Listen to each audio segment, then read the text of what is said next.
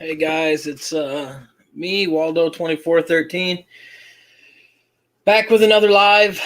We're gonna wait till people get in here.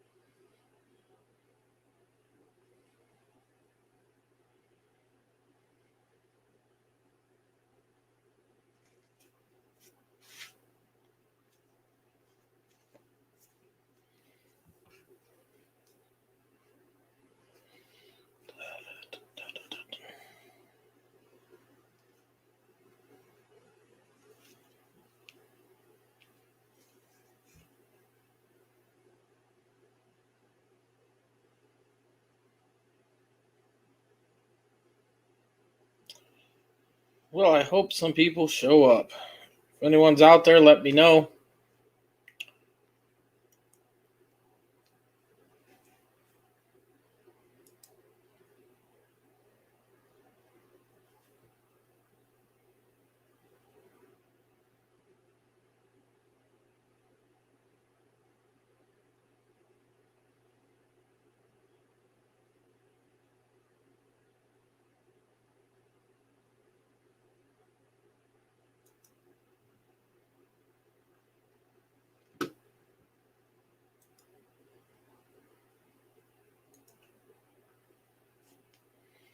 Hey, Texas Finest, how's it going?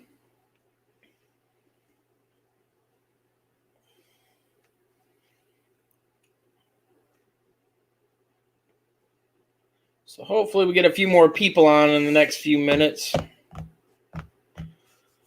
So is it still raining over there, Texas Finest?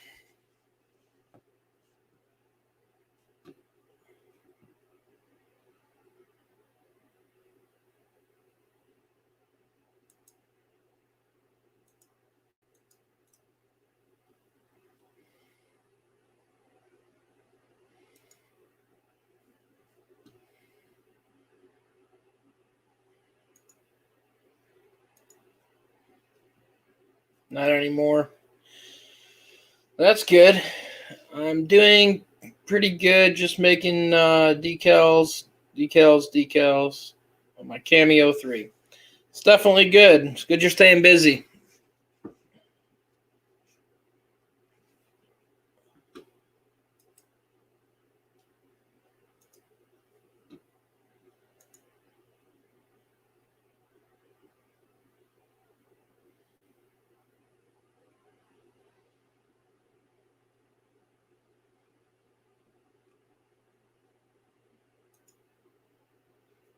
I would like to update.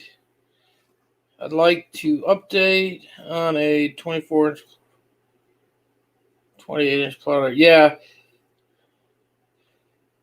The shirts, Texas Finest, Goon Life said he's sending you one with the order you did. He told me that he was putting it into that order. I guess you placed an order with him. And he said that was going out with that order. So hopefully, did he say when your product's going out on the order you did, or?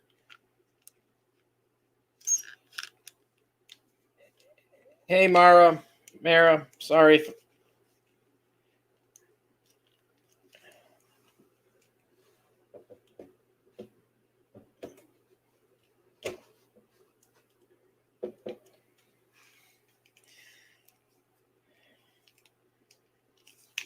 Let's see if I can manipulate this thing to get it closer to the top so I can actually be looking up a little bit more.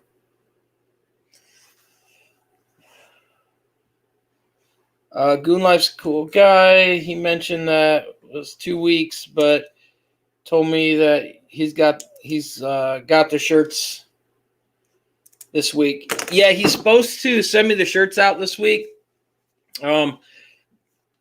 But he said the people like you that he ordered, he's handling them himself because he's got to pay the shipping. So he said he didn't want to get double shipped.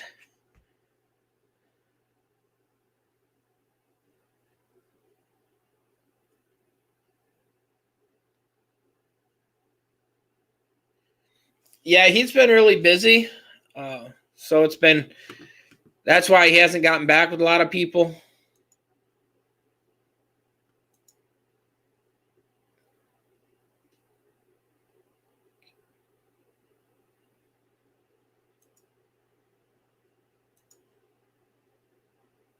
So hopefully, he said he's going to try to get some videos out soon also.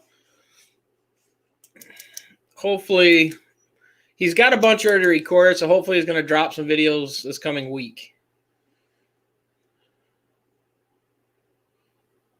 He's going to be my guy to get my stuff. Yeah, that's really good.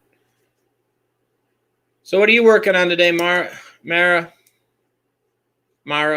Sorry if I got the name wrong.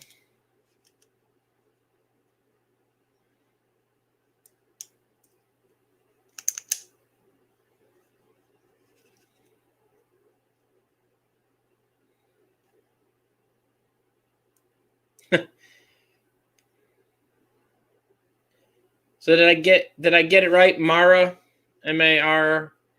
Am I saying it correct? Hey, Lily.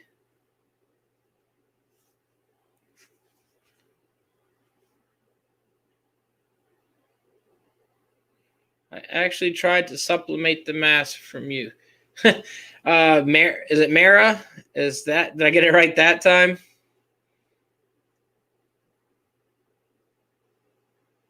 How'd the mass come out? Were you successful at getting it supplemented, or did you get the heats, times, and all that correct?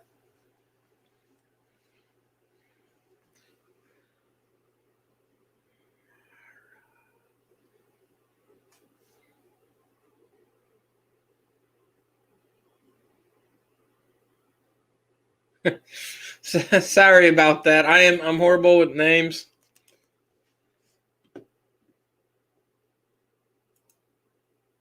I'm very, very bad with names.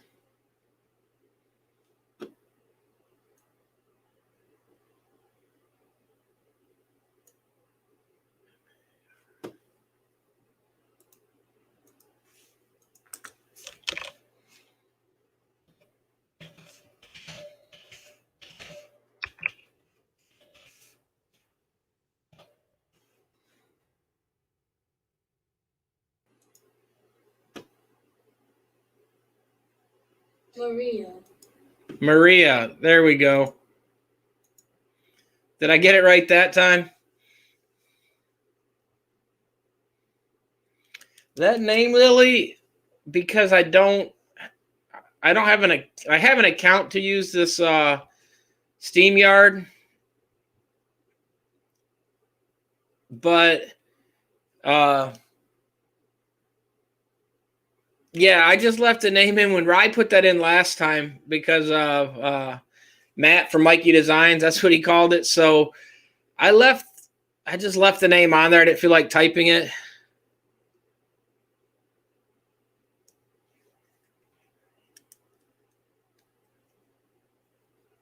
See, it's amazing what Google can tell you when you type things in. I can learn how to pronounce people's names and everything.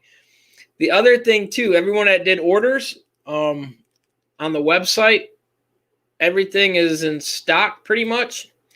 Got close to 1,000 tumblers in.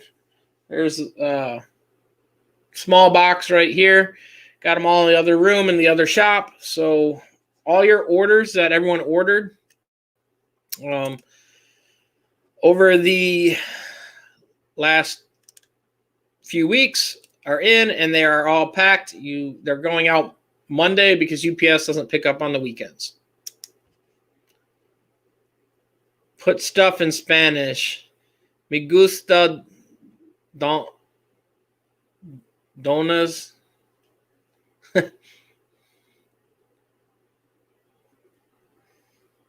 I got me gusta right. Dunez. This is a Spanish hour with Waldo. Look, I got this one, Lily. I'm sure you'll be proud of this one. Cerveza. Dos cerveza. There, I learned something.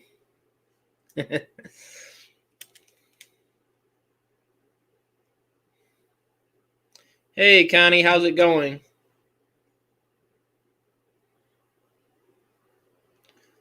That means I like donuts. Well, what I'm going to do is I do have that. I did another donut challenge video. Can anyone see me?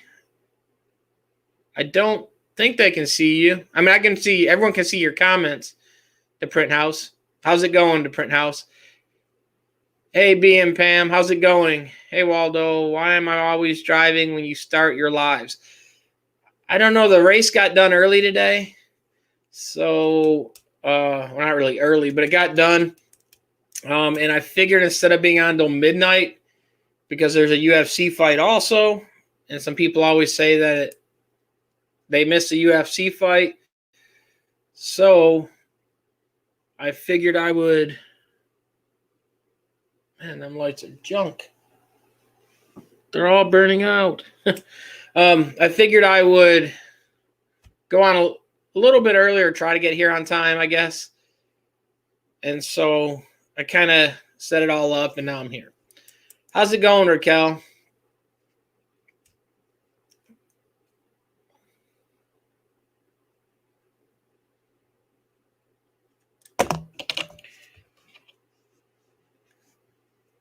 Hey, Impossible.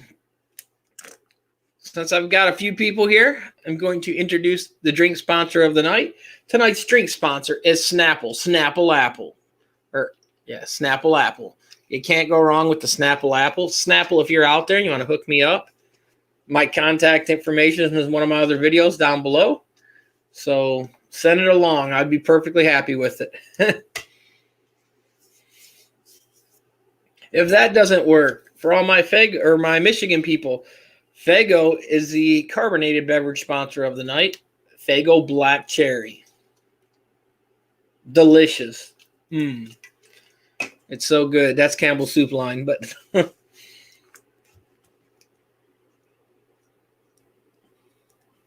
Lily, he needs to say Yo como donas. Yo como donas.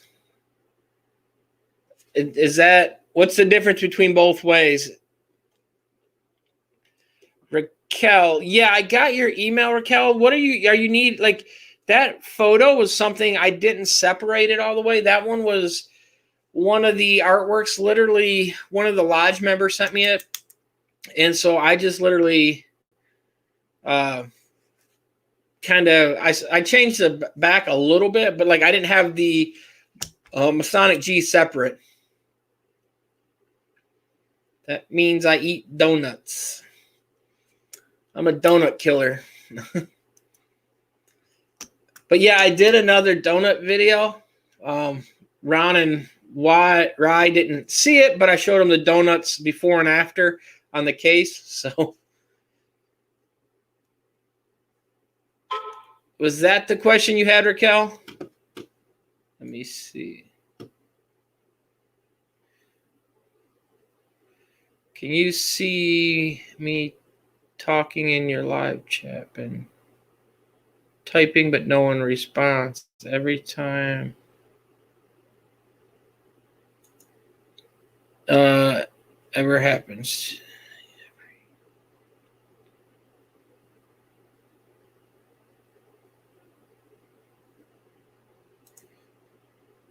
I got your email also to Print House. I can see your prints and what you're typing. Type something again, Print House. And let me see, because I did see the other one. Hey guys, can you, if you see the Print House's comment, let him know that you see it. So far, hey, Ens, happy birthday. I believe it was today or yesterday, was it?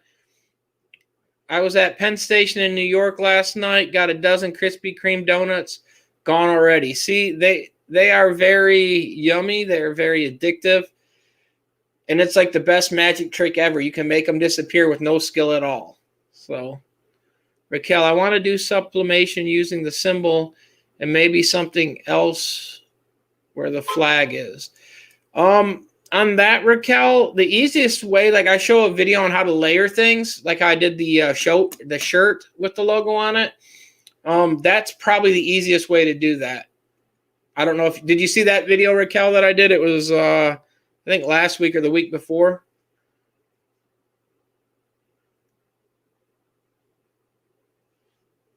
Let me see if the print house.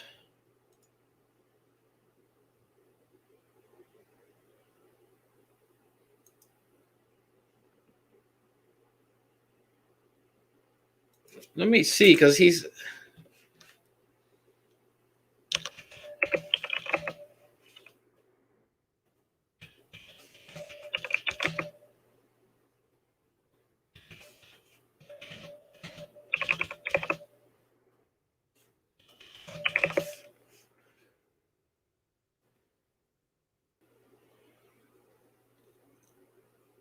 Yeah, the print house. Can you post it again? Frankie said he's not seeing your comment. Post something again. There you go, the print house. LOL, weird. Okay. I see the LOL weird.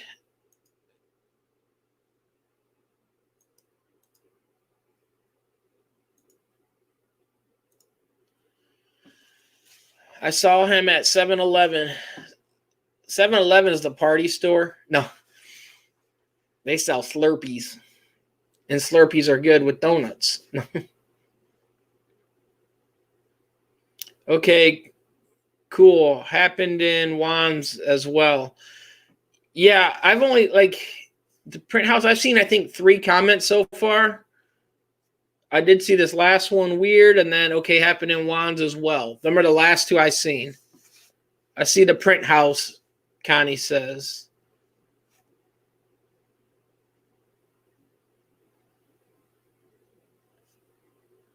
Slurpees.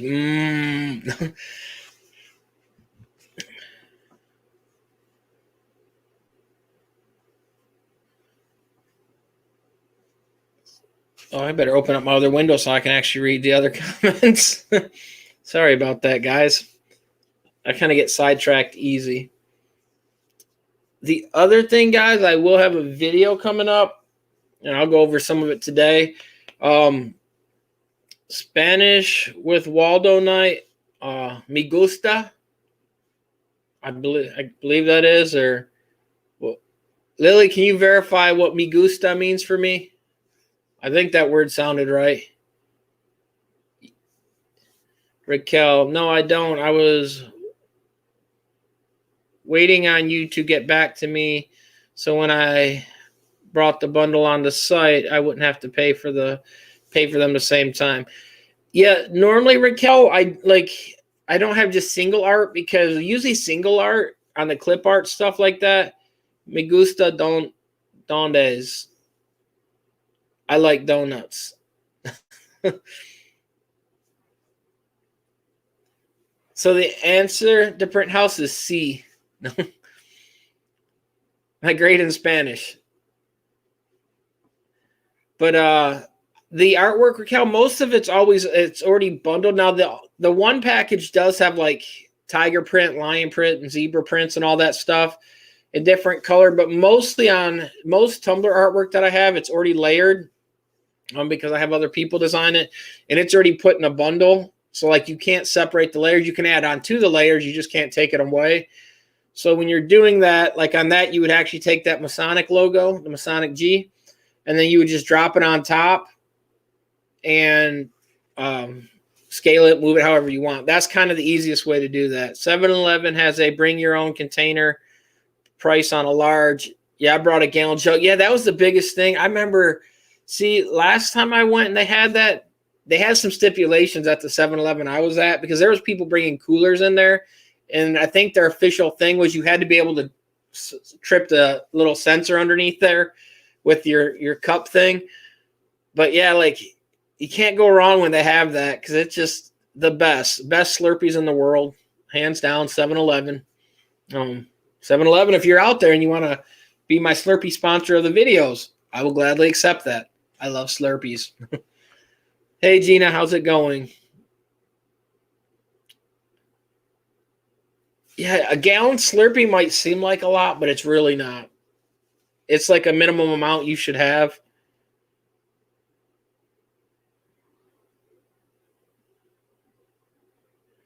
There was a hole in a cardboard cutout. It had to fit through. Yeah, I was going to say, like, and I know every area is different. The area I was in when I had it, they were just kind of, because everyone would like literally just bring massive things, like the little 5-gallon buckets and all that. And so they kind of wised up on it.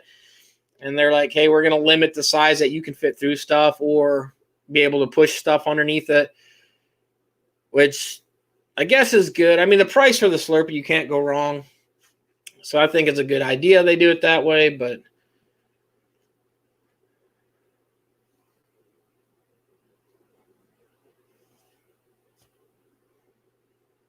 it is 67 degrees and cloudy right now, guys. That is your weather for today. No. I used to love those Slurpees when I was 18. Only been 10 years ago.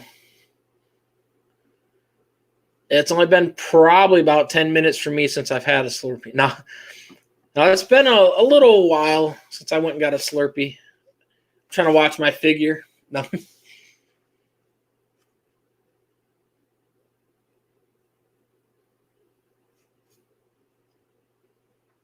Hey, everyone. Wish Enze a happy birthday.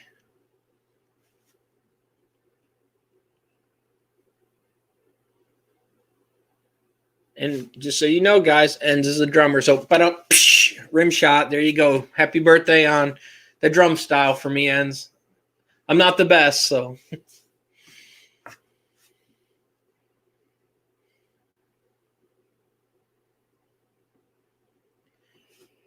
What I was going to talk about, guys, though, is, and if there's anything else anyone wants to talk about, that's fine also. Let me move some of this stuff. I'm in shape, rounds of shape, and I'm sticking to it.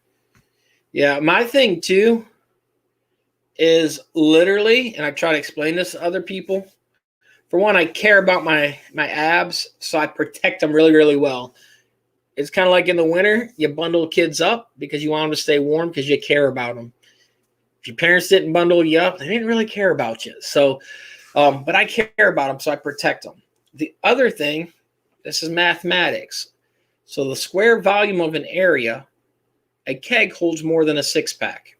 I'm just letting you know, like a good example, this bottle holds more than this bottle.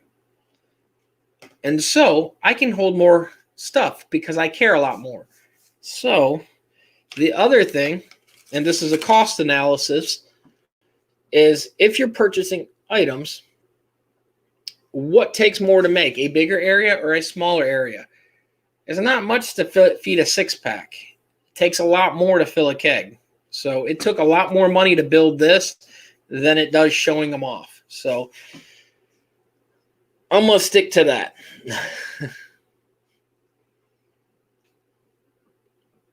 Oh, wow. You did the rim shot on their ends. I don't know how to do most of the icons or anything. Last time I had a Slurpee was on 7-Eleven 2018. They were free.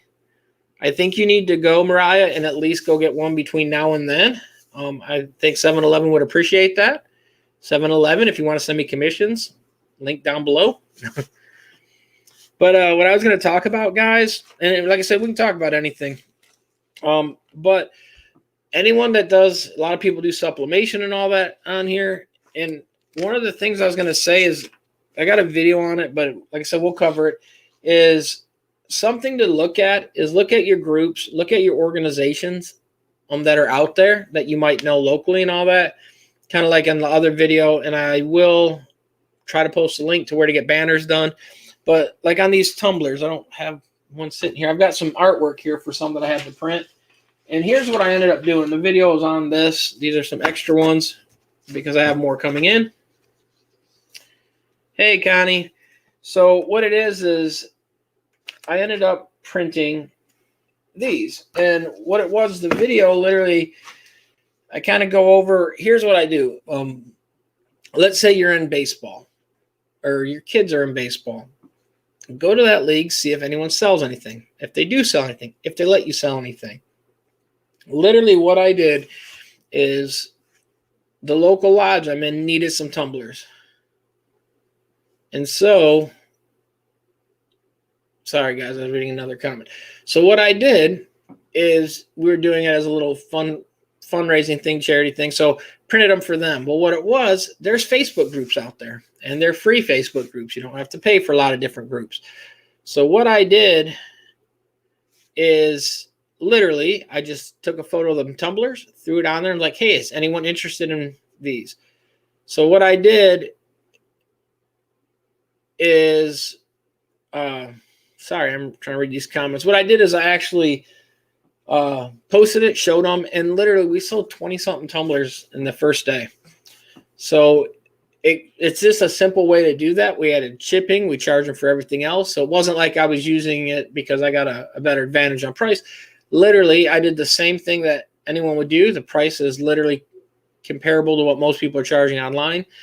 And so what I did, though, is I just found a group, and I looked to see, especially with Facebook nowadays, there's millions of groups, millions of forums.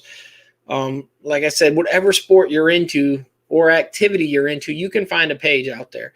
And what I did is I literally, hey, James, how's it going? I went on Bananas and Pickles. It says your tumblers are on back order. When are more coming in? James, the site should be updated. I updated it, I thought, about an hour ago. They are in stock right now, James. I've got this case right here. That's actually 2 cases. And I've got a bunch in the shop and then a bunch other places. I've got about 1,000 or more here, and there's a total of few thousand coming in. I've got more coming Monday, but I have got loads of them in stock, James. So if you want to check the website, let me know. Hey, C Block, how's it going? Let me actually do that right now, and I'll check the website. All products, slim tumblers. Why is the site acting slow? There it goes. 200 in stock. Because I just put a generic number because I know I got more than that, and I didn't want to sit and count everything. Let me check the cases and make sure cases are updated. Cases are updated also. So everything is updated, James. I hope that helps for you. And then the people that ordered, the order came in Friday, so I can't ship back out Friday because UPS is the one I ship with. So everything's boxed up. UPS doesn't ship on Saturdays. So I got everything boxed up. So anyone that ordered, your order's boxed up. It's labeled, and it's going out Monday because that's when they're picking back up. So I'm here for the broken Spanish. El Broco, El Spanisho. Me gusta el Spanish. There you go. I like Spanish. I like rice.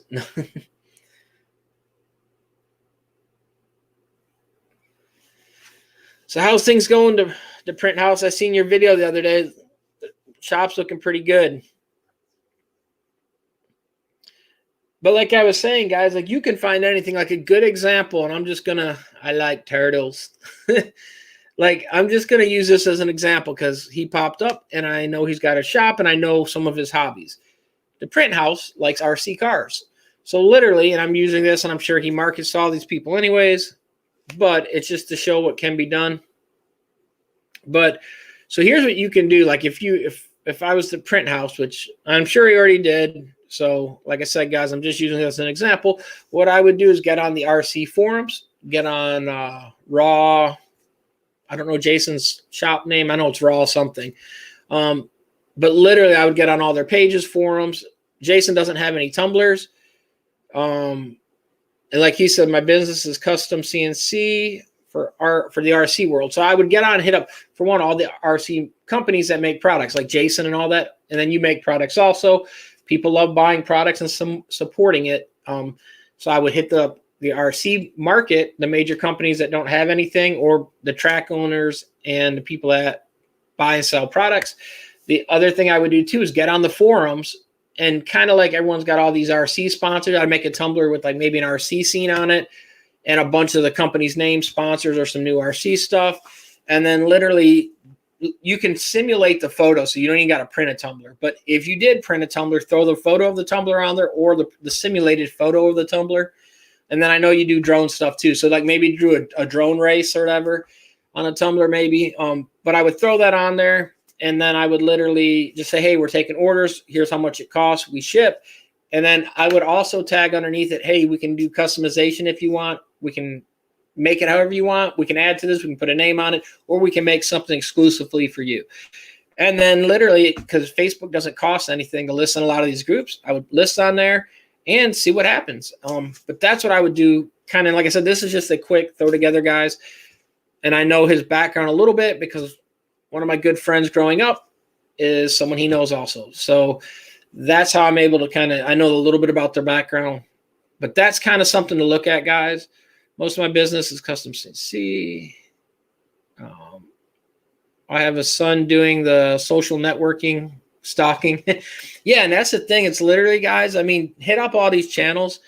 I do sponsor some YouTube channels, and uses our parts. Yeah, and like I said, so even like a good example there where he has sponsors, guys, he can literally print his stuff on a tumbler, because people go to them places and they get thirsty. They have water bottles with them and all that. So it doesn't hurt to have a custom tumbler there with, for instance, the print house's brand on it. And then, like I said, if he wants to put his sponsor name on there, whoever he sponsors. So it kind of is another good way to hit it. Fam is red.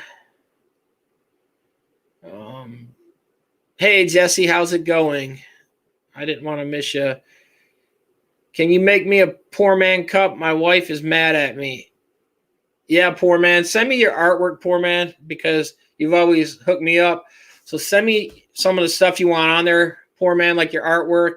And then VV Coin. Hey, guys, go check out Poor Man Printing.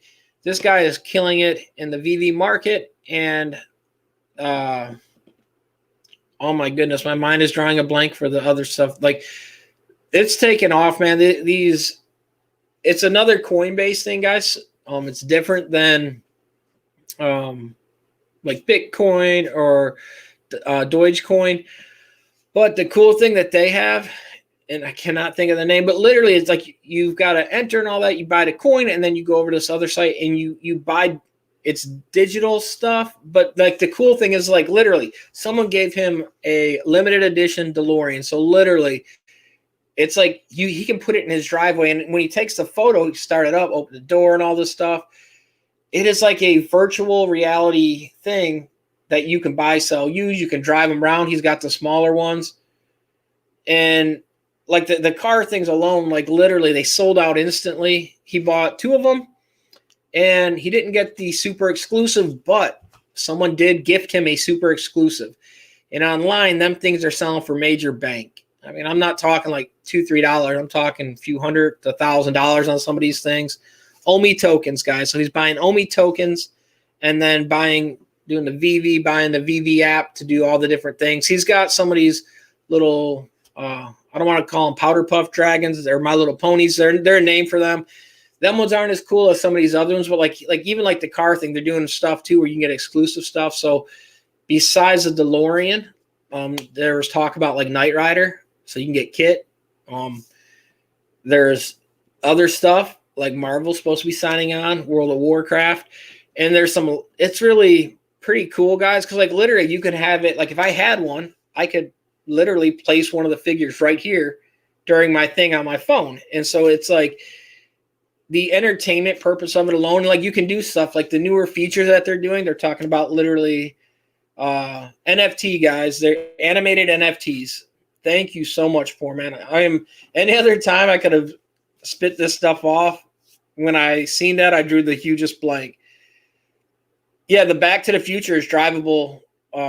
Is a drivable car soon also, which is insane, guys. Like without like, see, I grew up watching Back to the Future and the DeLorean. Every time I see a DeLorean around, like, and there's a few people I have them. I love going to that. Very few people have the DeLorean from the Back to the Future with it. And most people wouldn't let you even get close to them cars. So the cool thing with that is like literally it's a drivable thing. It's like awesome. And like the other thing too, like the NFT, like he's got Batman one, and like so there's new talk of like where you can, instead of like that NFT you can get like a customizable cape. So you can get some new cape that isn't out, maybe change the cape color. The car thing too is it's a possibility too, where you might be able to change the colors of the cars also. So you could be having this DeLorean and maybe get purple chrome on it, or have it wrapped, or get rims on it. Whatever way you want to make it your own. And like I said, it's kind of cool because it's the thing is like they interact. And then there have been videos out there too where people have the interaction ones where like literally you could have like Street Fighters and technically have mine fight yours. So it's in a bit, but it's kind of the other thing too with that, where you have kind of control of it. It's almost like a virtual game, but like it's just another cool technology. So anyone that's investing in like any cryptocurrency, look at this stuff, guys, because the other thing too, for instance, like when you buy cryptocurrency, you don't have nothing in your hand for it. Like, so I got coins, I've got different coins, lots of coins, but my coins are not physical property. It's digital property.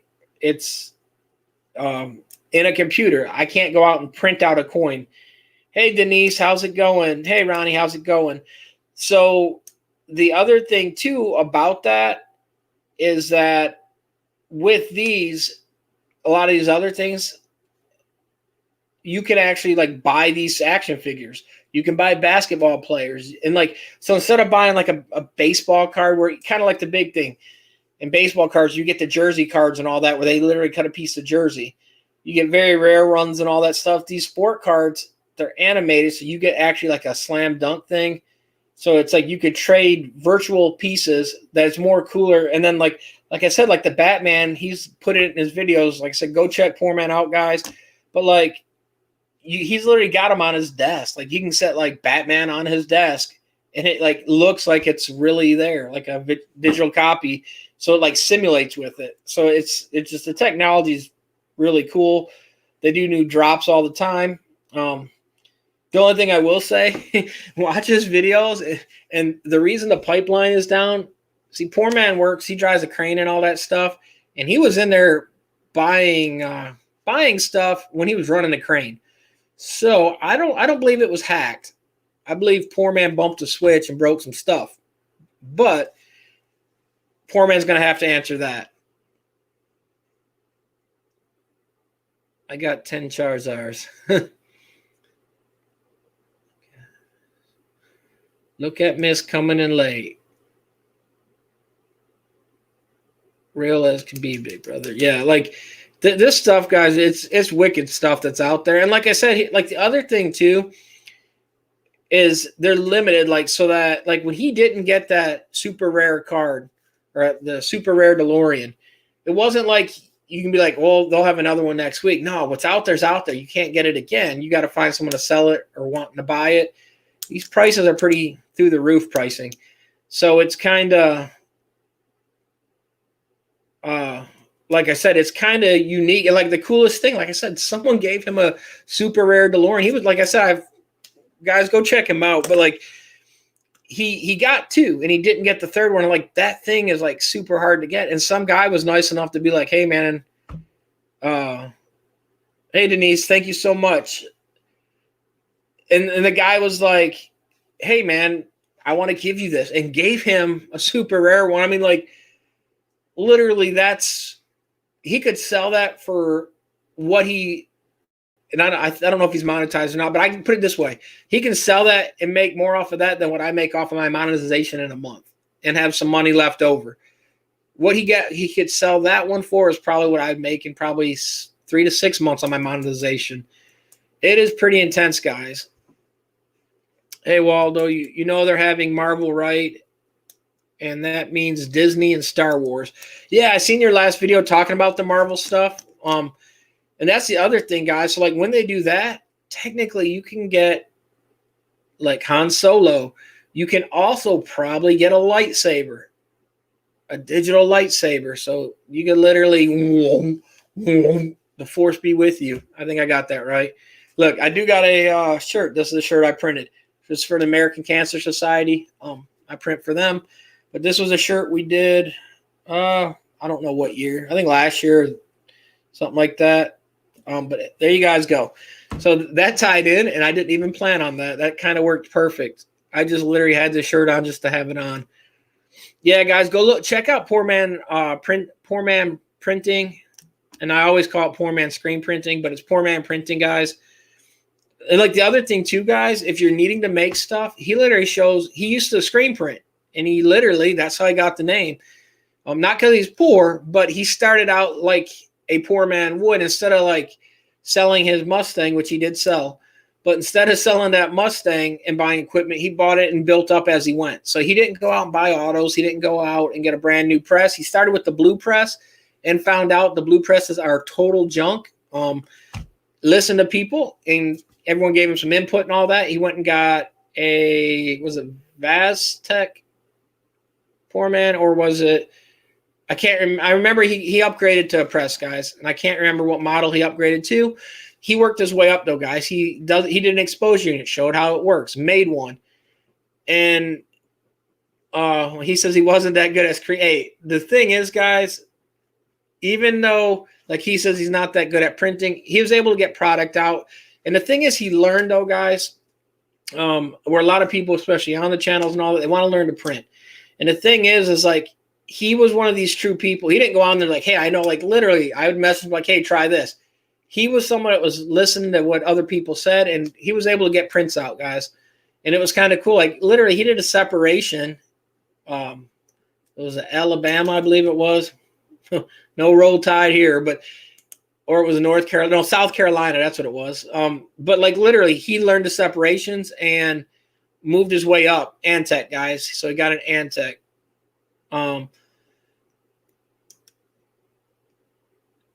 Demo says, you think M&R is junk? No, man. M&R makes great stuff. The blue press, Demo, is a China blue press. They went with blue just to copy off of M&R. I'm talking a China blue press. Sorry. Let me rephrase. It's an eBay or Amazon press, if that's better. Because but like I said, guys, he's very humble listening. And then the awesome thing, guys, is watch his, like, I love his video edits. His video edits are the best. Literally the last few videos where he did support cats, he has got these cat videos on. Like, he finds the best blooper videos, guys, and ties them into his videos. Amazing edits. Now, he's not the Lee Stewart style edit, but to me, the edits are funny and they're amazing and they're great to watch. Like I said, he's got sorry guys, I got a new product and I just got a message from him saying it will arrive. But he's got videos on like everything, but he always ties humor into the edits. Now he's had some videos demonetized because the audio clips he's used, he's went and had to refix them. But man, and like, so that's the big thing too. When he drops the videos, get online right away and check them out, because sometimes you use audio clips from other people, they can get demonetized or have to be removed. And like, he had one that was hilarious. He had to remove it literally within an hour. But yeah, guys, go check him out, man. Support him. He's getting close to getting 1,000 subscribers. Let's try to get him up there. And like I said, even if you don't care to learn about the coins and all that stuff, man, that phone is blowing up. Even if you don't care, guys, he's got printing stuff, and his stuff's always interesting, guys. He's also, correct me if I'm wrong, poor man, he's got 2 kids that are in the service, and that's another important thing. Watch the video also where he lets his daughter drive his Mustang. His Mustang is not an entry-level Mustang, to say the least. He's pushing 700,000 horsepower out of that Mustang he had. It was turbocharged, and so it was not an entry-level Mustang. And he lets her drive it, and you should see his face when she got on it, because it was getting ready to break loose and could have been dangerous. But like I said, guys, he's an awesome guy. The person that is on my Bananas and Pickles website, guys, with the mask, that is Poor Man. He did a mask fit. When like his wife still does tumblers and sublimation, and she bought some mask and he tried it on, and so that photo is him. I'm there, 100K subscribers. Yeah, that is awesome, guys. Thank you guys so much. Keep subscribing to him, guys. Because the other thing, too, how close are you on getting the hours? Because I know you got to get the hours also, too. Yeah, my stepdaughter is in the Navy. Stepson is in the Marines. And my little girl is 17. Yeah, guys, so thank him for the support he does. His kids, stepkids, very grateful. He's a good guy all the way around, guys. Very humble. And he, like I said, watch his videos, guys. I mean, can't speak good enough on him. I'm not good with words. Like I said, I don't edit videos. I wish I could, I like his style edit because it makes you laugh as you're going through the stuff. He does reviews on things. He was making cigars. Showed you, like, he does more than one thing, guys. Does reviews on beers even. I need 2.5K more hours. So here's what you guys can do too. After you leave here, go put his channel on autoplay tonight. So maybe it will get him enough hours. If everyone does that on autoplay and let it loops a few times through, that will help build this thing up. Yeah, Ronnie, like he does the beer review, and he's not doing like your basic beers. The other one was kind of like a candy flavored one. He hated it, but the other one was like an Oreo flavored chocolate one. And just, you guys got to check him out. Like I said, even if you don't want to buy any of the coin stuff, if you want to see more about it, he's got videos on it. He explains all about the digital stuff that's out there that people want to know about, but people don't go into depth. Because here's the thing, and this is just something that popped up on one of my reviews the other day. Sister, don't give them their dessert, C block. But here's the thing too, is like creators make content for different reasons. And some people do it just to do it, and they're happy to do that. And literally, Poor Man does it. He doesn't do it for the money. He's got a decent job. He was laid off a little while from the COVID, but he does it because he likes doing these things. And you can tell in his videos, hey, Jimmy, how's it going? And like, here's the thing that kind of caught me. Like, I had someone comment, and he was so upset about my video on my keyboard review. He was like, your desk was filthy. You kept stumbling through the thing. You should script what you were going to say. And he was so offended. He said, man, it ruined the experience for me buying that keyboard. And I'm perfectly fine. There's not everyone, like my videos will not be for everyone. There's some video out there that will fit everyone's style of what they like or want to see. But to me, it was so shocking too that guy was so offended. And then I was like, hey, have you made a video on it? And he didn't even make a video. And that's fine. Like I said, my videos aren't for everyone. Here's the thing too. I do not game. I bought the keyboard because I liked it and I wanted something different. Is it overpriced? Way overpriced.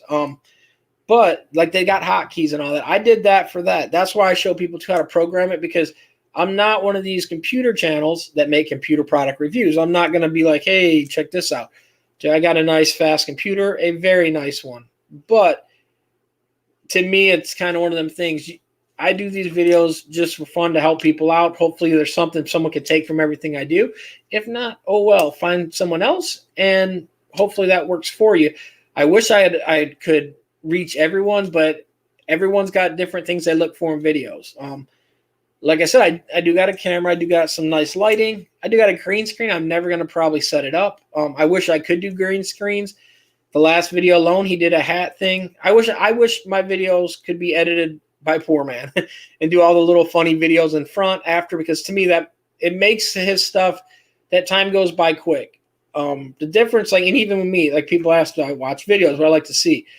There's some videos that you can watch, like I watch, which he doesn't need the push, but his is Demolition Ranch, and then Off the Ranch, which is his family videos. His videos are 20, 30 minutes long. And here's the thing. When I watch them videos, it's like watching a TV show and all that. The time goes by so quick, you don't notice you watched it. It flows that smooth. Punchline jokes, keeps everything going. There are other channels that I can watch 2 minutes of, and I'm like, man, it felt like I've been here 2 hours, and I got nothing from it because they do different things. Kind of like mine. My videos are never, I wish I could like do the stuff like he does, because that's the thing too. He does these funny, and it's not just the cat ones. He did a cat ones for a while. He does all different ones. He does a blooper one and this other one. He does it, and so it breaks up the monotony of the video, and it just keeps it going smooth, guys. And like I said, but everyone's video is different. Like I said, I had people bash a keyboard video, which in the desk was somewhat straightened, but literally I've got orders and all that on here that, I mean, I guess I could have cleaned it up, and I guess I could have scripted my thing. With me being dyslexic, I'm not going to be able to read the script. You see how I can barely get names down and read these questions. So, but I can tell that guy never watched my channel, because he would have known by seeing that stuff what I do and don't do. So, but hey, at least someone watched, so I got that view time. Ronnie, green screens only to hide the boxes. Yeah. But then the problem with that, I'd have to set something up right behind me, and I don't know if I can get the chair out. So maybe these boxes are green screened. No one knows that. No. Lily, the only one I got from your channel is how to eat a donut in one bite.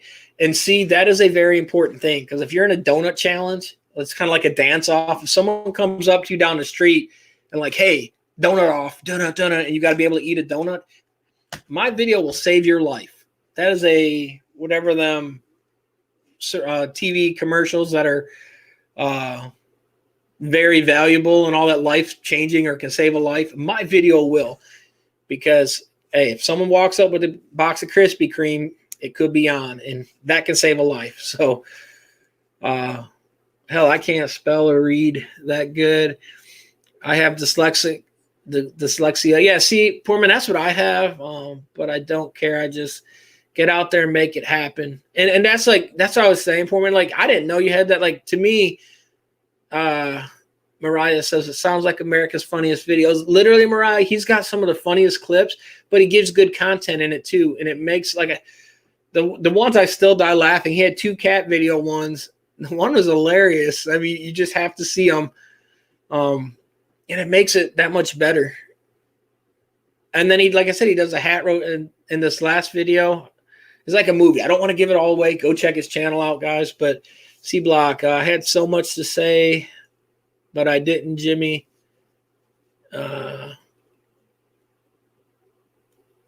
AMC isn't going away. Yeah, they just reopened the new movie theater. Well, not new. The movie theater near me. But like I said, I do things like where I make my videos kind of how I do, and then like I said, I occasionally throw other stuff in it. Like I said, the donut thing. Friend I know, she did the donut thing. $1 theaters for the future. Yeah, I remember literally growing up dollar theaters, and down here there isn't any. I need to get back to the cats. I just been uploading so many videos, finding gems on VB. Yeah, guys, like the stuff he's been getting, like the VB info is pretty, because here's the thing. I like that stuff, and I can't do that much research on that or watch all the information. And so literally I go check his stuff out, and he's been dumping them like all the time. Like the Marvel thing, I try to keep up on it. He drops it all the time on there. So literally I know I can get the content, and I'm going to enjoy the content that he posts on there. So like I said, it's pretty good. And he does, like I said, random stuff in between. So it's very creative, very interesting. I like his channel. Like I said, he's just a good all-around guy. He does a lot of different things. But yeah, the dollar theaters, like I said, that was a thing that growing up I remember watching or going to them and all that stuff. Anyone got blank shirts and hoodies for wholesale? Most of the places, Ronnie, they got pretty, I don't want to say everything, but most of them are back in stock. On the hoodies and all that for the most part. Just, of course, it's summertime. And then like your blank tees, pretty much most of them should have it. Like I order all the time. There's shirts in one of these boxes or a few of them. But most of the vendors for most of the stuff I use, they have in stock. Last thing they were out, which stuff, like was it the Gildans and all that? Because they did have S&S had some and TSC Apparel had some. They didn't have loads, but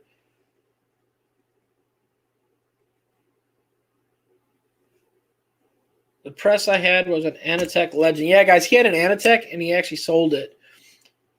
He's still got the online one, I think. I think he threw that thing out. It was one of them things, guys, where when people see these other YouTubers that start with that stuff and they're like, get one of these, it's a press. Watch his video and you'll see the truth about them presses, because he didn't get kickback from any of these companies. And he learned right away that you could not hold registration to save your life with that thing. And even one color prints wouldn't hold registration sometimes. So, and they don't go together like they say, and the bolts and all that sometimes don't work that well. And even though they're only like $100, $200, that can be actually a big waste that you could have put towards something else. And like I said, his video kind of goes over that. And like I said, it's just kind of, dang it, these are wrong. But it's something that, like I said, to check out, because like I said, not everyone will do videos like that and be kind of honest. And his stuff's honest to the truth. And they're just great all-around stuff. I just noticed you renamed Waldo.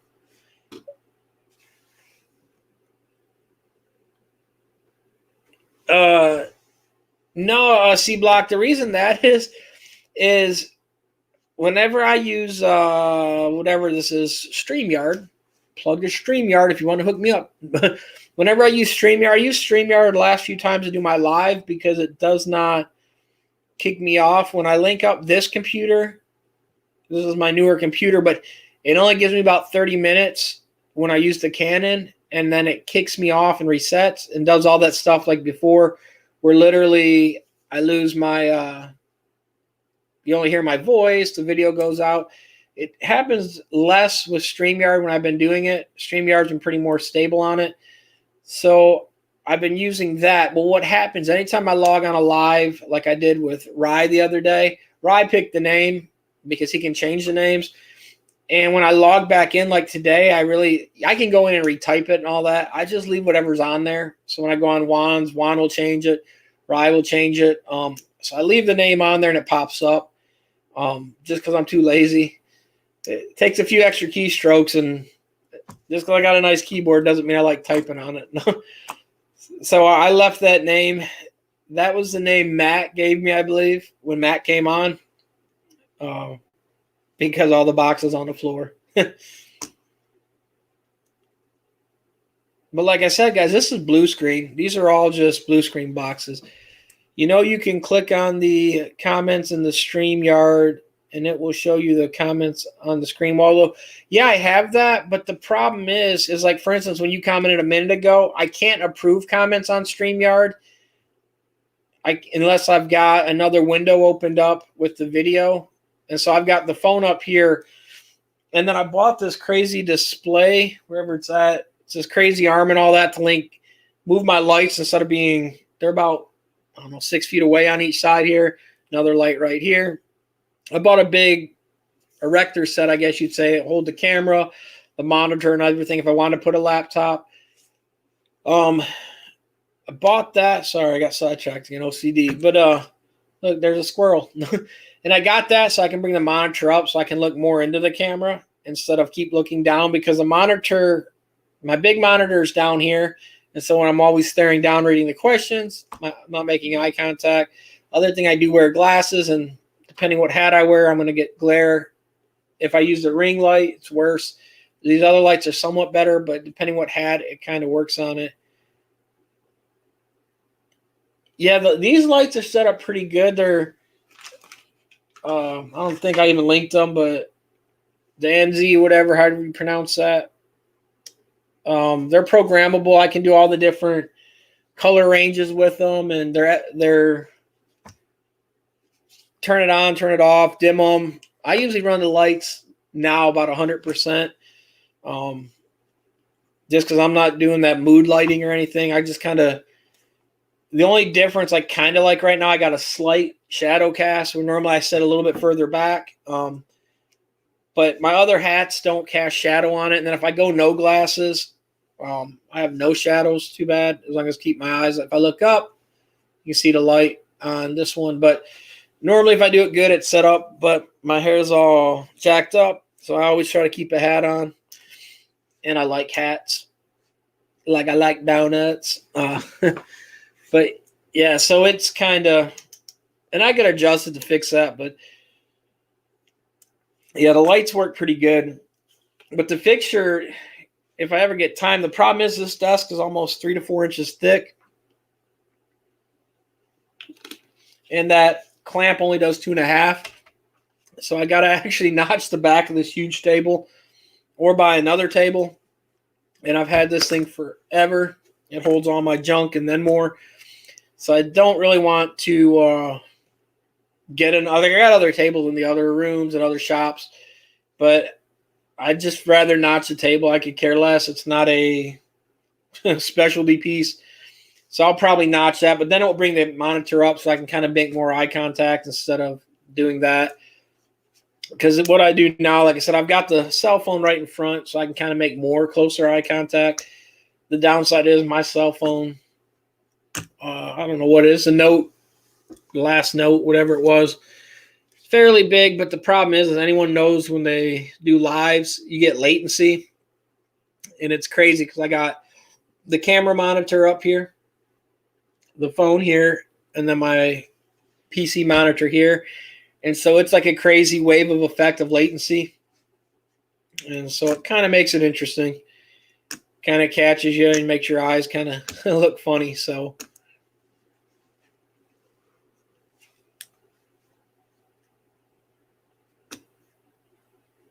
another plus side today, guys, I won on the horse race. Didn't win much, so I had some horses that did good, and I missed the trifecta by one horse. Oh well, is what it is. Thanks, poor man.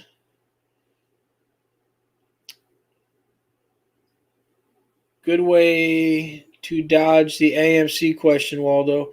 Oh, you mean the AMC stock? Yeah. Nah, like on the video market. Well, it looks good, man. Thank you so much, poor man. Now if I can just get the video edits down pat, and then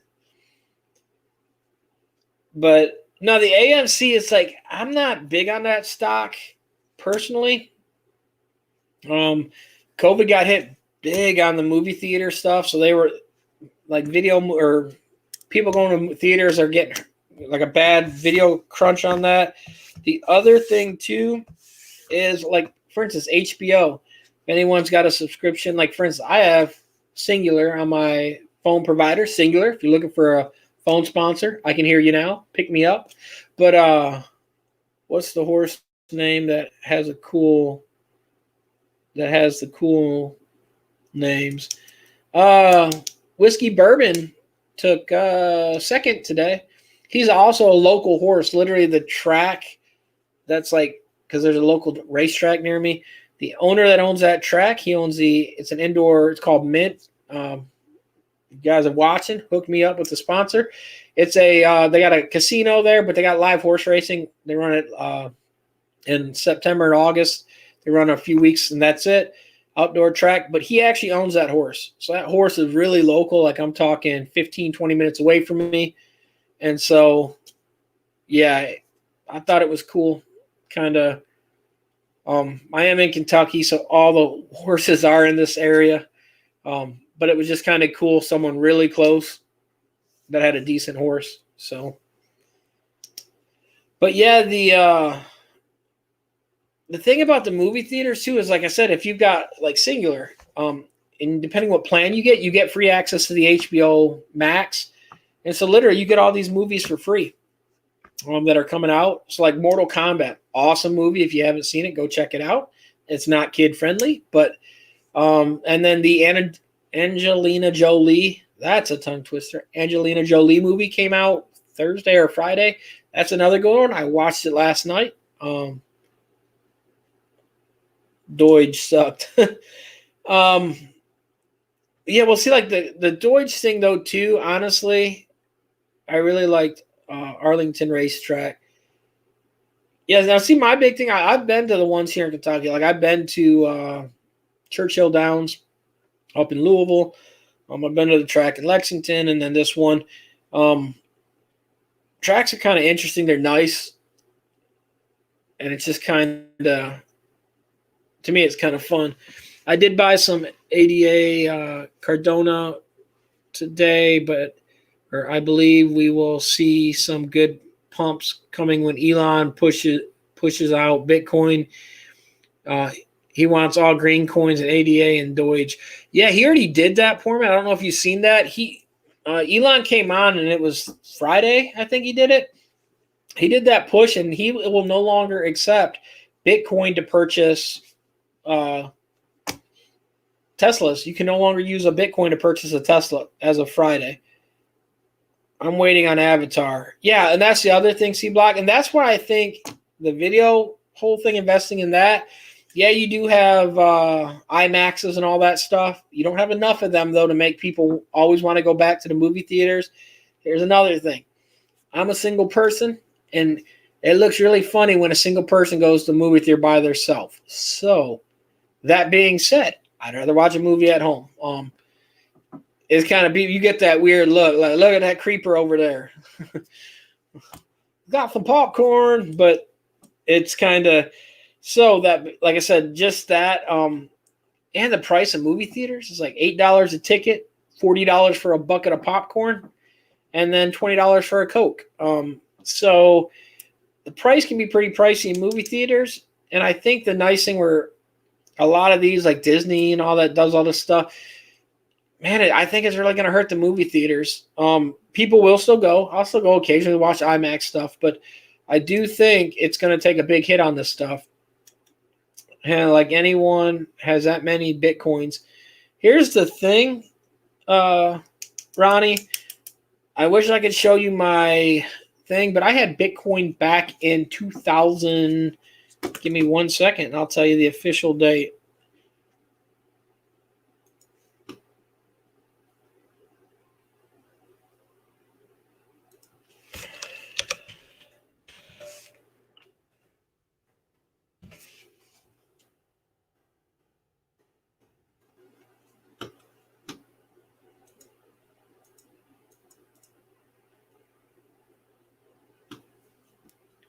$2011, I think it's showing 2011 was my first Bitcoin wallet. So if you kind of follow Bitcoin and all that, and you look at the cost of value of coins, look how much Bitcoins were back in 2011. That was my Coinbase wallet that I actually had. I had no idea how to start on Bitcoin. Well, see, and that's the thing too. And like, here's the major difference that I will tell people. Remember, I'm not an advisor. I'm just giving you what I feel and what I think. Invest at your own risk, blah, blah, blah. Got to give all that stuff. Now those theaters will, with the sticky floors, Waldo, he ain't blaming me there. That's a Pee Wee Herman theater. But the thing with what I do think, there's pluses and minuses of some of these things. Like in all my other lives, I've linked in my Bitcoin, or not Bitcoin, my Robinhood, and then Webull apps and all that stuff. Here's the major difference. When you buy on Robinhood, you're not getting a physical coin. And you really don't get physical coins anyways, but when you buy like on Coinbase and transfer to the coins, I can take, like, we're going to use this as a coin. So on Coinbase is over here. I can take this coin. I can send it to anyone on here. I've got a wallet per se. That wallet I can give someone access to. I can send you the money from it. I can take the money from it. I can go, let's say, to, even though Tesla doesn't sell the cars right now with the other coins, we'll use this for example. I can go buy a Ferrari with my Dogecoin, Bitcoin, whatever that I bought on other coin exchanges. I own them coins. When you buy coins through Robinhood, you don't own a physical coin. It's kind of like a stock. I can't take this. Now Robinhood is fixing this. They are doing that where the coins will be transferable to coin value. But until then, you're kind of buying like where I used to do Forex, you're kind of buying like the Forex. So you don't have a physical coin here. So I can't go and use Robinhood to pay for a Slurpee at 7-Eleven to buy my coin. Hey, JBM, just popping in real quick to say hi, everyone. Hey, guys, JBM's there. Hit him up. He did get some donuts from me, so ask him maybe, guys, to do a donut challenge. Hey, JBM, ask your son, does he want to do the donut challenge? But, yeah, when you buy coins on Robinhood, you don't get a wallet. You don't own the coins. Robinhood buys the coins and you buy from Robinhood. That's how they make their money through the fees. Yeah, and that's like what Poor Man said. Here's the other thing with that, guys.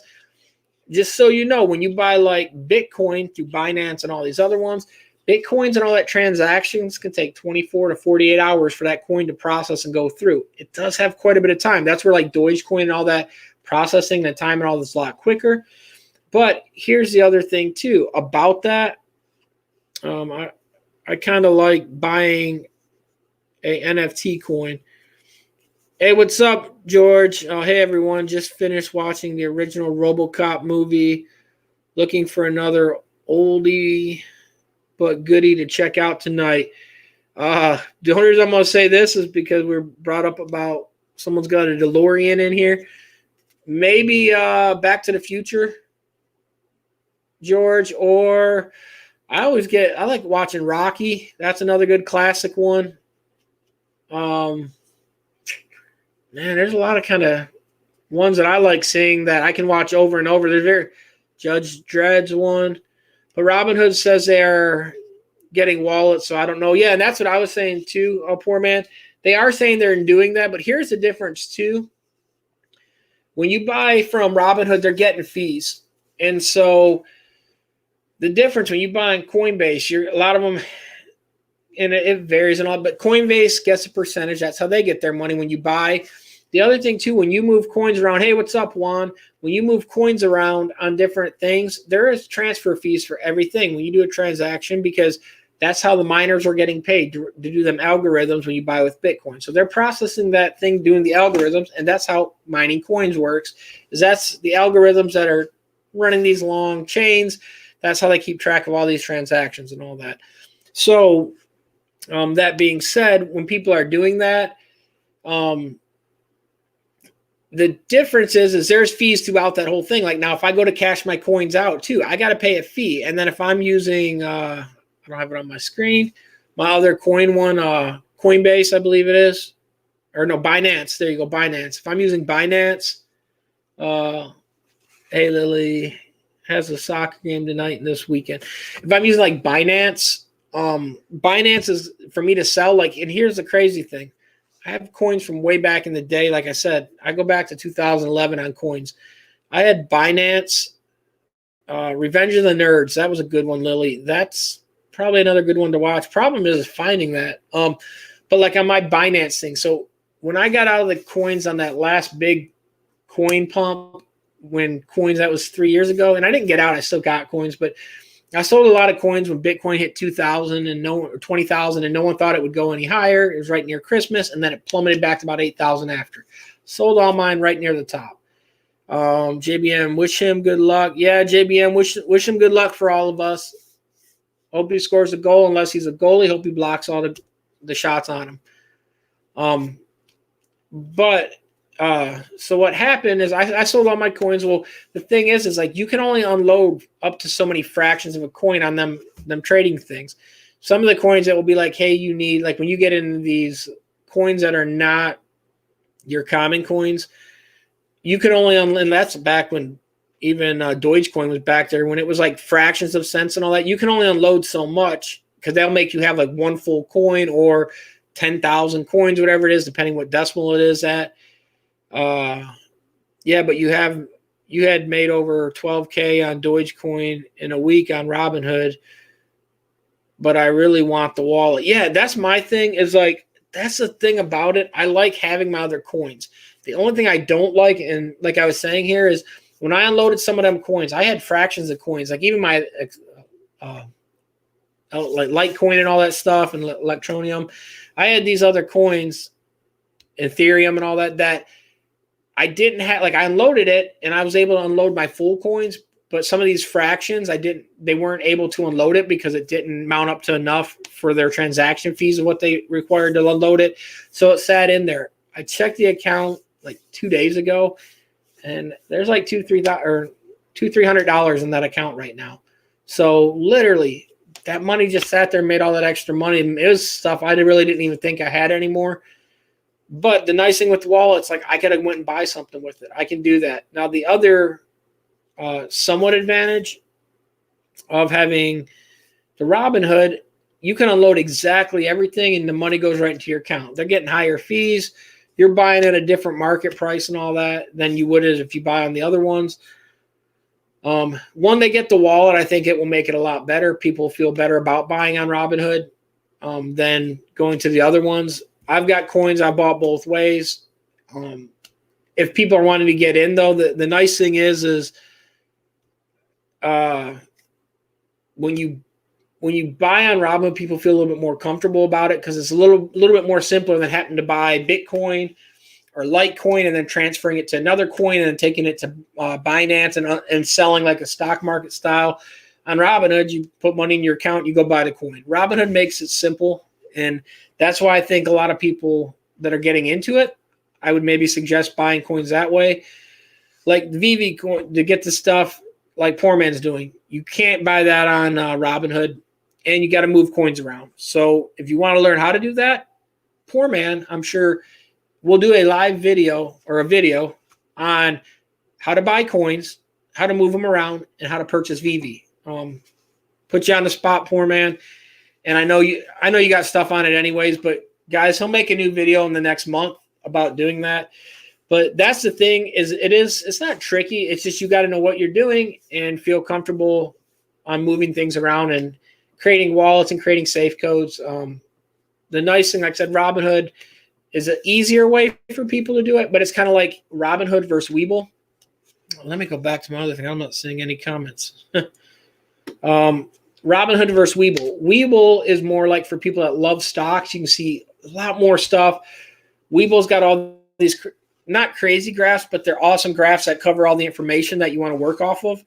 If you're not subscribed to them, go check them both out, guys. I'll try to put links down below. Because here's the nice thing: if you go to none of you guys are subscribed to Robinhood, if you use my link, I get a share or I get a stock. You get a stock free for signing up. Webull, you got to put money up to get the stock, but the nice thing is you put it up, you can withdraw your money that day, and you come out ahead. So there's a plus about that too.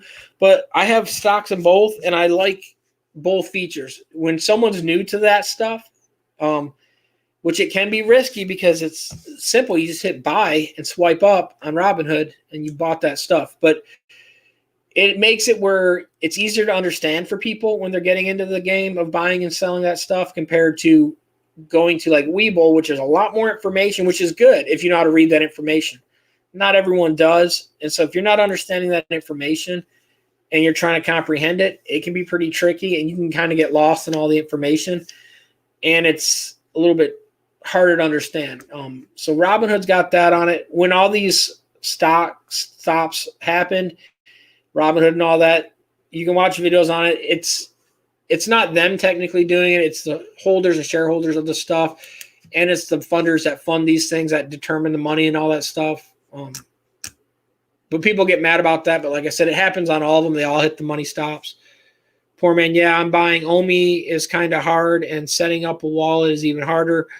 But that's what makes the most more. It's the coin that no one is talking about, to the moon. Yeah, and that's the thing too. It's like I remember when Dogecoin, guys, like I said, one of these days I'll try to pull up some of my old wallet transactions where you can see this stuff. But like literally, like I remember having Bitcoin like this dollar or less. And the first product I ever bought, where I do engineering stuff, I bought a nitrogen generator, which means liquid nitrogen generator. So it made liquid nitrogen. The guy wanted to be paid in Bitcoin. I thought the guy was nuts. I was like, I don't even know what Bitcoin is. The product was, I think, $2,000 to $3,000, and he was like, "Pay me in Bitcoin." And I was like, "Dude, I don't know what you're talking about." I was like, "This kind of sounds weird, kind of sounds fishy, but if you want the money that way, I'll do it that way. Let's make this transaction happen." So we did that, and then now I look back, I'm like, "Man, if I would have kept as much as I put in them Bitcoins, I wouldn't be making videos today. I'd be rich." No, but it's kind of, it's crazy to see how much that stuff went up. And then the other thing, what's funny, after that, I asked one of my computer friends, he owns a computer store, and I was mining Bitcoin and all that stuff. And I was like, and that was on like Windows 95 computer, 98 computer actually. But I was mining on that thing, and I was like, "Hey man, should I do this anymore? What is it?" And I was like, the big phase came and gone. His exact words, "Man, stop doing it. There's no money in mining coins. There's no money in these coins at all. The big hype already came and gone. Get out of it while you still can." And I was like, man, this guy's really big in technology. He's owned a big computer store. And so I kept going for about a month. I stopped and got out of it. Because like then, I mean, it dropped really, really low. And I was like, man, there ain't no point to use my computer, have it running all day and all night.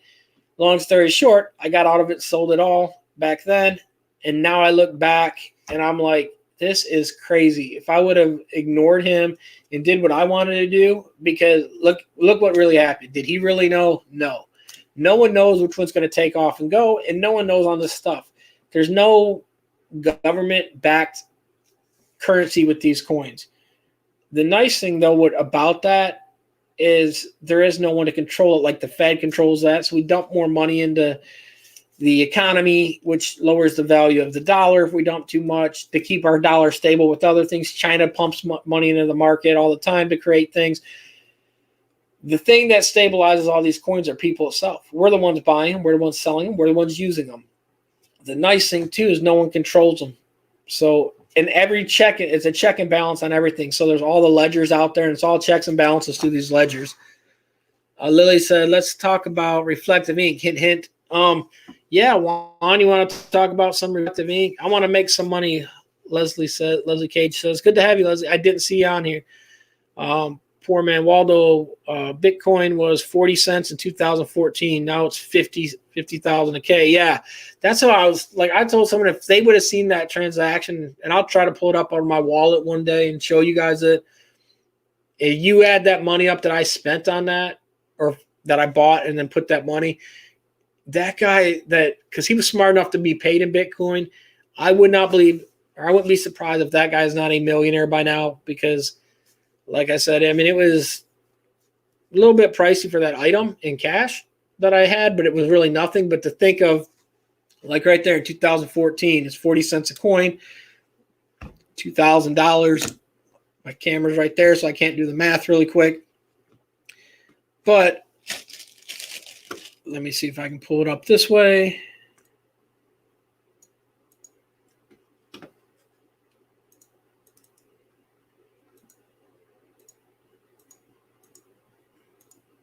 That's 5,000 Bitcoin, guys. 40 cents a coin. So 5,000 Bitcoin times 50,000, we'll call it right now, because even though it's a little bit lower. Yeah, that's that's $250 million. That's $250 million right there. That's $250 million with a B. So just so you guys know, I gave someone that much money. But no, it's like I said, if people just like listen to your gut when you do these things, because like literally back then I kept saying, hey, there's got to be something to do this, because it was that equipment. It's not something that like a 10-year-old's going to make and sell. The science to make liquid nitrogen with a oh man, any other time my mind is drawing blank on all this stuff right now. It's the process of that. Sterling motor or Sterling nitrogen compressor, resonant frequency and all that. You can look it up. It's not simple. The guy was very educated on his knowledge because he made it, tested it and all that. And so the big thing is like, I was like, hey, this guy knows what he's doing on this stuff. There's got to be a reason why he's wanting to coin. He wasn't like one of these Silk Road guys that were selling drugs and getting paid with Bitcoin. He made a bunch of science stuff and all that. My first laser video was inspired by that guy. And my video, I think that one was 2013, maybe on here, 14. I don't know. But so it's one of them things. It's crazy to like to think that, hey, if I would have been smart and listened to what I felt. Hey, what's up? Vegas, Tori. How's it going? Oh, yeah, I wouldn't know us if you had those coins, Waldo. Yeah. And that's the crazy thing. Like I said, I mean, it's just one of them things that, like I said, I took the advice of a computer person that was in the industry. I was like, hey, he's saying it's stupid to mine these coins. There's no money in it. Why should I keep mining? And so I got out. And then like literally even like the first big pump when it hit 20,000 2.5 years ago or whatever it was, I showed people my account back then that I knew personally. I was like, look at this. And it was funny because my cousin got into coins and all that stuff, and a lot of people didn't. And my cousin knew it. He's like, you used to have a lot, didn't you? And I was like, got rid of pretty much everything. And he was like, you know how much it's worth? And that's when it hit the 20. Now, like I said, it's 50, 60,000 a coin. But it just goes to show you guys that just because someone thinks an idea is stupid doesn't mean it's always stupid. Go by what you think. Here's the thing, too. I always tell people on my stocks and all that, where I do my stocks and all my other stuff, my coins, the money I put in, don't put the money in if you don't have it. Like, for instance, if I give something out, or like when I'm doing this live thing where I'm giving the other stuff out, I am not worried on that value of the item. If I loan, and I said this the week before, if I loan someone else or give someone money, I only do it knowing that, hey, I might not get this back. So I'm not going to go pull a deed out on my house to fund somebody if I'm not fine with losing what I gave. But so what it is like my stock money, that 6,000-7,000 in the one account, and then the other money on the other accounts, the Robinhoods and all that. Like my Robinhood, I think 7,000 now, where I do the live occasionally. We'll do some more updates soon on that. But literally that money I put in there, if it goes away tomorrow, I don't care, because I'm not going to be happy to lose that money, but it's money that I'm willingly knowing that I might not get back. Kind of like today on the horse betting. I picked horses. Did I think they would win? I hope they win. If they didn't win, I was fine with that, knowing I wouldn't get it back. Kind of like a scratch-off lottery ticket. You don't take your last dollar to go buy a scratch-off hoping you're going to get rich. If you do, that's a stupid way to be investing. But only invest what you feel comfortable. That's like a scratch-off. If you don't have a dollar, don't go waste your last dollar. But if you're fine with that, hey, it's fine. You lost $4 or $5 on a scratch off. Oh, well, it's not the end of the world. That's kind of like the stocks. I put money in them. I've got someone that handles my normal investments. The money I put on these videos are money that I do just because, hey, if I lose it, I'm fine. Like Poor Man said in his one video, guys, go check. Like I said, it's a Poor Man video today, but go check his one video. He goes over some of this stuff too. It's like, hey, he put money in even Dogecoin, removed it. He had Dogecoin when it was like 4 cents. Waldo, just say it, brother. Your trick of money. Yeah, but like I said, Poor Man will tell you too, guys. It's like he had that at 4 cents, sold it when it's higher. Do what you feel comfortable with. And it's kind of like I watched the guy that became a millionaire on Dogecoin. He's got a YouTube video, Diamond Hands. Like I said, watch his stuff. Magnets. But like I said, he invested, and literally he took a mortgage out on his house, which I would never do that. Everyone else says don't do it. Put $180,000 in it. Now he's got $2 to $3 million, depending where the market is right now. I can't open to see, but the thing is, a lot of other investors, and this is the truth too, if he cashed all them coins out after paying taxes and all that on 2 million, he would end up with about $1.5 million, $1.25 million, give or take. Have decided to check out Greece, then Trading Places to finish the night. Good night, everyone. Gonna enjoy my popcorn and the rest of my poses. Good night, Greg. Have a good night. It was good having you on here, Greg. Thanks for stopping in. But the thing is like, here's the thing: if he cashes that out of that $1 million, that's going to net yield you with on putting on a high yield an investment, like a very secure investment thing, guys. That's going to give him about $30,000 to $40,000 a year money off the interest on that money alone, and it's a safe investment. It's not like it's a risky one. So here's the thing: if you got everything paid for, could you live off $30,000 to $40,000 a year? Because that's just the interest. So if you could, he can, that money will stay in that bank up until he dies, and the interest alone he could live off of that. And so that's the thing too. More people got to look at it that way. It's like dividends and all that it's worth it. Like I said, and that's like I said, if he cash out. So his best bet would be to cash that out. He's got that $1.5 million and all that, and then live off the dividends.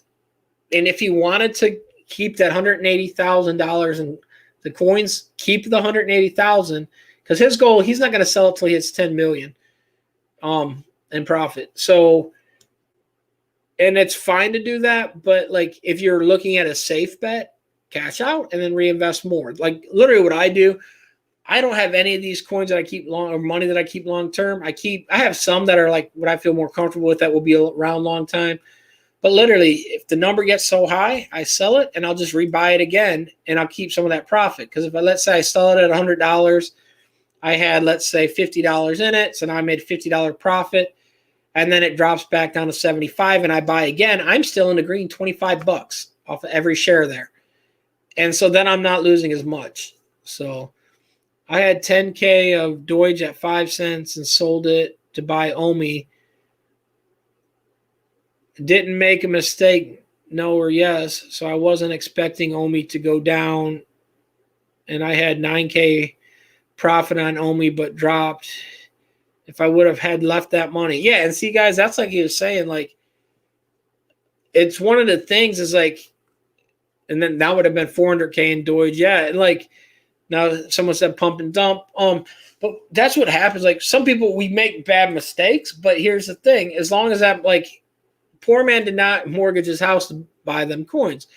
And he thought the other investment, because he was in the video, guys, where he's talking about it. He thought it was a good investment to go with OMI. And in the long run, it could pay off even better. It's like you've got to make your own decisions on these things, and hopefully that it works in your better. But like my big thing is like, hey, do what you feel right.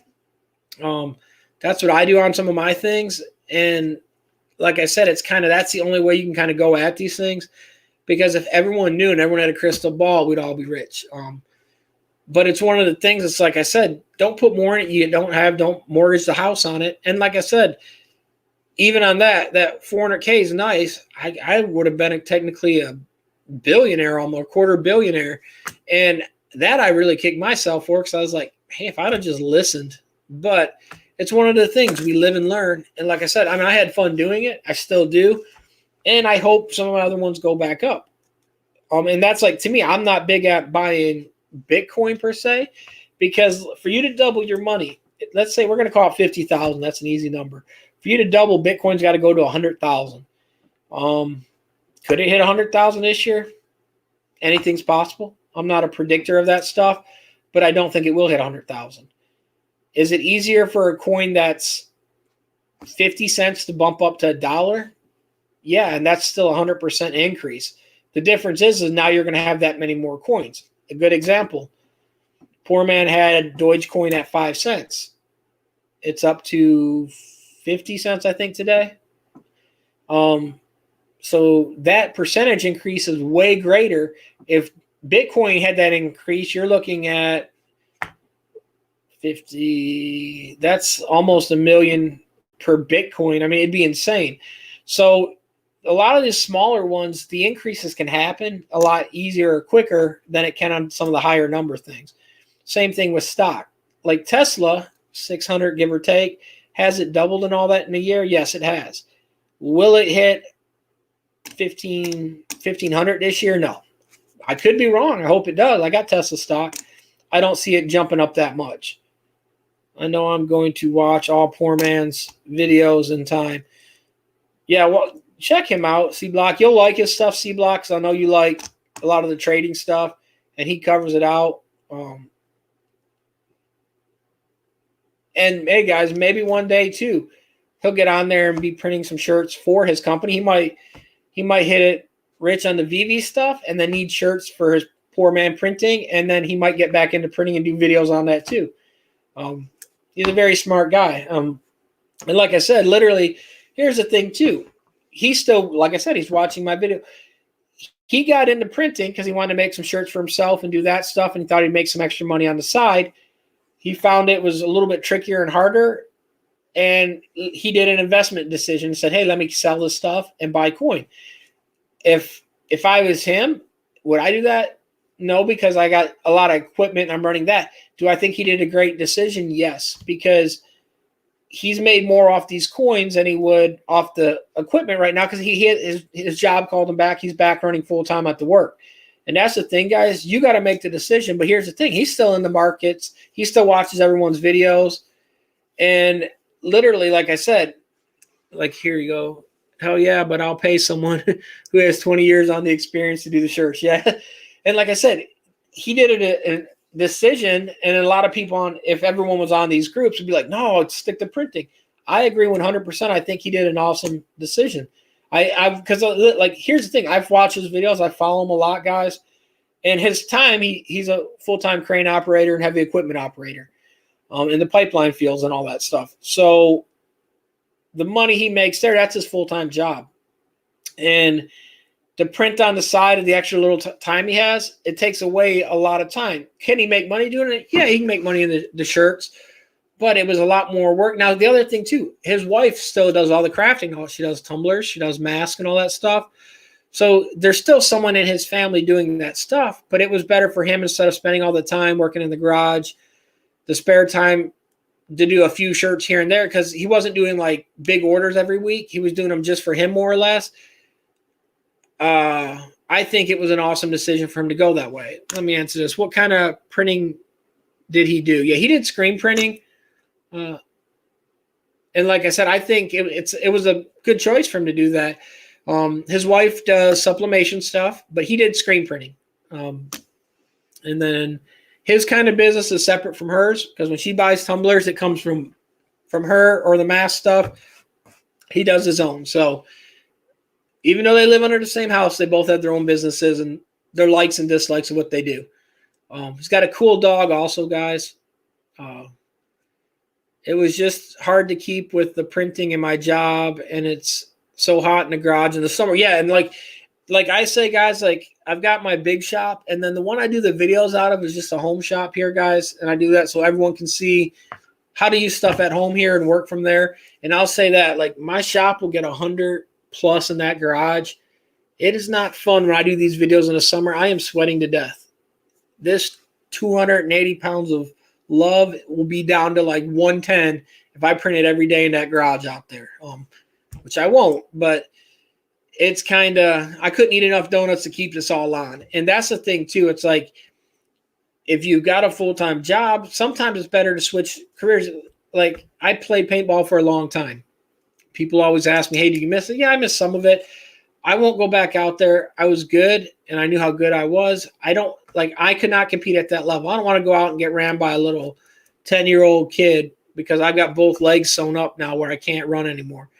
I enjoy it, but like, if I never go back out there, I'm not going to regret what I did. I had fun doing it at that time, and I still miss, like, I hang out with all the friends still, the friends and friendship I grew from there, and I still go watch and check things out. I enjoy that, but I don't have a passion to get back into it, if that makes sense. I think sublimation is easier than screen printing. Yeah, sublimation, guys, literally during the giveaway, I'm either going to give a plotter or a sublimation printer out. The Epson 170s are in stock. So I'm going to decide which way is the way to go. Sublimation is definitely easier than screen printing, especially when you go to the CMYK. Yeah, watch like his video when he tries to do separations. CMYK, guys, it can be it's not a first-time print. Sublimation's way simpler to do that. But yeah, I'm going to give out one of them. We'll either do the plotter or the printer. And the thing is, like with any equipment, guys, you can take that and make money with it. You've got to find the market. Like I said, when I did these tumblers here, these are the leftover ones. And I did it just to more or less to help one organization out, but just to show people that, hey, you can make money with this equipment. Another thing, guys, his wife still does the stuff. She's got a Facebook page and all that. I don't have it off the top of my head. Poor man, if you want to put it down below in the comments, go ahead. He might not want to push his wife's business, but yeah, like I said, sublimation. And so, like I said, the work is out there. You can make extra money doing it. It's finding what you like to do, though, because like I said, some people still love doing the tumblers with the two-part epoxy. Other people would rather sublimate it. Find what fits your needs and likeness and cater to your customers. If your customers want something epoxy done, sublimation, they might not be happy with it, and vice versa. Find what you like to do and find what your customers want. What video you get your tumblers. What I get my tumblers, Leah. Let me try to type down here and see if it'll let me save it.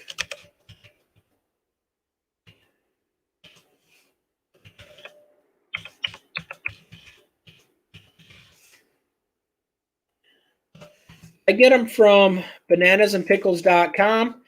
I own bananasandpickles.com. So I literally, we had over 1,000 come in yesterday. Tumblers. I sell tumblers all from Glitter Paws on Facebook, guys. So go check that out. That is her page. Like and follow her on Facebook. Tell her we all said hi. If you see the dog, that's it. Yeah, they got the dog, guys. It's a really cool dog. It's a French bulldog. So check out. Hit the thumbs up, please. I see 2 hit it. Thank you so much, C Block. Where are my tumblers at, Juan? I don't know, Juan. You need to check with that Asian person you bought them from, and I'm not talking about Rye. No. But yeah, like I said, Leslie, I sell that. We sell masks. We sell baby one-piece uniforms. Apparently, Gerber owns the right to onesies, so I can't label them as onesies. We sell boxer briefs, so if you want to supplement some boxers and briefs. Hey, Galv27, what's up?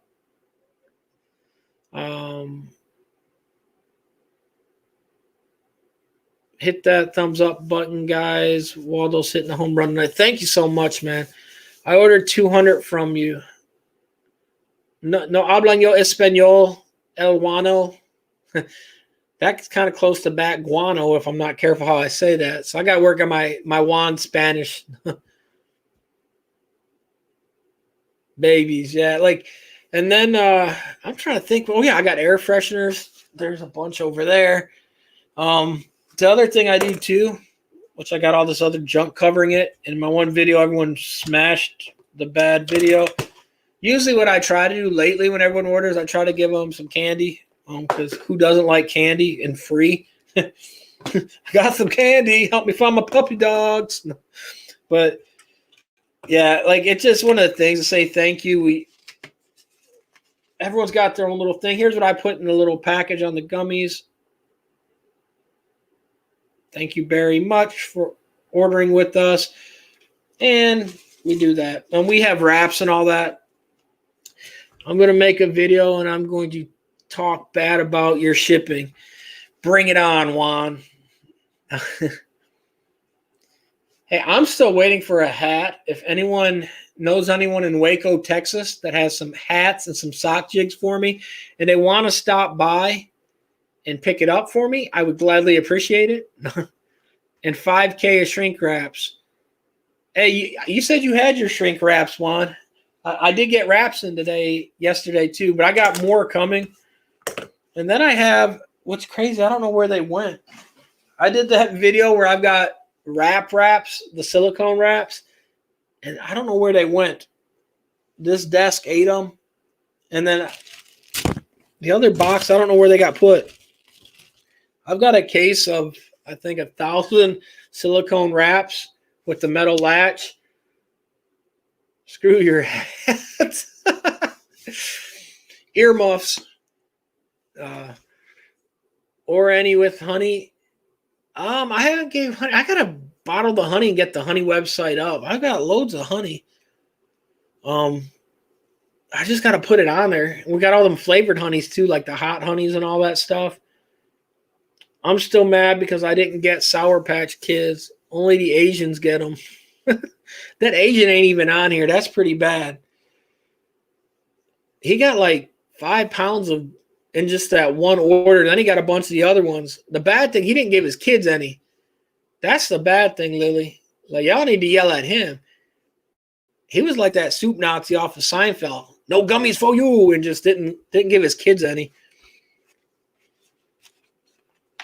That is rye for you. On the plus side, though, I think his wife is letting him look at places again, so maybe he'll get a place. Why don't you send me the link to your live? How do I do that, Juan?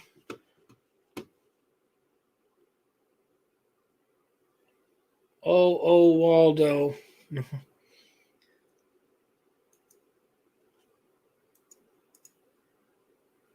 Let me try this one. I have no clue how to do this one, so please do not get mad if it does not work.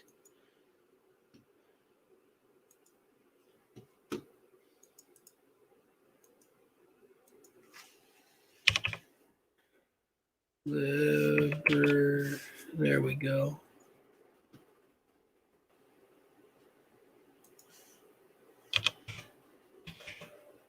I don't know if I should invite you to the live one. You didn't invite me to that other one, remember? You said I had one too many people, and it was only for people that were important. Okay, Juan, check your thing out, Juan. I sent it to your Liberty page. I believe it shares invites on there. Yeah, I hit that invite thing, man. So hopefully maybe Juan got it. I've never used a live. You're not cool, I am. Oh, Waldo sent you Sour Patches. C-Block. No, the only one I actually sent Sour Patches to was Rye, just because it was a little gift thing to be funny.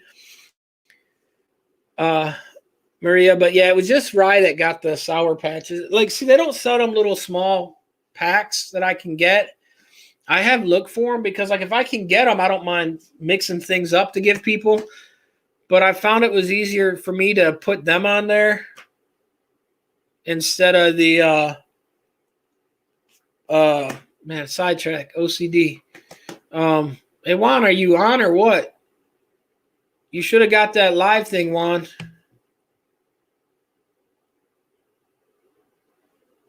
Are you there, Juan? I'm going to give you 1 more minute, Juan. No, my son ate my gummies. Yeah, like I just like the gummies too. Like they're pre-packed. That's like I don't do some of the other candies. There's some good candies to give out. The good. So invite a guest to see the layout. Ah, he's live. No. My first guest, and he calls himself the good. I am the good. I make all the lives good. I make all the lives good lives. He sounds like Willy Wonka now, guys, don't he? I make the best chocolate. I stir it and stir it. No. Let me turn this light off so you guys can see my gorgeous face. Bright light. I'm like Gizmo. Is that better? Yeah, now we don't get the glare off the top, guys. No. So where's my tumblers? They're right here, Juan. I literally had a bunch come in Friday. I got more coming Monday, and then I got some other stuff. I'm going to send you some different things. I don't know if I told you about or not. I heard that one before. Hey, I normally get you. Hey, I'm still waiting for a video from a year and a half ago. If you know when it's coming out, let me know. Waldo, I I'm trying don't to like figure that sharing out this. too. Huh? I'm trying to figure that out too. The ink Hey, ready dry Jimmy. up? Huh? Did the ink dry up? No, it's still good. I was gonna say I'd probably just put more water in it. That's what I'm gonna do. Hola, Maria. See? Hey, I messed up her name on. You weren't on here when I did. I had to use Google Translate to say how to pronounce her name. I'm not gonna lie, because I'm sure she'll message you and say that. But hey, I was right though. I went on and Google Translated because I was really off. Yeah, Lily brought up that reflective stuff. I know. Lily's an instigator. Hey, guys, I went to the NBM today, or they call it now the Expo, whatever. That thing sucked.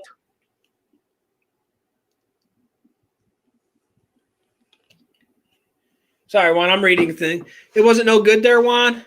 No, it sucked. I mean, it literally took me 3 minutes to see the entire show. Wow. Was your one friend there?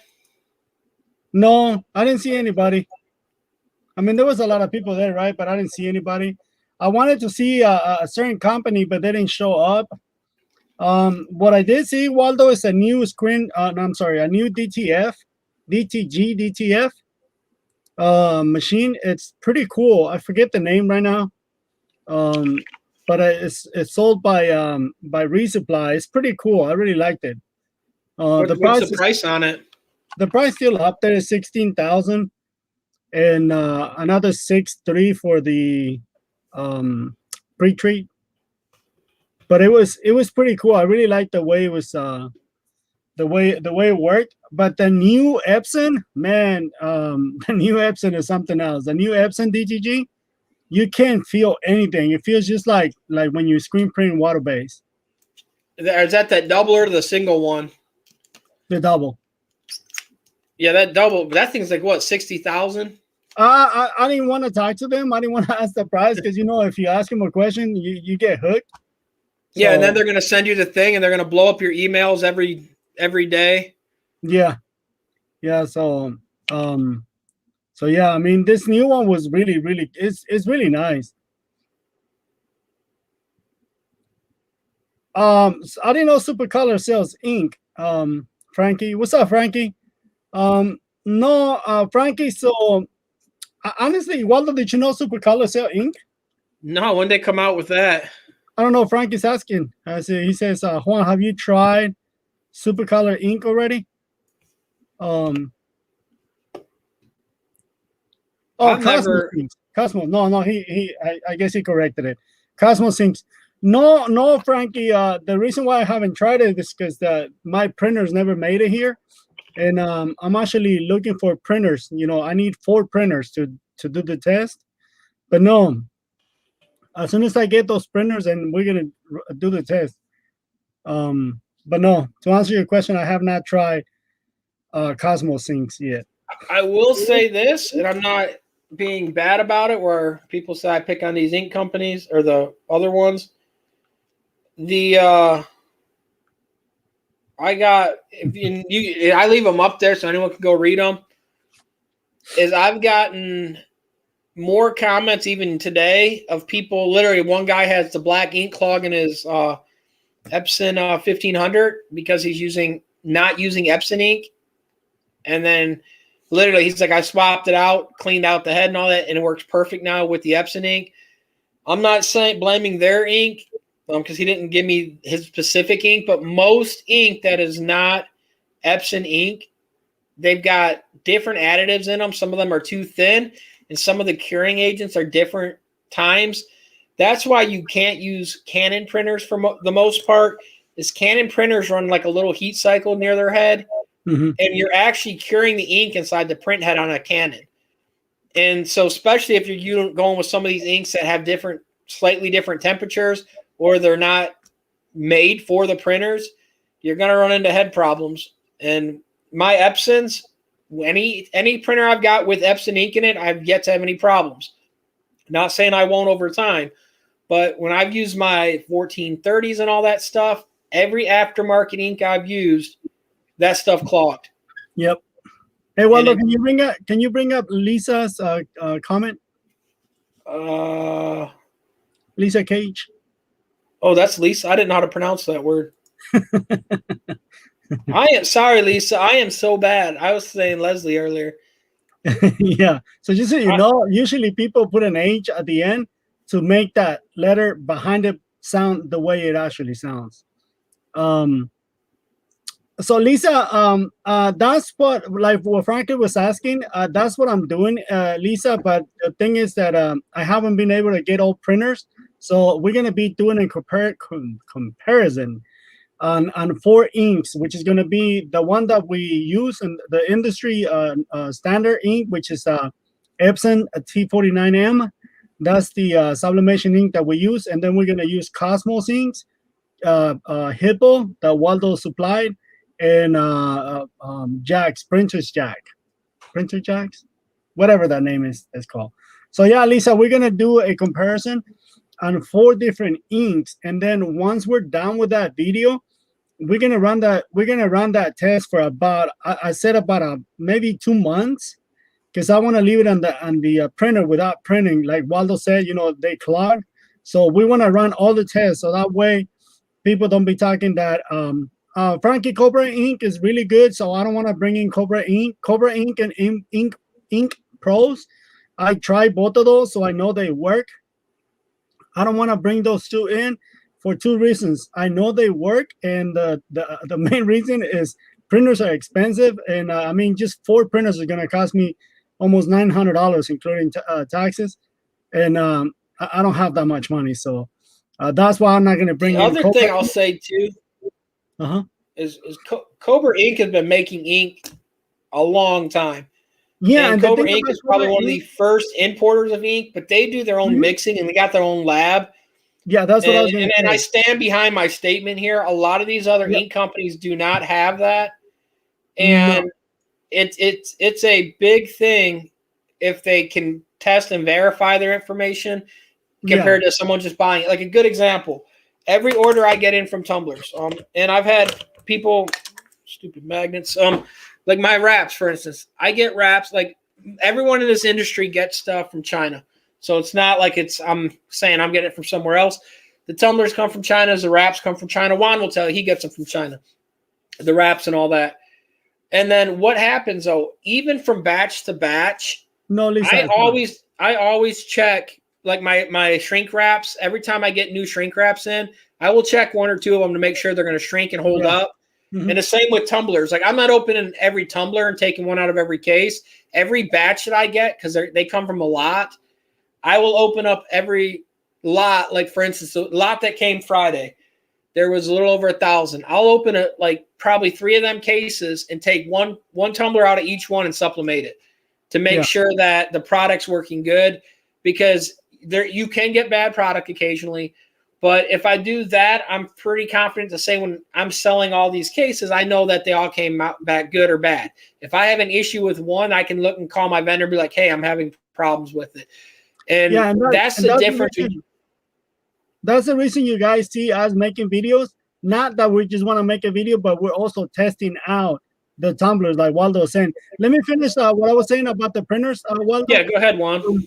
So, Lisa, what we're gonna do is once we go through the comparison on those 4 inks, I mean, we know Epson is the industry standard, right? And it's top of the line in my eyes, or in my opinion. So, the only reason we're gonna use Epson is just to compare it to the rest of the other ones, and so you guys can see the difference. To answer your question, Lisa, Cobra Inks is not better than Epson. It's very close, but it's not better.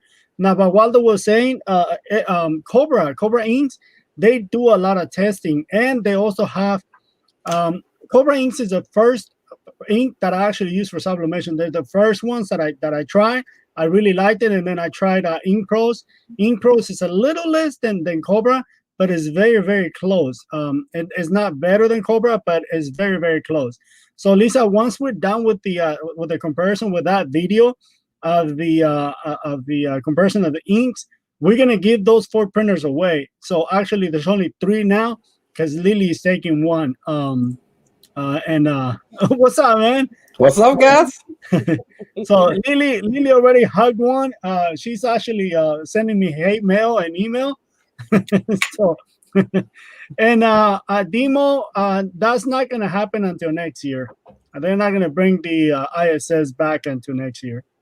The other thing, Lisa, is if you look at the price of these ink per milliliters, Epson is still cheaper. Like the thing is people see that price, and the milliliters is almost double what you're getting of these other ones, which I don't have a bottle here to show it, but hey, I can show it.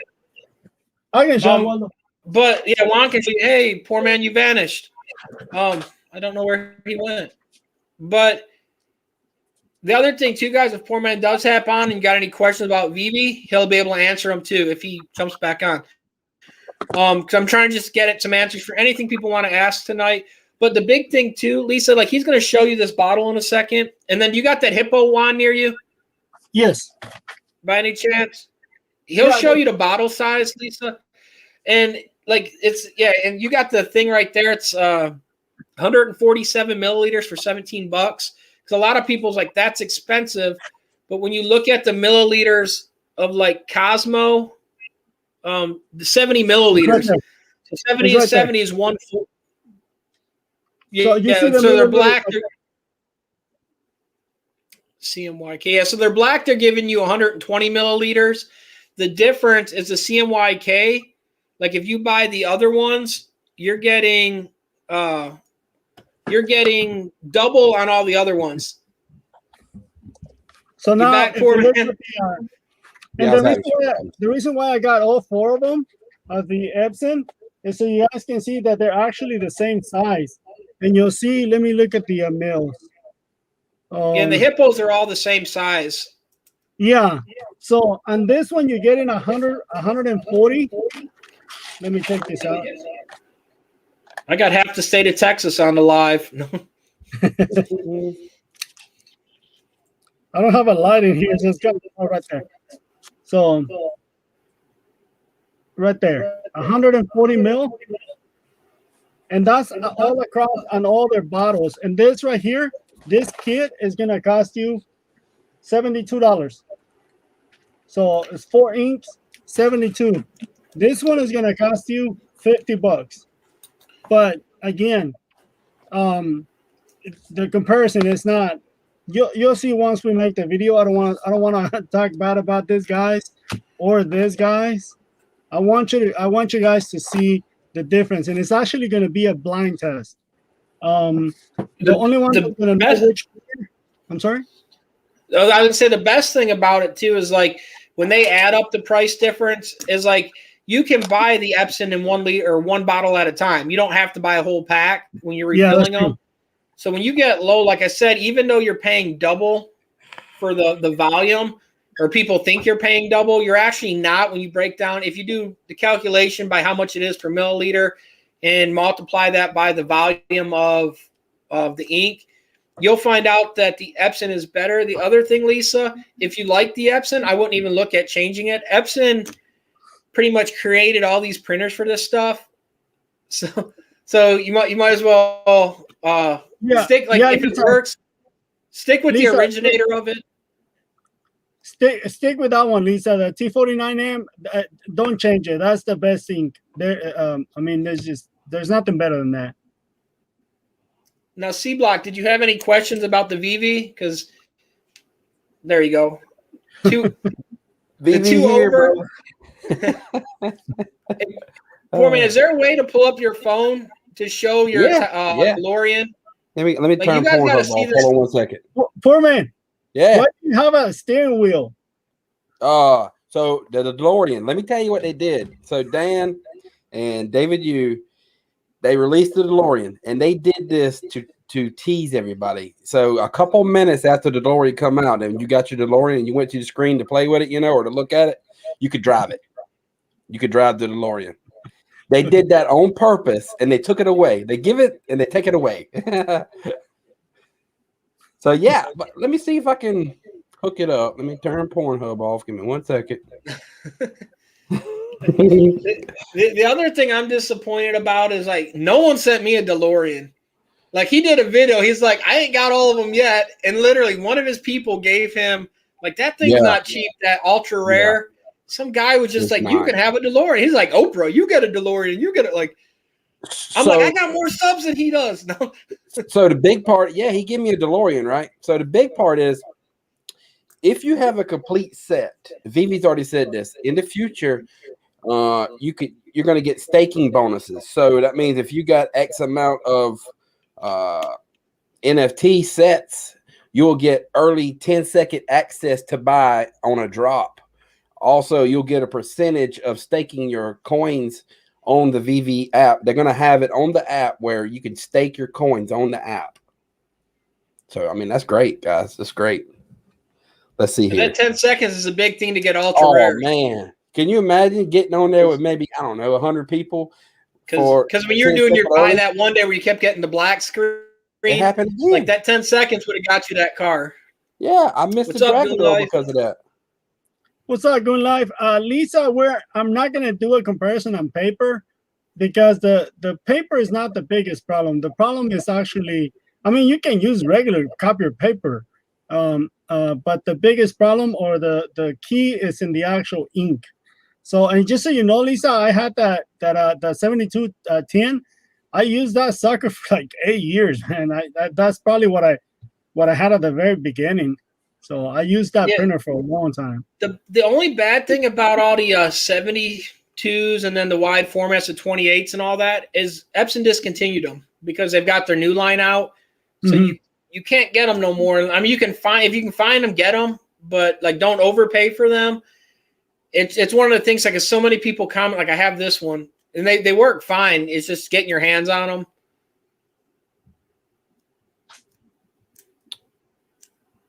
Hey, Mike, what's up? Mike, the entrepreneur nerd. What's up, Gina? I hear people say that the ink of some people say it's the ink, the brand doesn't. Yeah, Lisa, I did videos on using normal paper. I will say this. You can print all day long on normal paper.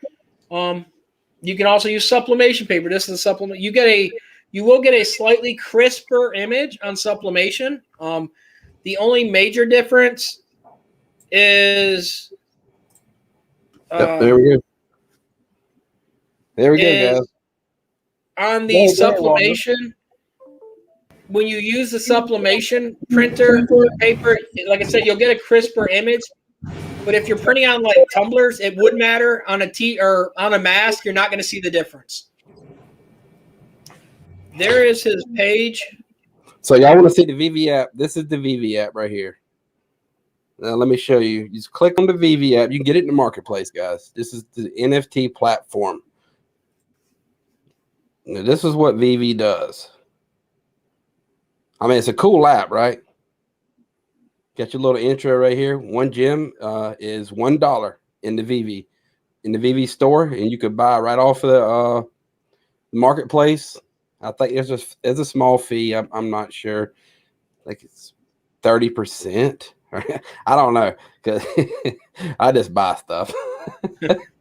So this is the VV app, guys, and this is the stuff that they have right now, like the latest drops. You got the Kripkins right here, like these little dudes right here, and they're all sold out. Everything sells out in 5 minutes, tops 20. I mean, everything sells out so fast. And there's the Ultraman, and I'm gonna show you what's cool about it. That's the 2D art. I've actually got that one. Let's see if I can show you in 3D real quick what it looks like in 3D, but then I'm gonna show you in AR what it looks like, which is the coolest part about VV. Yeah, the AR stuff's cool because, like, with your Batman and all that, when you put them on your desk. So this is the 2D. I want y'all to pay attention now. This is the 2D, 3D image of Ultraman. Now watch this. Except I'm gonna do something cooler. I'm not gonna do. I'll do it. I'll do it. So I'm gonna go to my collections down here. I've got a pretty good bit of stuff. I'm not gonna lie. And that guy that sent me that NFT of the DeLorean was Mr. Brock. And if he's happened to be watching this, thank you again, sir. Because I'm not selling it. So this is the Dragon Girl right here. This is what just dropped. I missed that drop. And I was like, dang, I was mad. So that drop was going for $59.99 gems, which is dollars, you know. And that's what you're going to get. The Dragon Girl, which is really highly detailed. Really is. Now this right here is AR. Just scan the floor right here, right? Boom. There it is. And you can make it big if you wanted to look at all the, all the face. You know, the tattoos. I mean, everything is so detailed, guys. And I'll get up and you can walk around her, right? You can spin it wherever you want to do. Now, like I said, that piece right there, the Dragon Girl, was $59, $59.99. Now watch this. Let's go to the market and let's just look and see if the price. I don't even know what to expect if the price is going up or not. So let's just look. See if I can find her.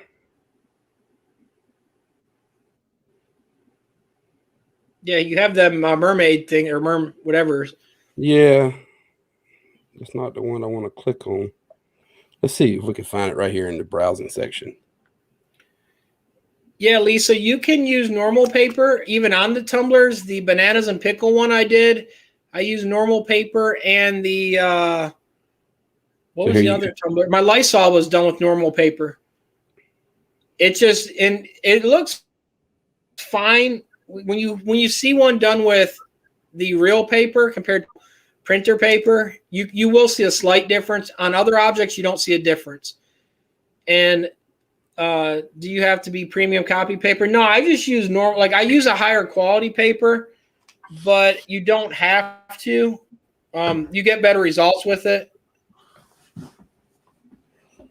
Okay, so what we're looking at right here is the bid. See the little hammer on the very top right here? That's bids that people are bidding on right now. They just got a new rule where if you go in here and you bid on something, you're going to put 10 gems in escrow.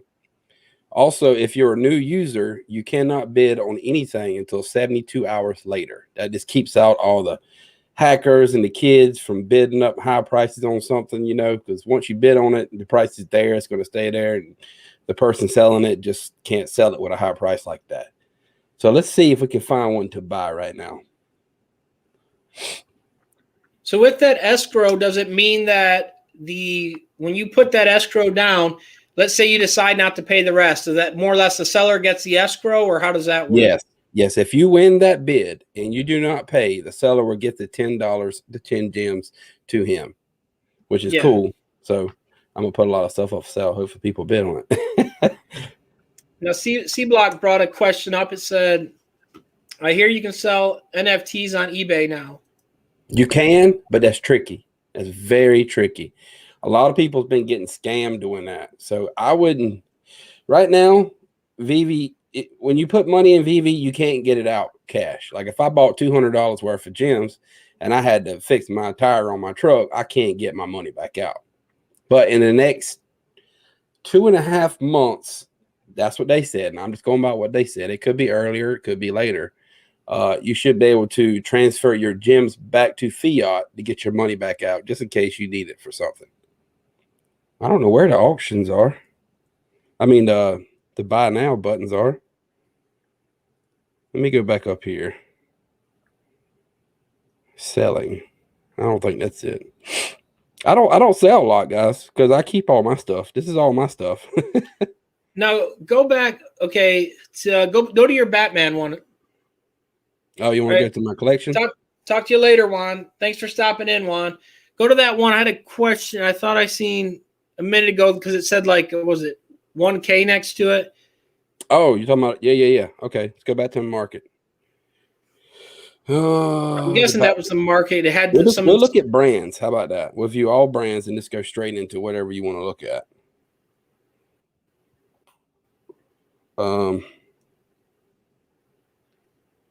Batman, black and white, is what you talking about? Yep. Yeah, because the one you had popped up, well, yours, wherever you were at a minute ago, it showed like 1K next to it. Yeah, you'll see It was it right kind of here. worth. I guess it was selling for 1K or. Yep, this one right here. So this is the Todd McFarlane Batman, and these are auctions. And I'm going to see one. You can buy them. They are. So this one's for sale right here for 335 gems or dollars. This NFT here, I can go look at the price, but I bet you it wasn't no more than $40.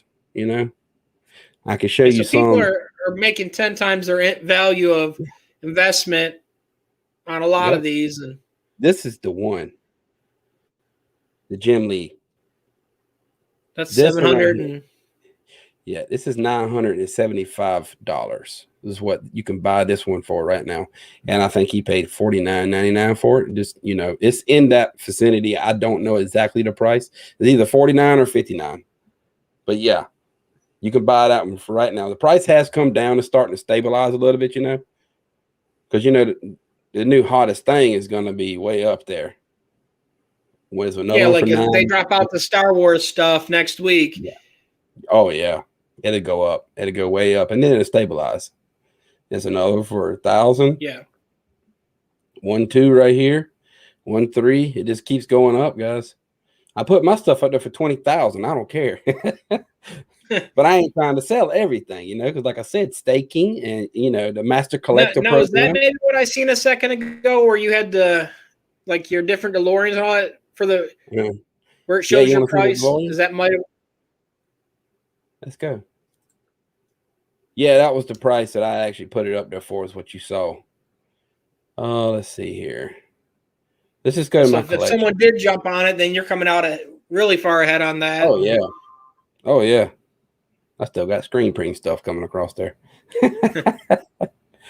Let's look at the, all. I'll show you the DeLorean. So this is the ultra rare that Mr. Brock sent me right there. This is a cool car. You can click on the doors and open it and everything. So check this out. Go into AR mode, right? It works off any flat surface right now. Just kind of put it right here. Let's see. Boom. Check it out, guys. And watch this. Let me open the door. You really want to see something? Make it big. I'll show you something. This moves on the inside. Is that not cool? I'm making it smaller. I'm going to turn it around. This is the one they let you drive.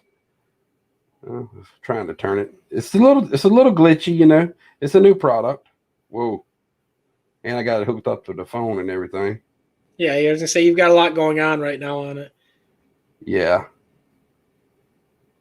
But yeah, people are gonna make TikToks about this. They're gonna have it on Instagram.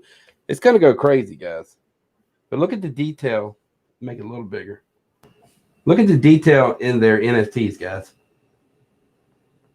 You can even see the dates on the console, and yeah, I mean, you can see, you almost see the stitching in the leather seats.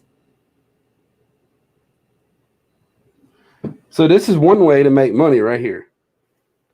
You can buy and resell these. The drops, I'm gonna tell you, Wild Wild West, brother. Wild Wild West. The drops are very hard to get something. Here's the 2D. I'll show you the 2D. This is a secret rare that I got. Vivi's so cool that I actually had a drop on the Ultraman, not the 2D, the regular Ultraman. And it was pending, and they never sent it to me. So what they did was, it was 3,600 of us. And so what they did was they sent our gems back to us, give us our money back, and they sent us this secret rare that only the people that had pending Ultramans got. And yeah, I can go in the market and show you what that's going for. It should be going for a pretty penny, I ain't gonna lie. So this is the, I haven't played with this one too much. There it is. See the shadow over there? You could put it on your wall and have a. Yeah. I don't know if I can make it bigger. I haven't played with this one too much. Let me get up and let's look. Still see it? Yep. I mean, look. That's cool, huh, guys? Look at the back. It's hanging from the ceiling. What does that say? Look at there. I mean, the details in this is just crazy, guys. I've actually got, says the first edition, $5.99 US. Now, let me show you what I got. Y'all see this? Sure. I got the comic There's the book. dog, guys. Oh, there's Turbo. Turbo, what's up? What you doing down there, man? Say something. Do something. But So yeah, guys. You're even toy or the action figure is almost identical to that one. Yeah, I mean the detail. Now there's another platform. There's several other platforms, but the only two that I noticed that's coming close to VV, one would be NBA Top Shots, but NBA Top Shots is actually, they're going down, man. They are, because they release so much content at one time that, you know, it's kind of flooding the market. You can't do that, and that's what I like about VV. That's why all these licenses are on the down low, because they're releasing a little bit at a time.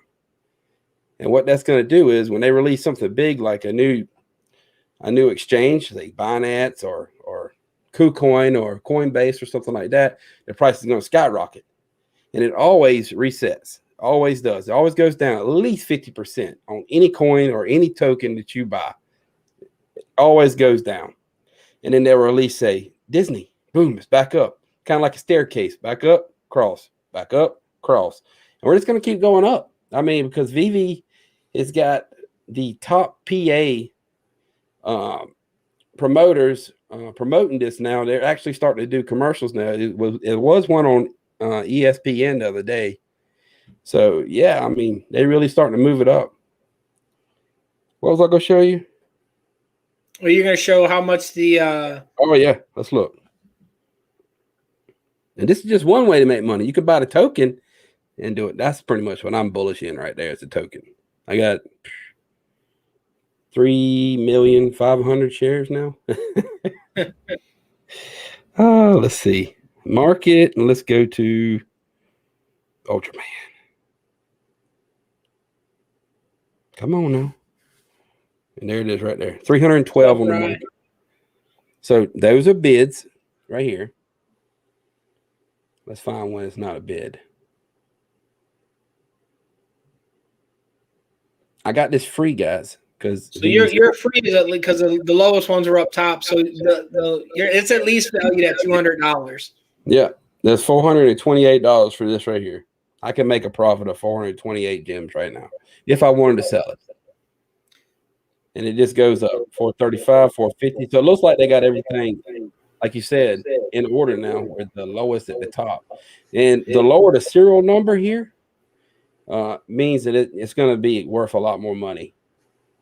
Yeah, because they're going in kind of just like anything. They're going in order from the people that paid first to the later ones. And so now, how does it work? Let's say you want to sell your Ultraman. How does that work for them? Because you're going to get it in gems, right? So how do you unload that? I'll put one up for sale for y'all right now if you want. So I'm gonna go to my. I'm just wondering so what happens when someone buy, like, how, if you want to cash it out, how do you, where would you sell your, like, so can you sell gems to someone else, or how does that work? No, you really can't. I mean,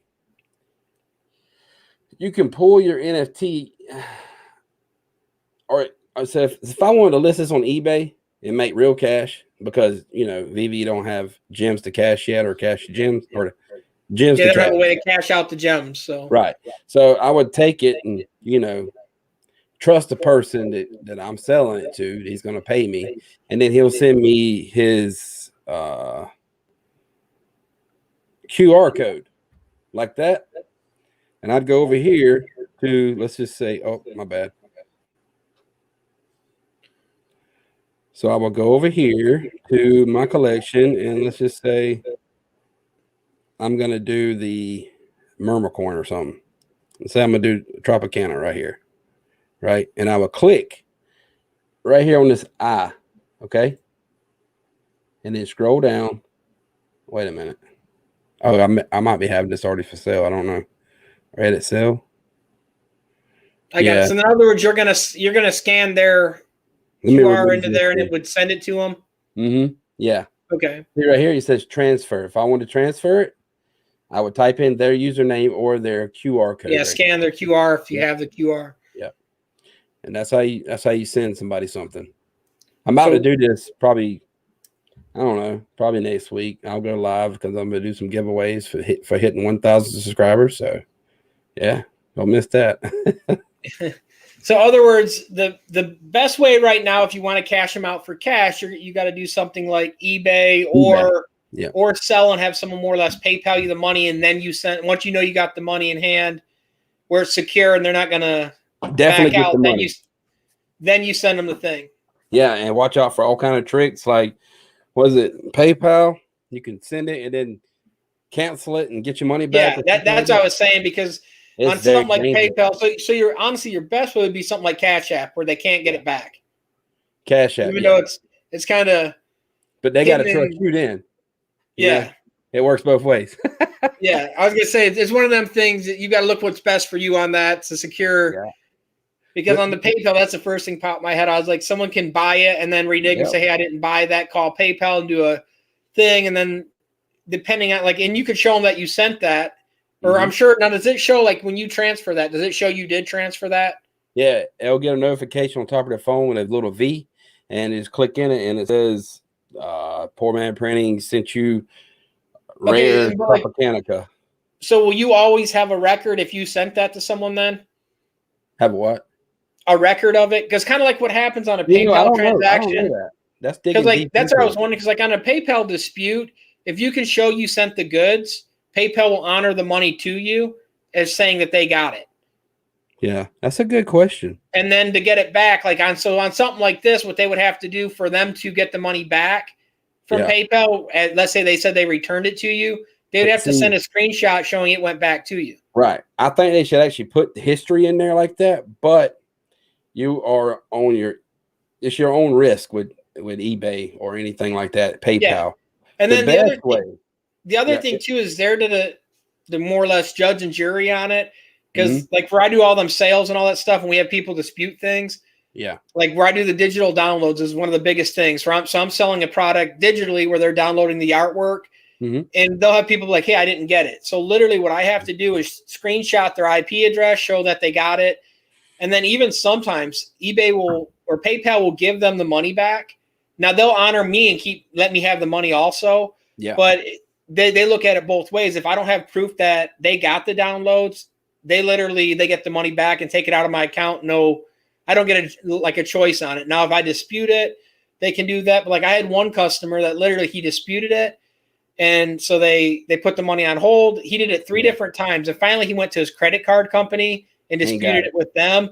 Now PayPal honored it and gave me my money, but his credit card ended up refunding him the money and said PayPal wasn't, and it was only $5, but it does happen that it can go against you. And so what happens if they did that, you could technically use your money that you received, and now they got your NFT. So that's why I was wondering if and I didn't know if they had it on VV to show, because if you have a way to show that it was sold. Not that I know of. I don't want to click on too much. I'll be giving out my information or something, Yeah, that's what I'm going to check on that.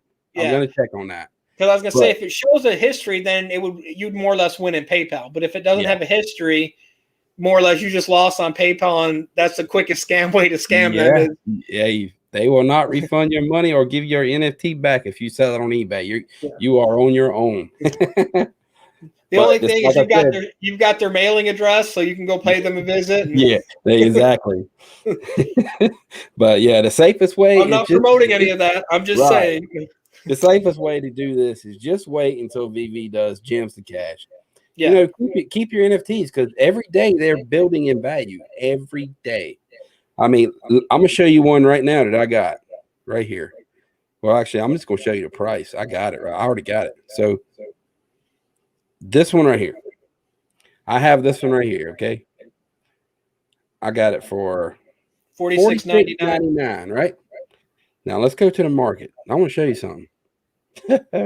I'm not selling it though, because it's going to be worth more in the long run. I can hold. I don't have to have this money. Yeah, it's kind of like I was saying earlier. Never invest with something if you don't have it. If 113. like in your thought, like you said before too, even if these go under, you still have these, and the money you're not worried about either way. Well, look, 340 gems. Actually, the price is way up. I don't know why. The price has dropped a lot, but it was around $1,000, and now it's 340, 328, 345. It just keeps going up. It's going to keep going up.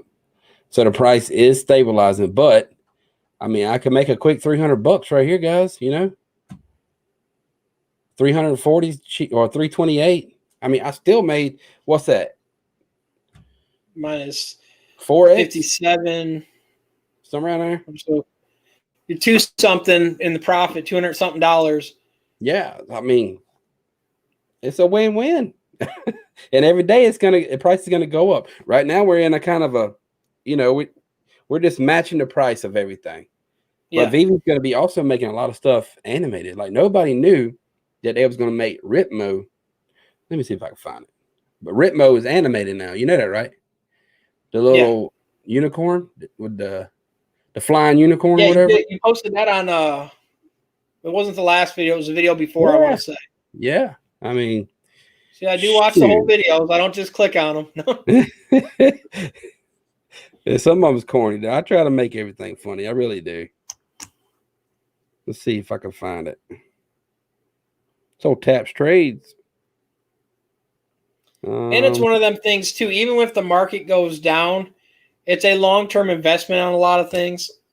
Yeah. It's not a short-term pump and dump in a week thing. Yeah, it's exactly. Kind of just like anything. I mean, most people, even when they talk pump and dumps, you very seldom get lucky enough to unload something that quick.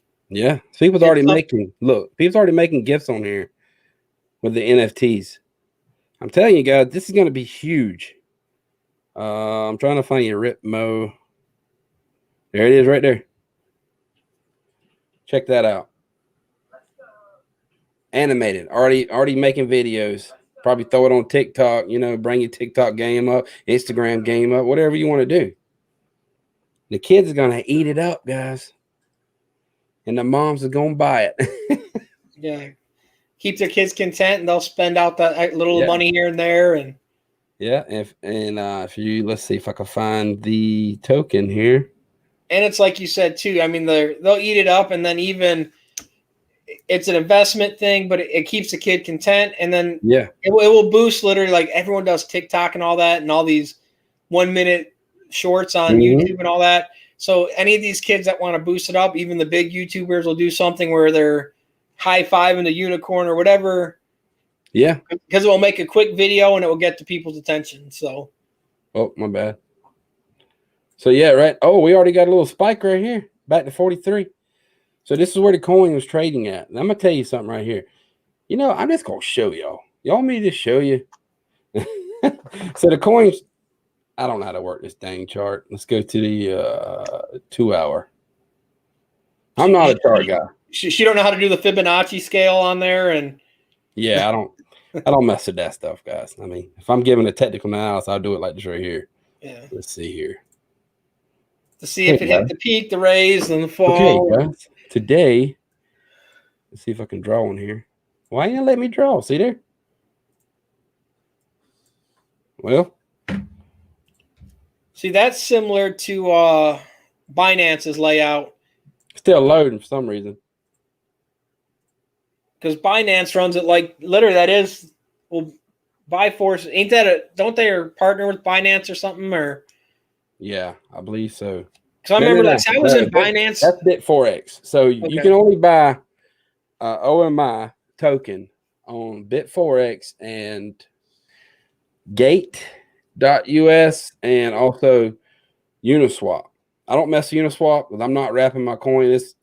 It's too technical. I'm not a crypto guy. I just got into crypto, maybe 6 months ago? Yeah. So I don't know all the ins and outs on crypto. Well, see, that's what I was saying too. Like when I use Binance, it's literally there's 3 major coins they accept. Yeah. So you either go to Coinbase, buy coin, and then upload them to the Binance, and then move that to whatever you want to buy and sell. And then when you unload, like even on there where they got the US, they've got percentages on all these, even down at the bottom. Like Mhm. and then you click a thing, the upper right corner, it's going to tell you percentage that you're allowed to, like, you got to sell a minimum amount to be able to flip it to cash.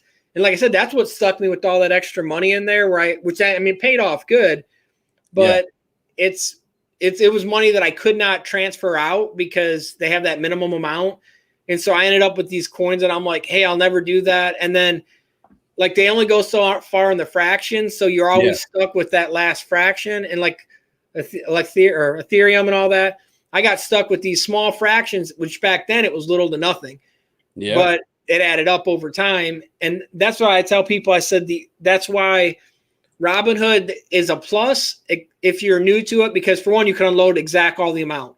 You're not stuck with the fractions. So if you're doing it that way, the money goes in and out.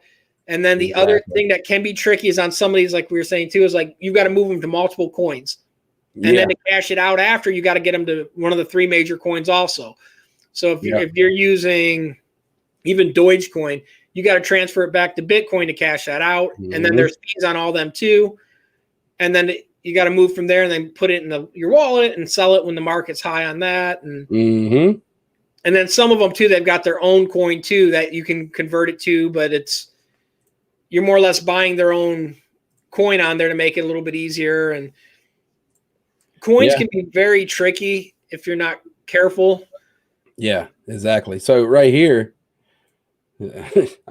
I cannot. I'm trying to draw. I told y'all guys I don't do this mess. Okay, all right, that looks good right there. So right here, they hit a high of 1.3 right here, guys. Okay, right here. Now I'm gonna find this picture real quick. I want to show you where I was. I showed my bag before on my channel, but I'm gonna show you guys. I'm gonna show you my bag. Give me 1 second.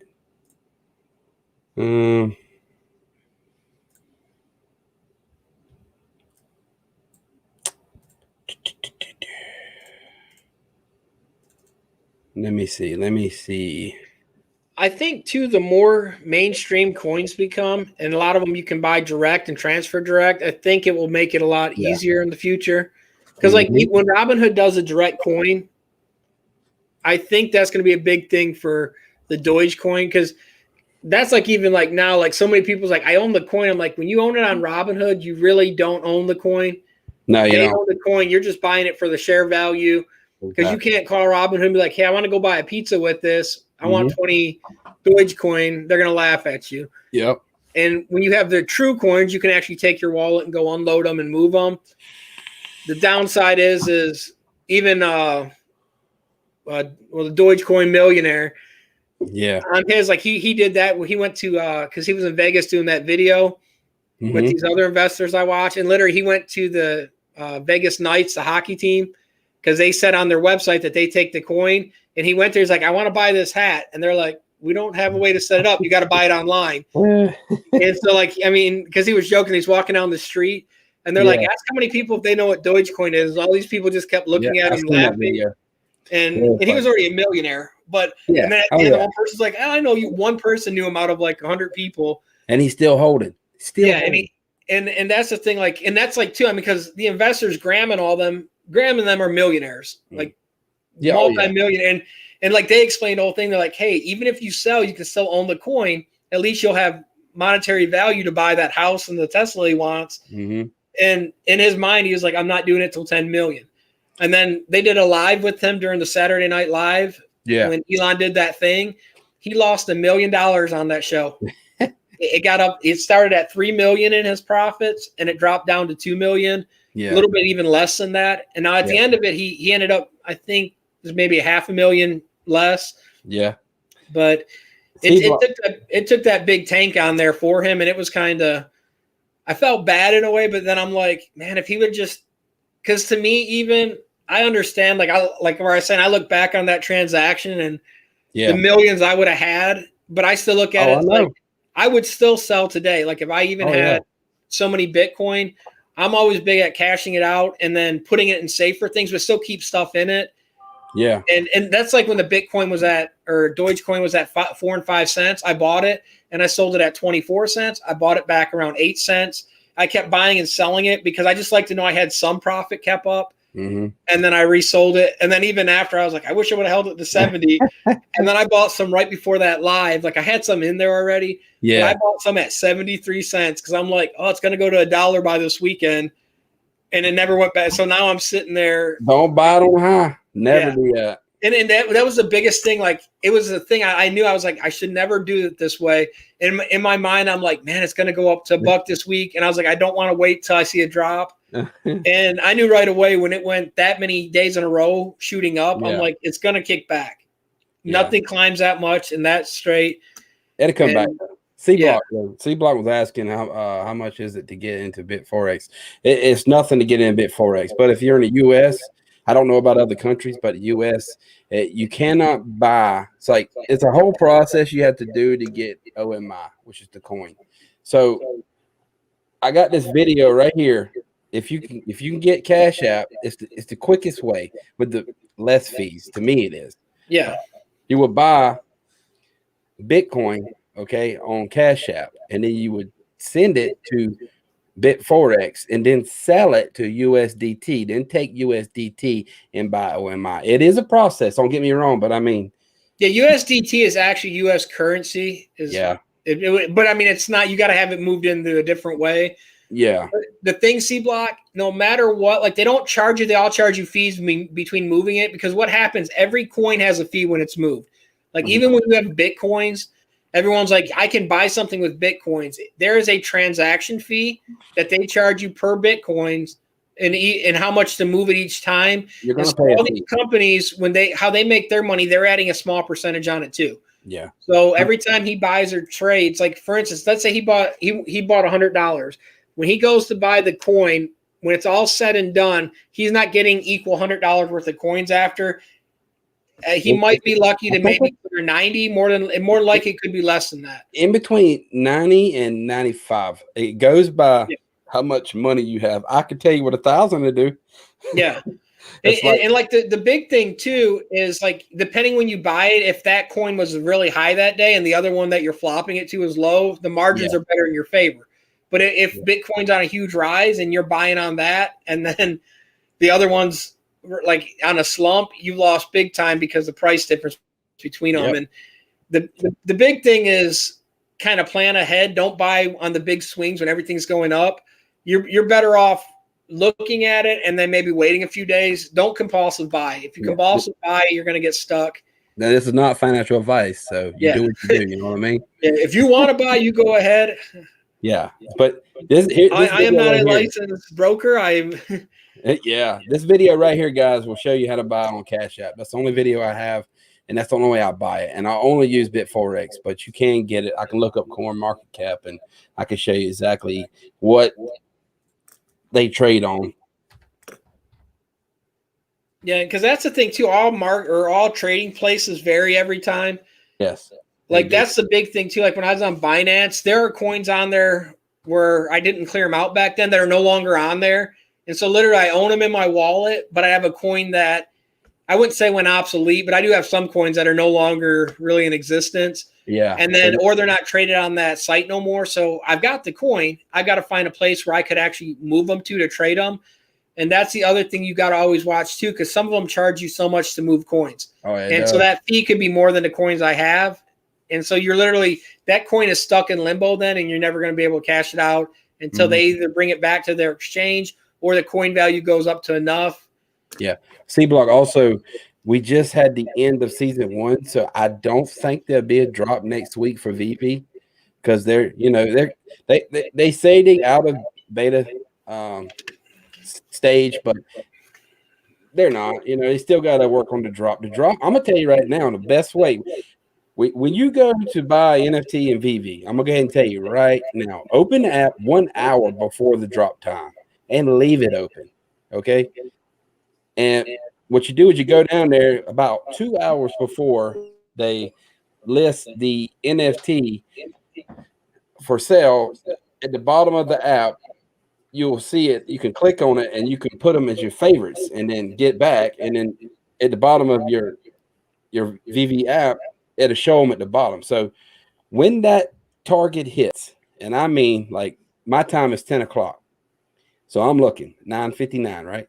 I'm looking at my phone, not the app, my phone on the app, but I'm watching the timer on my phone. I'm not watching the timer on VV. And I got it pulled up, right? 9:59. It hits 10 o'clock. Boom. I hit it just like that. And you better be ready. You're going to get some swirly stuff going on with your cell phone. Don't back out. Just hold out. Hold out, because it is very hard to get a drop. And it'll show up if you're lucky, unless you're not lucky. It'll show up, and then you click buy, which hopefully you've already transferred some gems that you want to spend in the app already. And you click buy, and then it'll be swirly thing again. Okay. And then a little green truck will show up like a UPS truck. That means you got it. You got that NFT. But in the not the last drop, but the other 2 drops before that, they had a serious problem with that. So you wouldn't get the green truck. So people kept trying to buy, and they ended up with like 10, or 5 of the same one. But I mean, that's cool because you can resell it in the market. But look at it, the Coinbase right here. So this is where there's only 4 markets right now. Yeah, 4 markets right here. So if you're on Coinbase, this is the only website I trust, that and CoinGecko. If you want information on something, this is where you go. Don't go nowhere else. So you scroll down here. Yeah, right there they are. Markets right here. Yeah, I did that. I thought there'd be more to 4, and they didn't drop no more when I hit that button. No, I'm ready to see Binance. That's what I'm ready to see. Yeah. But Bit4X is the one I use. I don't use XenEX. I don't use Gate.io or anything like that. This is how I do it. Bit4X, it works for me, and that's what I'm sticking with. And it looks like, you got 60% volume on Bit4X. Everybody else buys on Bit4X. Yeah, and that's the thing too, is I always, even when I'm looking at different markets on different coins that I want, I look for the ones that have the most market share in them, because some of these other it's not that they're not good market ones, but some of them can be sketchy in a way, or they might have like not major coins, nothing of the other ones. So you always want to kind of make sure that it's a fairly stable one, because like a good example, like the Binance, my old password that I have is before they created the US version one. And so I've got double passwords, but I've got money that is not in their US account anymore because they had the other market before they swapped them over. Yeah. And I can still move it, but it's one of them things because the US government wants all their transactions now. Yeah. So it's a lot harder to move that stuff over. So literally I'll let it sit there till it's a few thousand before I even try to mess with it, because some of these fees to move some of these other coins aren't worth the headache that it is to move them. Yeah. I don't know if it's I can't remember where they're from. I'm in Texas, and I can tell you 10 o'clock is my time. So I don't know exactly what that time is in Chicago. Is that he's in the same time zone? Because see, I'm in your time zone too, and Chicago's on the same time zone. So yeah, he's at 9:48 right now. So 9:48. Okay. Yeah, we're all in the same time zone. He's on Central Time. Okay. Well, then it'll be 10 o'clock on the second. Yeah. I'm gonna show you something though. C Block, since you're the only one commenting here. This was my gains on $3,800. Now this I wrote in the chat a while ago the reason why I pulled out of Dogecoin, because I seen this potential with OMI, and I still see it, and I still buy it. But I had like $3,800 right here, right? And this is when it spiked to 1.3 cent. And it's going to do it again. It's going to go past. It's going to go way up. And this is my profit on $3,800, guys. And you see my average cost was 40 cents. Yeah, you almost tripled your income on it. So you're almost at 213%. Right? 40 cent, right? Look, where we at right now? 40 cent right now.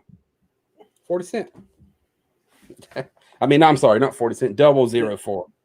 004. So that's what I'm trying to tell you, man. You want to make some money?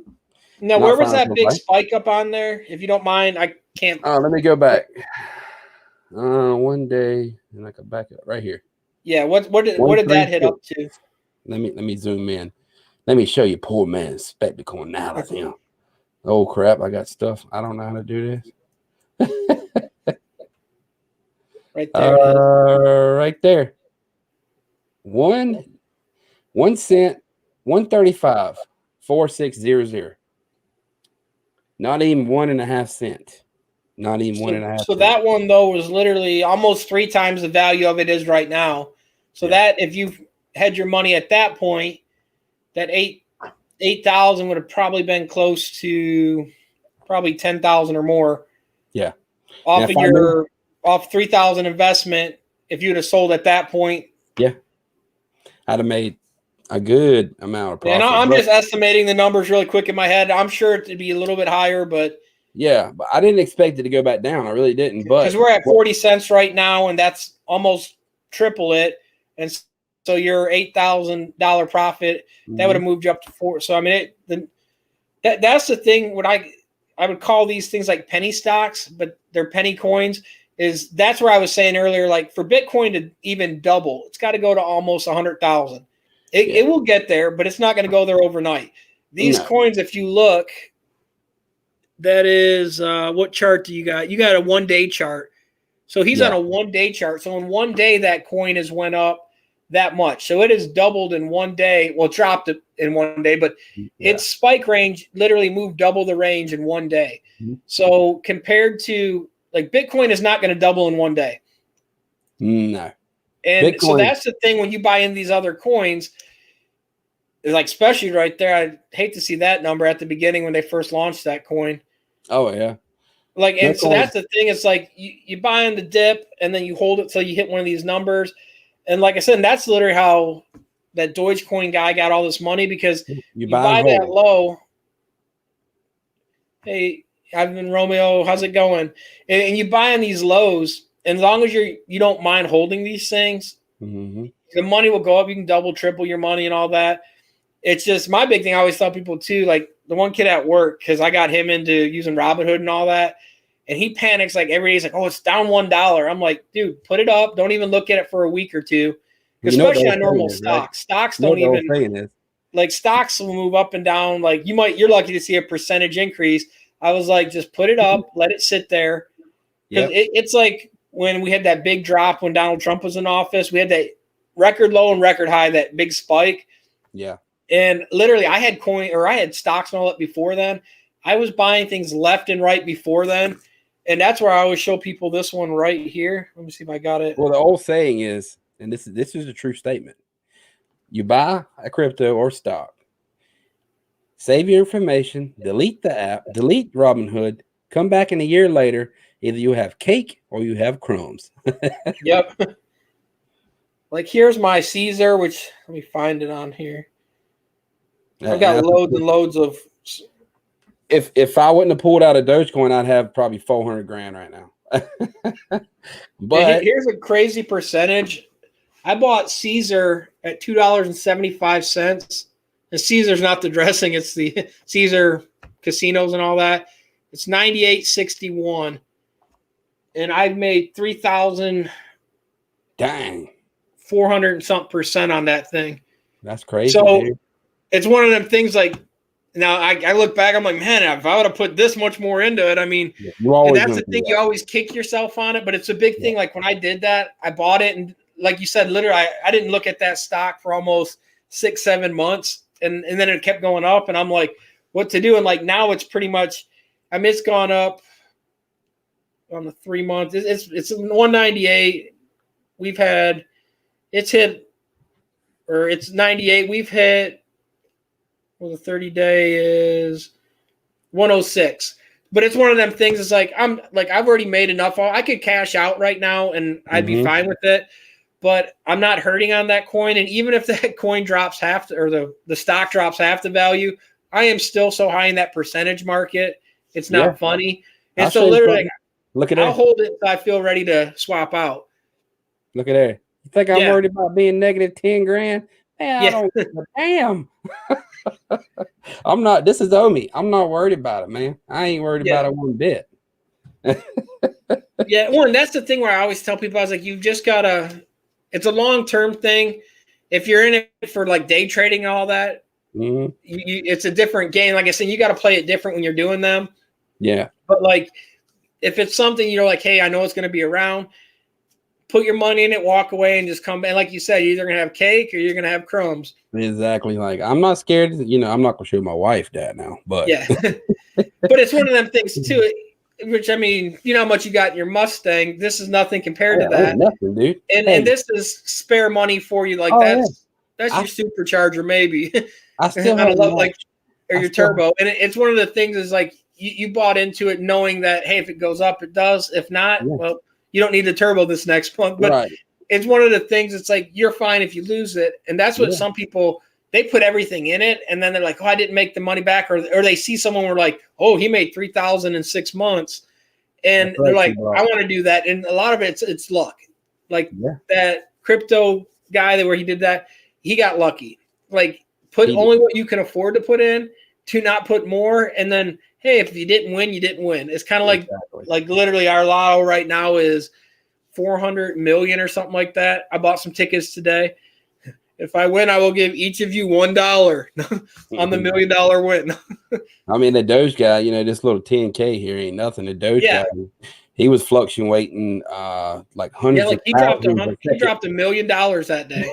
He was fluctuating hundreds of thousands. Yeah, during that live, it was going up 100, and because it was so funny watching that. Diamond hands, baby, diamond hands. Yeah. And they're sitting there like, no, sell. Exactly.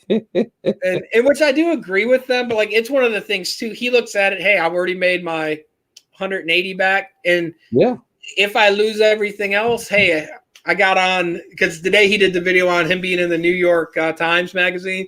He was like, some of that is not even educated, made it on the New York Times business level. And he was like, I know nothing about business. And so it's kind of one of them things that like us, he just wants to make some money, and he's got them diamond hands. That's all it boils down to. Yeah, Lily, you'll get a F570 if I win the lotto tonight, which it's already been drawn, and my phone didn't go off with the numbers, so I hate to hurt everyone's feelings, but I did not win it. But yeah, that's the thing too. It's like if it pays off, it pays off, and that's what I've always told people too. Like on the investing, on anything, if you do 20% return per year and you do an average of 5,000 in 10 years, you're a millionaire. Oh yeah. On the standard, because it's compound interest, and like literally these coins are crazy compound interest. So it's not, I'm not telling people to put their stuff in there. Made myself want to buy Popeye's chicken sandwich. Yeah, Popeye's chicken. Now I really want one. So like right now, it's on the rise right now. Yeah, and it's a big thing. It's like when it dropped the other day, honestly, so many people panicked. I kept buying more because I was like, it's gonna go up. Like, do I really think it's gonna hit $1 this year? We've got a little time left. I think it's gonna be close. I don't think it's gonna get there. If Elon says, we figured out we're gonna take Dogecoin for Tesla, look out because $1.50. And I was gonna say when he does that, it's gonna go up. And so I look at it, I'm like, hey, it's extra money. I'm not missing it. If it goes up, it makes me a little profit. If not, oh well. I've won some, I've lost some. My percentage right now on Robinhood for all time, I'm running around 60%. I was up to 90% for all time. So I mean, the percentage has been insane for what my numbers have been. So I'm doing way more than my 20% a year. On average, I'm doing right around 50%. So I'm content even if I take a loss on one thing, the other ones make it back. Like Moderna. I had Moderna before they had the vaccination. And then literally I dumped it once they announced it, but it wouldn't even double that price. And I had that at like $2 or $3 and everyone's like, and I had loads of that stuff. And it was just, everyone's like, man, I was like, well, I came out ahead. I'm fine. I'm not going to cry over not making the extra because I came out making money.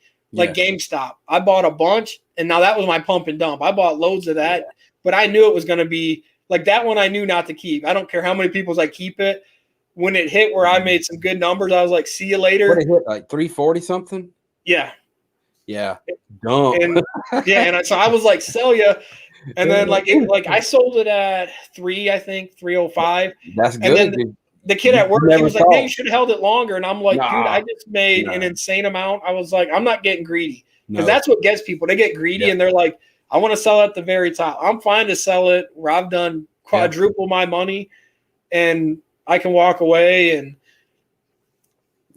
You always got to have an exit strategy, and I got an exit strategy for Omi. I'm not selling nothing until it hits $1. When it hits $1, I'm going to sell 50% of it, and then I'm going to let the other 50% ride. Now I might take 10% on the way up to $1 just to pay off everything that I got, my house, everything, pay it all off. And then that way, if it dumps, which it won't, but if it dumps from $1 back to 0040 cent, at least I got my stuff paid off. I got something you came out ahead. Yeah. And that's the only thing where I said about Diamond Hands. I was like, he hasn't sold any yet. And I'm like, I would recoup that. Yeah, I would sell 180,000, and so that you're clean and clear, and then ride it out. And like I would have done like what Graham and them both told him, and Aunt Andre. I would exactly sell that much. I don't know. Like I wouldn't go maybe all of I would make sure I still came out ahead, and like because literally that guy's like, hey, I want to buy a home. He doesn't have a home, and I'm like, I'm not gonna live like that. Yeah, I mean it's funny. You're a millionaire, and you're like. Because he's waiting for the 10 million, and I'm like, cash some of it out, get you a home, he's like, I want to buy a Tesla, and he's like, his big thing, I want to be able to go buy it with Dogecoin. Now, once I would do that because that would make a big hype in video. Yeah, but it's one of the things. It's like I'm one of the people that I'm not going to hold it as long as he is. I wouldn't hold it to 10 million, all of it. Yeah, to me, I'd sell some and. Yeah, so we didn't mean to be talking about crypto tonight, guys. It just kind of happened. Yeah, it was one of the things because my lives are just whatever, anywhere, whatever anyone brings up, and it varies because, like for instance, C Block's big on the crypto stuff, and then the coin stuff and stocks, and I've got different people that are because like Juan's not big on it. Juan did sign up with Robinhood, and literally he ended up being my 4th or 5th person, so I got that triple stocks off of that. And so, like, it was kind of a killer thing, but I made 12 grand off of Dogecoin in a week. Yeah, I did. I fell. Yeah, and like the big thing is like a lot of the stuff's moving quick, and so AMC on the coin stuff, AMC to the moon. Yeah, and like the big thing too is like nothing wrong with selling it and buying back later, because like I said, or buy other things. And that's what I do. That's what I do. Because like I remember you're like everyone's like, oh, he's sold. I'm like, well, he's buying into something. Because I looked at the gem prices and I'm like watching your video. I'm like, man, these people, if they bought like the DeLorean and literally sold it the next, I'm like, look at all these gems. I was like, you just got to find a way to be able to move them after. But I was like, all these currencies find ways later on. Like there'll be a way eventually. Omi will be able to, where you can sell the coins back. They already said cash them out, or find a way to download them safely to other people. And so, I mean, it's all going to work out at the end. And like I said, and so, I mean, it's just holding on to what you like or find interest in. Like we have Eddie or man, I can't. Oh my goodness, I drew a blank because I see Eddie's name. We have Mike on here. He's from Canada. He's a big comic person. And so like he on the other live, he talked about having all these toys for his kids and all this. And I'm like, all the like the Batmans and all this, like these are the most amazing things. Yeah. Like, cause you can literally put that Batman on your desk and do the photo and do all these crazy things. Or like the DeLorean. I mean, very few people can afford a DeLorean, like the built up and to have one that full size one, like when you did that video where it's in the guy's driveway and all that stuff. Yeah. I fooled everybody on Facebook. I did. Nobody's seen that. I haven't been really active in Facebook lately because between the YouTube channel and doing all this research on me, I'm trying to catch all these extra gems that Vivi's throwing at us, and try to get it to everybody. It's hard and working. And shut down the oil line because you're in a crane. Like I got a gem and then swing over. But yeah, I mean, you know what I like about Vivi? And this is why other companies, and they got over 100 brands right now. They just not releasing them. It's making people, and I'm doing it myself. It's making people go buy merchandise. Like all these shirts that I've been buying off of Amazon lately, like Marvel shirts, the He-Man shirt, Jurassic Park. I would never buy none of that stuff unless I was interacting with something. So it's making people go find all these old toys and buy them, old T-shirts and buy them because it's collectibles. And that's what I like about Vivi. Yeah, and it's stuff that people can relate to. Like we all grew up with all that stuff because that's like whatchamacallit brought up whatever movie I'm drawing a blank on what movie he watched earlier, but he brought up that thing because he's like, hey, what's other classics? And like RoboCop, that's what he watched. And like literally, I can see them bringing out RoboCop. I mean, I'm originally from Detroit, and I remembered watching that movie growing up, and like that would be the coolest thing. He-Man, that's what I want. And Blizzard, because I'm a big World of Warcraft fan. I mean, Yeah, I see it on your and it's one of the things that's like the stuff people relate to be able to buy these things and kind of have that. And like I said, it's just cool to be like, hey, look, here's them standing in my driveway. Like it's kind of just random stuff that, like I said, brings back nostalgia. And like not everyone's got space. As you can see, I've got boxes everywhere. You can have that sit on your desk, take the photo, move it around. Like you can do stuff where it's not taking up space. Yeah. And especially people that do interaction like videos and Twitch and all that stuff. And whatever the other one, like that hi-fi, like soon they'll be animated. It's like you can be like dancing with Batman on there with your own. And like, I think it will draw more people. Cause I mean, we are so early in this project. It's unreal. And, like I said, it's not financial advice, but I'm banking on OMI coin to be retirement for me. Yeah. Well, and that's the thing I always tell people, like, find something you feel comfortable with and have fun doing on the side. Cause like I said, a lot of these will pay off. Mm-hmm. And I was like, in the perfect example, like when I used to have basketball and baseball cards growing up, David Robinson rookie card was like $50. Now that card is nothing. Like, because the market went away, and I was like, do what you like. And if you're good enough, so like I remember I'm like, no, go up. I'm not going to sell it. Well, then eventually we came to computer technology, copy them and all that. And like, I mean, cards are still valuable. But the cards like Jordan's rookie, I remember that thing was like the holy grail when I was like in 4th and 5th grade. And then like now I can afford that card now. Yeah. But it's kind of like the numbers change. But like it's one of the things like the people that own the card stores, they know they're watching. They're doing it as fun as a business. They're like, hey, this card's going down. Let's sell it now. And they're having fun doing, but they're making a living off of it. And I was like, that's the big thing. Do what you enjoy doing. And then it's not really work. Like if you hate going to work every day, then it's not fun. And like I said, doing this other stuff, like you can get rich off your pastime, like literally buying all your old toys digitally. Yeah, or I wish I'd have kept all my old toys. The one I never got, I always wanted was the He-Man riding the tiger, My mom was like, that costs too much. Boy, we can't get that. I'm like, but I want that, Mama. She said, no. You got the fake He-Man one. And I think I'm going to go see if I can find it. I keep putting money in OMI, but, Yeah, well, see, that's something like when you said that, like, see, I had the G.I. Joes, but I had the space shuttle. Yeah. That they had, and I wish I would have kept that. Like, that thing, I remember growing, like, I got it for Christmas when I believed in Santa, and I remember getting that, and then literally, like, 6 months later, I'm, like, jamming it under the bed, breaking parts, and I look now, I'm like, man, if I had kept that thing. And then I also had the model of Star Wars, like, the X-Wing, and, like, my uncle put all that together and all the action figures. I'm like, man, the value of that stuff. If I'd have just, and I was big at taking care of my toys and putting them up, but we moved a few times, and then I moved to Kentucky here. The storage caught fire, and all of them got ruined. But I haven't got a question for you. Probably, I don't know much about comic books. Is there a website that I could check the value of comic books? Beckett makes all your like collectible stuff where they got prices. Beckett would have a pricing for comic books.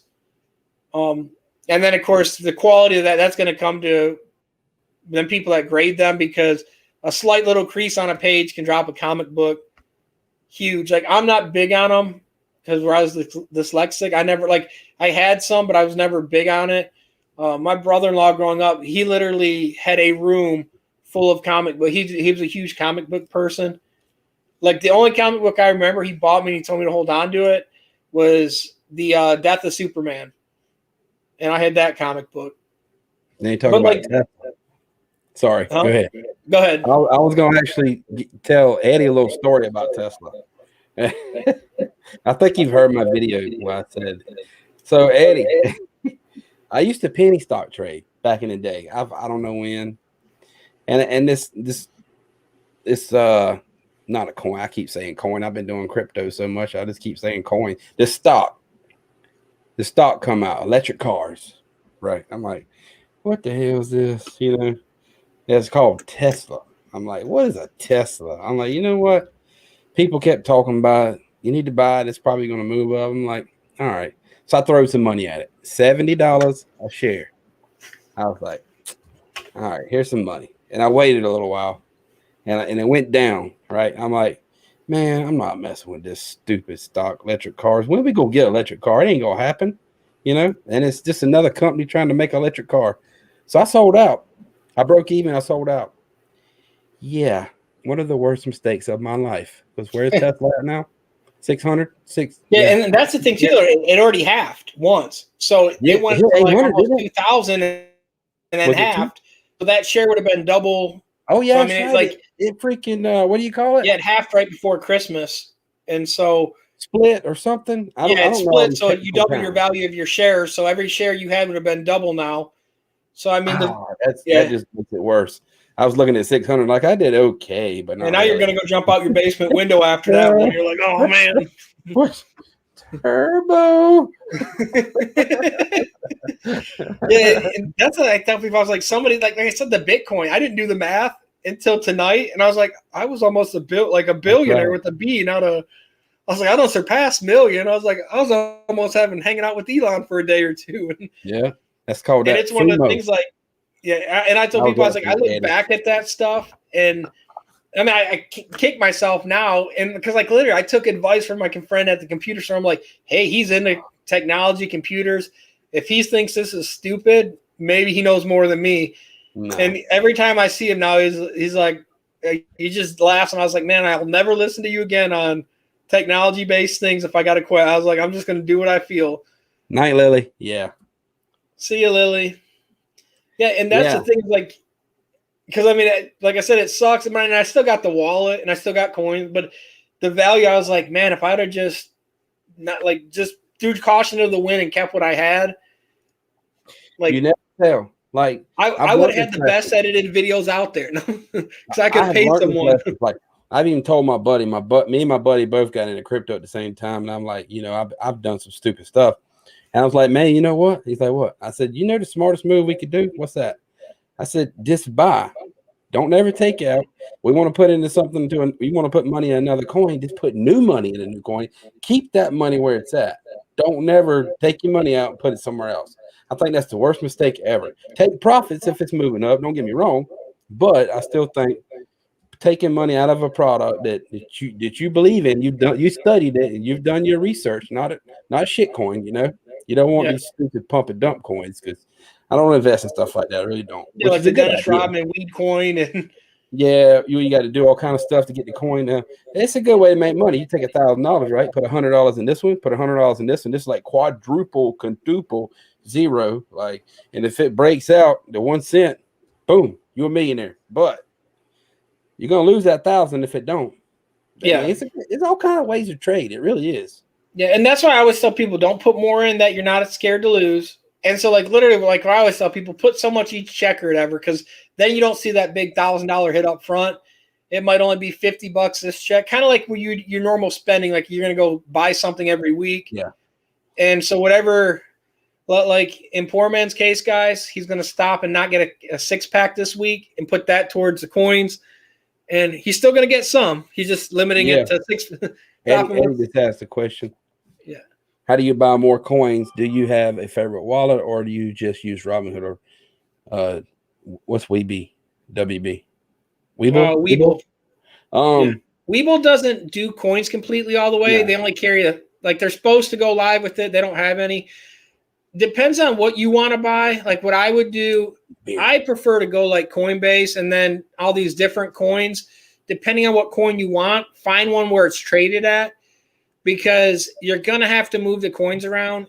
And then get you can get a digital USB key wallet, depending on how much you have, because they're going to cost you a little money, the USB wallets, but find one that you feel comfortable with to have it on. Like I think my original one was Coinbase, was where I got. And then you got to make sure, because when you get into some of these other coins, not all of them you can put them into that wallet. So find a wallet.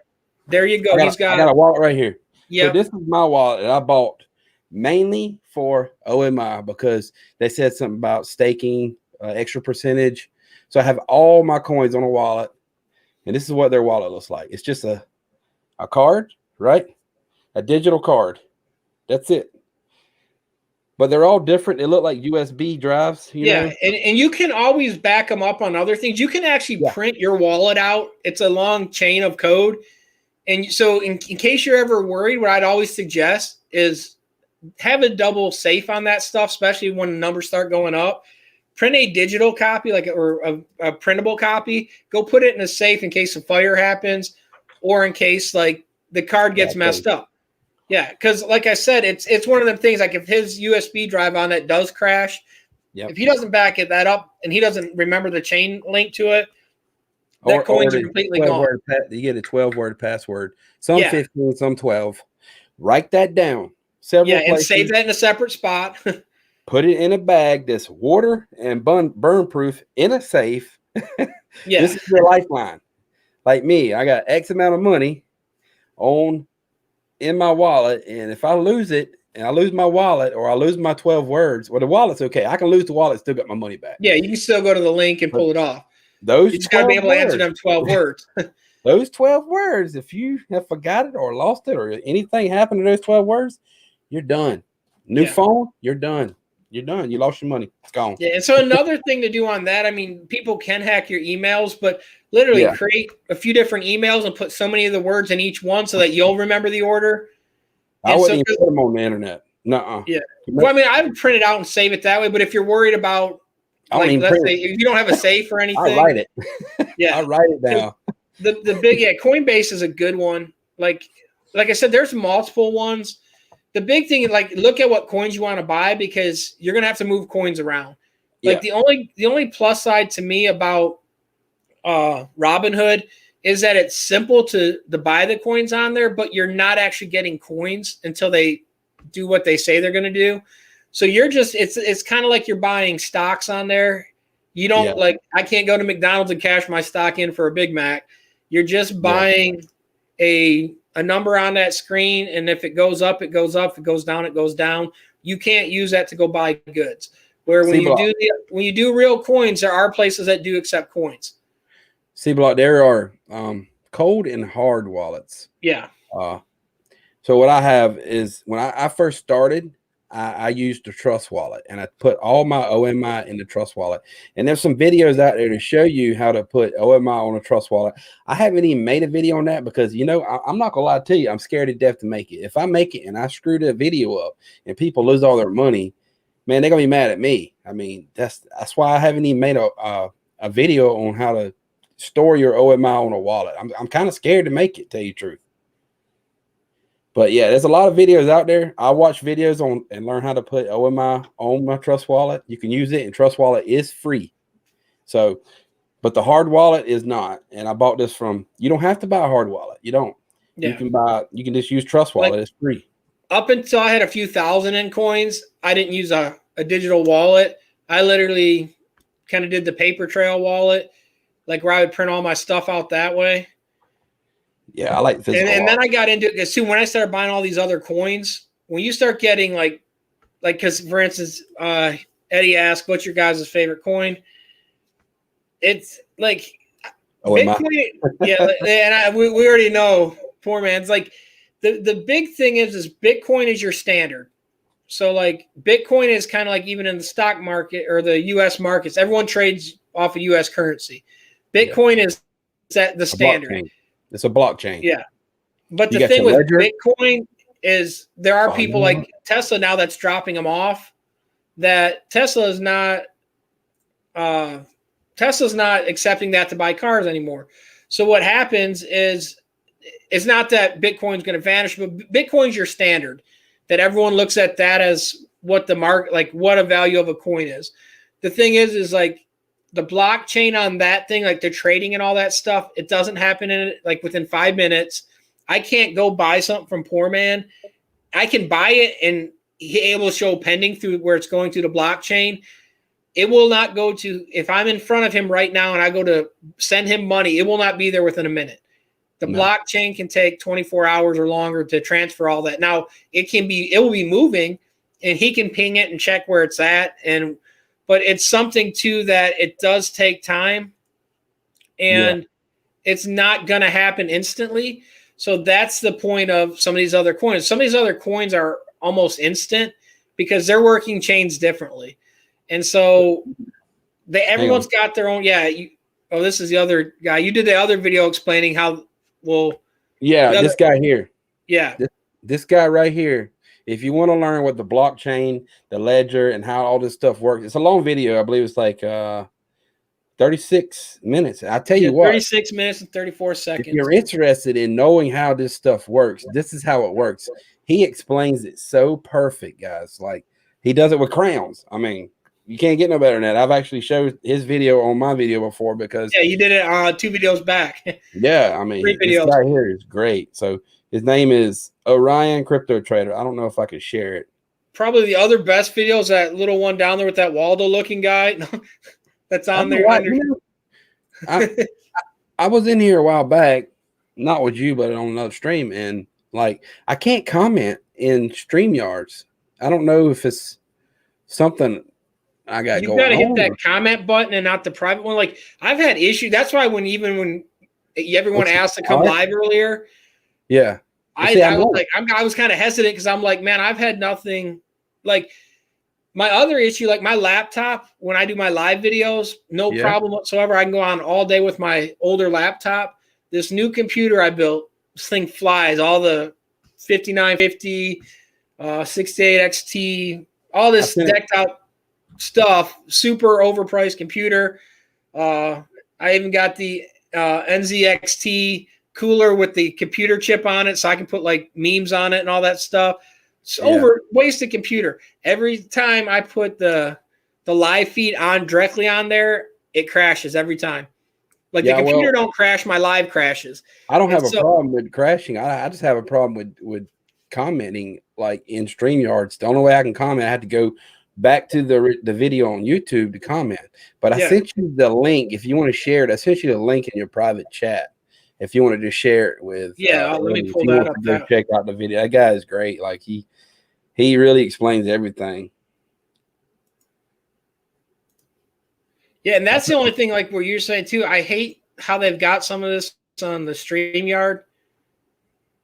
You're right. You gotta believe a guy with crayons for real. Hey, go watch his videos. You think I'm playing? Go watch his videos. He videos up for people like me. I ain't gonna lie. Were you able to see if I posted that, Steve? Because I posted it. Yeah, you posted. I want to make sure the link. It's not a link though. Like I can't click on it. I don't know if these other guys can. Okay, what they'll probably have to do is cut and paste. Because I just hit the cut and paste, so hopefully they'll be able to cut and paste that. Because it's not letting me do a clickable link from the live. Yeah. So C Block, you talking about Dogecoin? Little Birdie told me that Elon getting with a company to make a coin. Let me tell you what's gonna happen, guys. There's two things gonna happen. And I already sold out one time and got back in because I thought it was gonna happen. If Elon goes with Dogecoin for Teslas, it's gonna skyrocket Dogecoin. $1.50, I can guarantee you.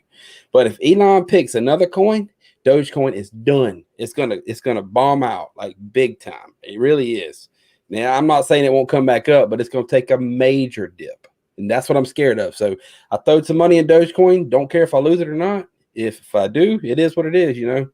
Yeah, it's kind of like the literally when he did the Saturday Night Live, right after he did that whole thing, he's like, it's a myth, it's a joke. And then literally them coins went from 70-something cents down to like 50 cents, like almost instantly, and it kept plummeting. And that's the thing is, if he drops the backing or he does a live video on it, I seen that. I was like, you know what? I'm out. I was on that thing and my coins were going around. I'm like, nothing I can do now. I'm just going to ride it out. And I wish I'd wrote it out. I'd have made more money. But I ain't gonna lie to you. I got in Dogecoin to pump and dump, to make money, to put into OMI. Even though I got to pay like 40% taxes on that shit next year. That's the thing too. Like, it's especially how they change it. Like I said, that's why my Binance, it's the overseas Binance, because that's back then Binance didn't make the US version. They only had the one. And so like them other coins, it's a pain for me to transfer them And so like I'm like I'll just leave it in there until I get ready to move them out, and then because if not, I'm going to be nailed on all the taxes by shipping them over to the other account. And I'm like, let it ride till it hits a nice number, and then because like I already cashed them out before all that stuff. Yeah. And what was left was just the remnants of the coins, and it just shot up because literally like that's crazy that you made money off of the little change that you had sitting in there. And I know exactly what you're talking about because I've done it several times. Like yeah, because like literally like a little bit of change in there. like I said, I was into coins even that last big hype, and I like when it hit 20, I was like, it'll be lucky to ever hit 50. And then literally, because I remember right before Christmas, like the week before, my cousin was buying on, I was like, man, it's gonna drop big.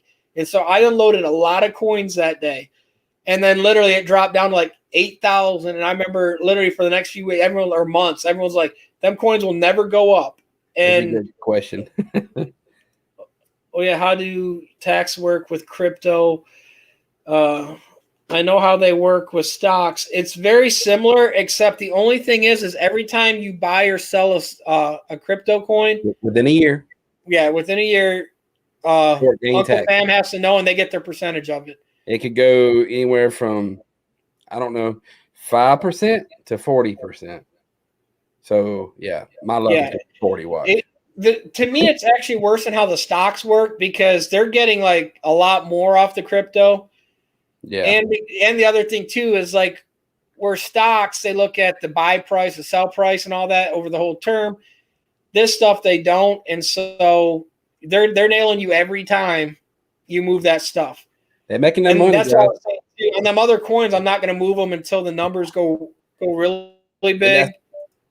Just for the simple fact, because I mean that was spare change. We're talking like less than $1 in all them coins, and it literally, because like I said, it went from when it tanked, everyone literally got out of it. I was on like online mining sites and all that, and they even stopped mining because the value dropped so low on Bitcoin. Did you mine? Yeah, you did mine. Yeah. So you like video cards? How many did you have? I did. I had 6 or 8 on the one setup, and then I also rented space on other people's system. Like I did online mining, where I could rent your space in other countries. Oh, so literally, I did them both because the card mining, and then I had like an amp miner too. When amp miner, which that stuff was like $2,000, $3,000. Now that amp miner is like $100. That the one I had just because it's so outdated now. But like literally, I bought them miners and like literally plugged that stuff up, let them run, and then when the market bottomed out, all the onlining ones, I mean, they still mine for themselves, but like when you would buy them blocks, it had to be so effective for you to make the money that they literally stopped a lot of them. And so them ones, I cashed the money out because you couldn't buy no more rent space on them. And then the miner I kept running for a little while, and then I was like, I'm just going to sell it for what I got in it. And because I was like, new ones coming out, and I was just like, it's not hard to mine. The biggest thing is power and energy. And the biggest thing is getting the cards. Yeah, and then nowadays it's the cards. Like back then, because you could buy special miners, but even them specialty miners. Yeah. Like the one is literally it will make you 10,000 a year. The problem, and that thing's literally I think 5 or 10,000 for that mining system. The problem is they only produce so many, and if you're not in that first batch, by the time you get it, it's literally almost outdated. And like so, if you're waiting for a year from now, you're like, oh, I'll catch it on sale. Now, when it goes down, they got a new one, and the value that you're going to make off mining of that machine, it's going to take you almost 2 years to make your money back, or 3 years. I know. That's why I didn't do it, because of the price of the video cards. Yeah. And also, you got miners and you got gamers fighting for the cards. I'm like, man, and then the other thing too, everyone you don't want the AM AMD can only mine certain. Yeah. So the AMD is not really you want Intel cards, and that's the thing too. Like, because even my computer here, this one's AMD, but it's their new fast stuff. But for mining, this thing is literally one coin only you can mine with it. But even then, like the price value of cards went through the roof. I remember buying cards, like literally calling every place, Best Buy, and all, like, what do you got in stock? And even then, I'm running numbers. Like I use their online calculator to see how much before it would pay for itself with the cost of my electric. to see how much I could make on that stuff. Yeah, Because and like you got to pay the card off and everything yeah, else. and literally like, the online calculators do that, but like you start looking, you're like a year and a half, and then your mind starts running the numbers. Where's this coin going to be in a year? Because if that coin tanks, then you lost money on them cards. But I looked And up the prices, right? So each card you was making anywhere from $4 to $8 a day on the cards. So if you take the cards, say you got 5 or 6 cards, that's a lot of money in a month, dude. If you think about it, every day $4 to $8, that's a lot. Yeah, and that's not like I know one guy that's still like he continued to mine, and of course he makes YouTube channels or videos off of that. And that's the biggest thing. It's the people that stayed in it, and then the people that got out. Because like when it hit them slumps, I mean, yeah, your power consumption to how much you made off each of them wasn't that great. Some people even lost a little bit, but the value of a lot of them coins that they were mining now compared to back, the cost would have been definitely worth it if they would have had them. Oh yeah. And so definitely. you got to just decide on that, which way is the way to go. Like that stuff, it's not super hard. The biggest thing you got to worry about that is even like here where I've got surges on the internet where they kick it off and kick it back on. You got to make sure you're there, because if you're not and you don't go check that, literally it could be off for a whole day. So you might set up some kind of alarm, huh? Yeah, because I was gonna say you can go a day or two if you don't check them all the time, and a day or two. I mean, like you said, that's $6 for every card. So you got like 10 of them there. That's $60 you just walked away from. I know that's it. Sounds like chump money, but when you take $60 times 31 days, and then like I said, now if you look at the cost of them coins, over if you would have just kept, and so like Ethereum, right? Ethereum is still good, profitable mining, right? Yep. And, I mean, that's 3,000. Yeah, and that's the thing with that stuff, because like you just got to look at it that way. And like I said, because even now, like I'm on Shuffle on Newegg, and that's how they draft the raffles for their cards. I need to get on there just to get a new graphic card. You're not getting nailed on the price gouging as far as someone on eBay. So you're getting what the market value is. I mean, some of them cards, like the high dollar ones that do really good, you're still looking at 1,000 to, depending which one. You can pick some of them up for 500 too, but you're getting the market value of the card. You're not paying the inflated eBay price. And so, and like literally they do a drawing every day. You just click what ones you want to enter, and if you get it, they send you an email. You pay at the end of the day, and they ship your card out. And so, I mean, and then the other thing too, they've got other cards on there too. So even if you buy it and you like, it wasn't one really made for mining really well, you can still flip them cards on eBay. Oh yeah. And because I mean, the big thing, it's a daily thing. And I mean, I've gone a lot of times like a month and not got anything, and I've won 2 or 3 cards 2 days in a row. Like it's just one of them things. It's a luck of the draw thing. But like lately on the cards, I've just been getting them and selling them to people for the building CPU. Get a new card for my computer. I want to upgrade the graphics card in it just for video editing and World of Warcraft. I'm always trying to up. That's literally why I did this. That tower that I built, like it's got 64 gigs of RAM and all that. It's just everything. It's all decked out, and literally it's just because editing the videos and all that on the laptop, it was taking like 30 minutes to do a lot of the video edits. And then if I ran Premiere, man, if I did any effect on anything, it'd be like 2-3 hours. Like it was just lagging that thing down. Yeah. This, like even on my 30-minute videos, it's done in 5 minutes. Yeah. And so I'm getting way faster in editing because I'm doing like a video to 2 videos a day. Yeah. And like I said, that's why I wish like I could do, like I still use DaVinci though. I would switch back to that because I'm like, man, I don't want to put like, I'd like to do stuff like you do. It's not hard. Just Google, man. All you gotta do is Google it. Because like I said, I love all the different intros and all that. Like the hat one, the cat one's still funny. Like because that one's like where you come up with the name and all that, like the foundation, and then and everyone knows it's gonna happen. You're like, how bad's the cat gonna get him? And it's just video editing sucks.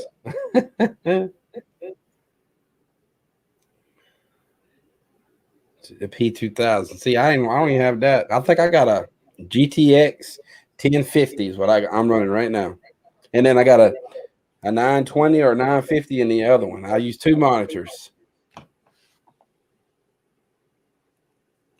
Yeah, that's the big thing. Like I said, that's like now. I mean, like even like for the YouTube stuff, I tell people I was like, I mean, I don't make that much off my monetization, but most of my money I just give out in the prizes and all that every month. Yeah. But I mean, it pays off and gets more followers. But like literally, like it paid for me to like, which I had the money. I got the camera, I got the lights. Like it's stuff that I was like, it makes better quality, and people like watching that. Yeah, there's nothing wrong with that, you know. Oh, Because like I said, Waldo, I think I'm gonna roll out, big dog. yeah, I was gonna say I'm gonna probably hop off. I got to double check some online paperwork and Well, I don't been have on no 3.5 right hours. So AC went out in the house today. I'm like, well, that's great. I'm sitting up here. You're I was in like, Texas.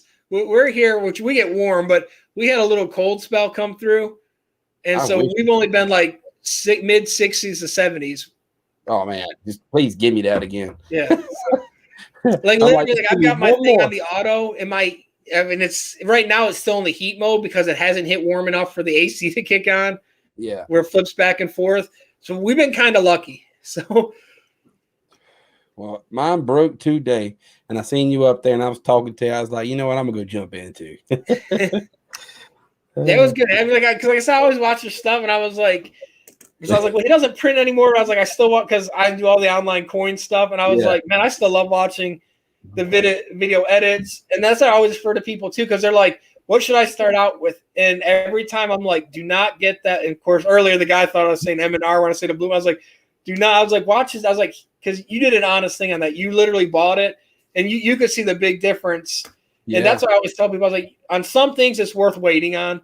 It Other is. things like your exposure unit that works great. Honestly, up until even like you can still use that and burn halftones to do some really nice stuff. And like literally. Yeah, the best thing is just put an LED on that, and then you're good to go. But like, you don't need super high. Some things, your press is your biggest thing. But I always tell people, I'm like, watch what he did. I was like, watch what he did. And I said, you can see the quality instantly from when he went to a nice press, the registration you lined up, and then even when you did the halftone on the Gamecock shirt, like a lot of people didn't like that. I was like, man, that looks cool. Like to me, I told people, I was like, starting out not even knowing really how halftones are completely done. I was like, that came out good for a first run. Yeah, I made all my art. Yeah, and like that's what I took. I'm like to see because like that Antonio I watch and I tell people to go watch him, the one in Mexico. That guy works literally. It's like third world country. He's working with gasoline to clean these screens and all that. And nowadays, people around certain areas would love to have that gasoline. And oh yeah. But it's kind of, I was like, you can see like how hard much effort people put into it. Like you did the one shirt. You're so mad it wasn't perfect for you. Dude. And I mean, but you put the effort to make sure you got the stuff right and then do it right. And then I know what it's like working in garages. Cause like I said, that it's outside one, it gets 130 in the summertime because it's a metal building. I had an order. I'm like, you don't understand the struggle to do 10 shirts in a metal building. That's 130. And then you're running a dryer. Like I got that 6-foot dryer in there. Oh God, I didn't even run the dryer at one time. Yeah, and so I told people I was like, I cured everything with the flash. I did. They don't understand the struggle I put in to make them videos on that. like, man, I'm gonna tell you that CMYK kicked my butt. I think I did okay, but it wasn't where I wanted. I'm the type of person who I want it perfect every time. So I'm gonna do it as many times as possible until I get it perfect. But that CMYK, man. Yeah, CMYK is one of the hardest things to do. Because even then the colors you gotta adjust the color levels on some things because certain colors don't come out. Appreciate it, Eddie. Yeah. And so it's one of them things that can be very time consuming. And it's like the quality people want to see. Like when we do it, they're like, oh, that looks great. And I'm like, you don't understand. It's not a beginner. Like, it's not, hey, I got to press. I'm going to go do CMYK today. You'll be so frustrated and throw everything away. And just buy a TDG or what do you call it? DTG, direct to garment. Yeah. And CMYK for me. Yeah, it is stuff that I tell people. I was like, because that's even when I do the videos, people's like, you did it easy. I'm like, I've done that a long time. And even then, some of mine aren't what I want to see. I mean, it's good enough for a customer, but it's kind of like you said, I'm kind of picky and I'm like, that needs to be a little bit more here, this and that. And yeah. And I had one guy say he was looking at the picture of the CMYK, the one with the eagle in it, and he said, how'd he put it? He's like, man, he said you did good, but you messed up on so many levels. I'm like, what are you talking about? I did everything that I know how to do. And he's like, first off, the colors, it's got to be. He was just hitting me off like colors. Give me the process, which way you got to go first, and separation. The art, it's got to do with the art. I'm like, you know what? The hell with it. Yeah. No more CMYK for me, brother. That's like what I die laughing, like where I just throw these videos. I don't edit them. I don't read off scripts. Literally, the guy, he was so offended on my keyboard video. He was like, I tuned in because you have the gunmetal gray one that I really wanted. And he was like, you ruined it. I'm like, turn it off. I was like, I did it just so that he was like, you didn't have it scripted. I'm like, I'm not one of these that's going to do crazy light effects and slide cameras. I'm like, I just did it just to. And you know how hard it is? The video and try to print t-shirts. Shit. Yeah, well, that's like I kind of laughed, and then I looked at his page. He had like no. He didn't even have any video. I'm like, well, let me know when yours come out. I'll go watch it. I was like, I'll gladly give you a thumbs up. I was like, because it's not easy to do that. And then like literally like the keyboard, I didn't even because there was only the videos of people that got the test ones. Right. And I was like, I don't even know how this thing works. I don't know. And I was like, and I was like, man, I'm just gonna get it and learn how. Like, so I opened it and just kind of went. As I'm reading the auction, I was like, hey, I'll give them a crash course on what it's like to get it. And I just kind of died laughing. I was like, well, at least he watched it though. So I got the view credit for that. But I was like, man, this guy was like I've had some hateful people, but I was like, that guy really like, because I died laughing. He was like, you ruined it for me. I was like, it's like someone telling the end of a movie or something. He was like that offended. I was like, what did I do? I was like, I was almost tempted, like, hey, give me your message. I'll send you this keyboard and you can make a review on it and have it. And right. Like on my videos, I had the cat video at the beginning, right? I thought it was pretty funny. Yeah, I'm sure you got some PETA people that were like, he goes, I'm glad you quit those cat videos. I'm like, wow, I thought it was pretty funny. I mean, I got one guy out of, I don't know how many people I had at the time, 800 people subbed. I don't know. I'm like, that's the only reason I watch the cat video. You're never going to make everybody happy. You're never going to make them all happy. It just ain't going to happen. Well, that's what I always tell people. I was like, it's fine. Like, I gave the guy a thumbs up in the video. I'm like, hey, whatever, man. It's because, I mean, you're never going to please everybody. And and it's like me. I try to like I've got other videos that I'll eventually upload where you're into guns and all that. I take vending machines and turn them into gun safes. And I've got videos, and I've even got like somewhere on the floor, I got like the magnetic latch to it. So literally it's got 1,000-pound magnetic latch on top of the hand dial. But literally you use the Coke machine as a key to enter in to open the thing. And it's all programmable. So like you've got a built-in gun safe, and it's a Coke machine. Yeah, I mean, I would have it.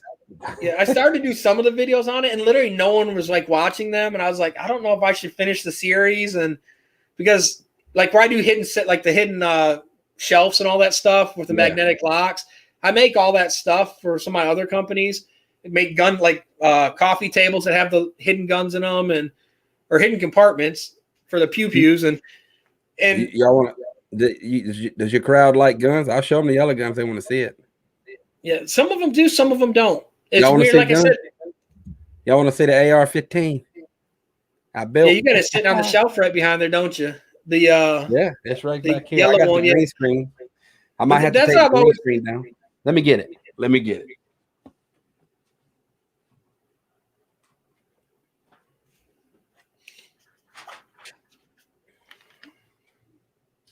Let's see if the green screen's will mess it up. Nah. All right, check this out, guys.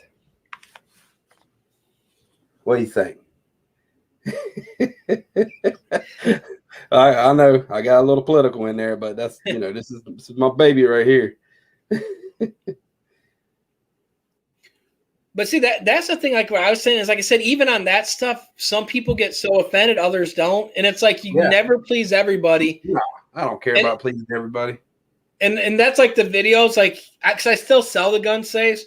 I was like, and some people did like it, but it's kind of like when I bring up the stock videos. These are like stock videos are my least watched videos. Oh yeah, and like other people's, that's like that draws crazy amount. He just shot his pinky toe off. And this right here, this gun here, has the FRT 15 trigger in it. Go look the trigger up, guys, and you'll see what I'm talking about. Because this is a bad boy. I'm telling you. He just shot Turbo, guys. Turbo's no more. Yeah. It's live on my video. Peter's going to be everywhere now. I love building guns, guys. I really do. That's the other part. But yeah, see, I have equipment to do all the lasering like that. I even have a fiber laser to do the deep engraving instead of just the surface one. Yeah. And like Juan does videos on the lasering because he always calls me, he's got questions. But when I've done videos on that stuff, it's never been good views. And so to me, it's like where I just want to get my views and all that up and subscribers. So a lot of that stuff I just kind of. Sorry. Yeah. I told you. So like I've always told people, I was like, I just try to kind of, I'll occasionally throw the videos in. Yeah. But it's one of them things. It's just trying to please enough people because you're not going to please everyone, but you ain't gonna please everybody. It ain't gonna happen. Yeah. Let me show you something else. Go ahead, keep talking. I hear you. Yeah. Another thing that you probably think, well, you're into guns anyways, but some of my other fun ones I've got, I'm big on F&N. And so I've got a few different 5.7s. And then I even bought that Ruger 5.7 to compare it. And I've always thought to make a video on them, but like them two are night and day difference on how they function and all that. Yeah, I've got a bunch of them. You know what's crazy? I don't have the box here. I bought them, like I had one of the earlier vendors, or well, P80 also, but when P80, when they did their first model before they switched out to the Gen 2, literally I ended up having probably almost 20 of them because they ran a sale on them, and I think it was like $25 a pop I paid. Oh, yeah. And literally I was just like, hey, I'll get it just to get it. Like the newer one's a lot better, the new grip style. Yeah. Well, that's the compact. That's the compact frame, ain't it? Yeah, it is. That's the one I'm building. I was gonna build, but I put all my money in OMI, so I ain't finished it. Yeah. But like, check it out, guys. Look at the trigger. I mean, this is gonna be my everyday carry. Look how small it is, and it's a 9mm. I believe it holds 9 rounds. That's all I need. Yeah. And then if you go with the pinky extension, though, you'll get an extra round there. Yeah, and I probably will. Yeah, because I was gonna say I'm big on Glocks, but I've always got to have that. It feels weird to have my pinky tucked underneath it. It's just a weird feeling. It's been so long. I'm trying to remember the name of it so I can tell you the correct name of this gun. Oh, I forgot. It's based off the Glock, though. Yeah, it's the subcompact one. No, it's another name. I can't remember the name. Oh, it's the single stack. Yeah, it's off their X. Well, it's the I can't remember. Man, any other time I could have told you that. I know. I've got the full one. Well, I got the Glock version, but I cannot. On that one. I've got the stainless barrel because where my friend owns a gun shop. So Strike 80 here. So this is the double stack. I bought all these because Joe Biden. I ain't trying to get political, but Joe Biden's getting ready to be president, and I know what he's about to do. So I went ahead and bought a bunch of them because I love to build them for myself. Yeah. Well, see, another crazy thing where I'm an engineer or mechanical engineer, but I've also worked in machine shops. We did the full auto 50 cal for a company, the double thumb. And so we got to go there and we got testing on it and all that. But we got to mess with stuff like that. Barrel is the length of me. And to get to see some of the stuff and mess with it. Oh, yeah, definitely. We also got Kentucky, whatchamacallit here in my state too, where that 50 cal blew up on them. I don't know if you've seen that video. I've seen it. Dude, that's scary there. That guy got so lucky. Now, really, it wasn't. I mean, it was a load fault, like the ammo. Yeah. But that guy literally, I mean, if it wasn't for his training to put his thumb in that artery. He was shooting a gun. It takes one bullet that you got to screw a cap on. Come on, that don't make no sense. Why would you even shoot a gun that you go, let me screw the cap on so the bullet don't come back on me? What? I'm like, man, that's a 50 cal? You must be lost your damn mind. Like 50s are crazy to shoot, like because people think they're so big. The kickback on them, like I've got videos of. I went to Oklahoma, and they've got the longest indoor range in the state. It's a public range. It's 110 yards indoor. That bullet is still rising at 110 yards. It is still like as an upswing. It hasn't hit the plateau. And literally, I'm shooting that inside and cleared the whole inside out because the percussion on that thing. Yeah. You got a lot to do on that still. Oh, I got the jig. They don't take because it was funny. Because of course you got and I'm shooting the bearing inside of there. This is going to be a Creedmoor. I'm thinking about making a Creedmoor with this. I think that's the correct name, Creedmoor. Yeah, that's 7075 aluminum or 70075, ain't it? This is the AR-10. I think I'm gonna make a Beowulf with this, even though the bullets cost $1 a piece. But I mean, who wouldn't want a AR 50 cal? That's what I was gonna say. That's why when I shot that 50 cal indoor, and that's when ammo was cheap. It was $10 a round I had to pay to shoot that gun, and you had to buy a minimum of 10 rounds, and that's not including the rental to shoot the gun. Yeah. But it was when I was younger. I was like, hey, I want to say I shot a 50 cal, and literally that second shot, because they had the rifle section, they've got a handgun section. Everyone in that rifle section after that second round grabbed their guns and walked out till I was done shooting it, just because the noise. And then literally, you've got your lanes on each side, and you're laying flat in there. The percussion knocks your hat off every time. And then literally after, I told the range guy, I was like, I want to keep these rounds, like the casings. He's like, why? I'm like, it's not often you shoot that. And people don't that bullet is that it's that big a bullet. To understand the force on that thing. Yeah. And then when you're laying there, he recorded it, and it doesn't even, it's not like people think where everyone thinks like a big gun. It's a subtle push. I mean, it's not like something like someone pounding you. I've had 300 Savage kick me more in the shoulder than that thing. Yeah. I've had a Tommy gun. I'm talking about? Yeah, I used to own a Tommy gun. Oh, did you? Oh, that's cool, man. I want to. No, the thing with that, though, is, of course, mine wasn't the full auto. I've shot a full auto one because I've got Knob Creek here in Kentucky. And, hell yeah. I love Knob Creek. So I'm in a good area.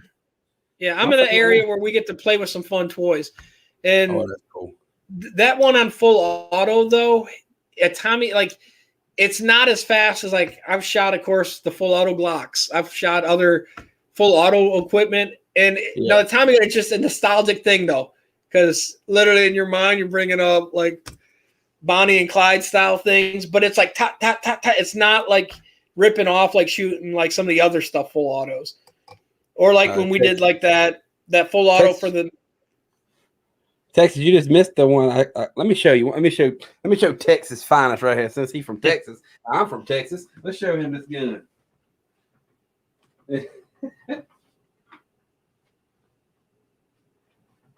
And then I'm going to show you my first handgun that my dad bought, so y'all don't laugh. Let me move this out of the way. Please don't say High Point. Don't laugh. Oh boy. Hey, I'm not trying to get political, but this is what I built, guys. I'm just saying, if he got you a High Point, he might not have cared about you when you were younger. Right. Or he wanted to make sure you had good throwing skills. What do you think? I did all the work. Big old Lego blocks for grown-ups. That's all it is.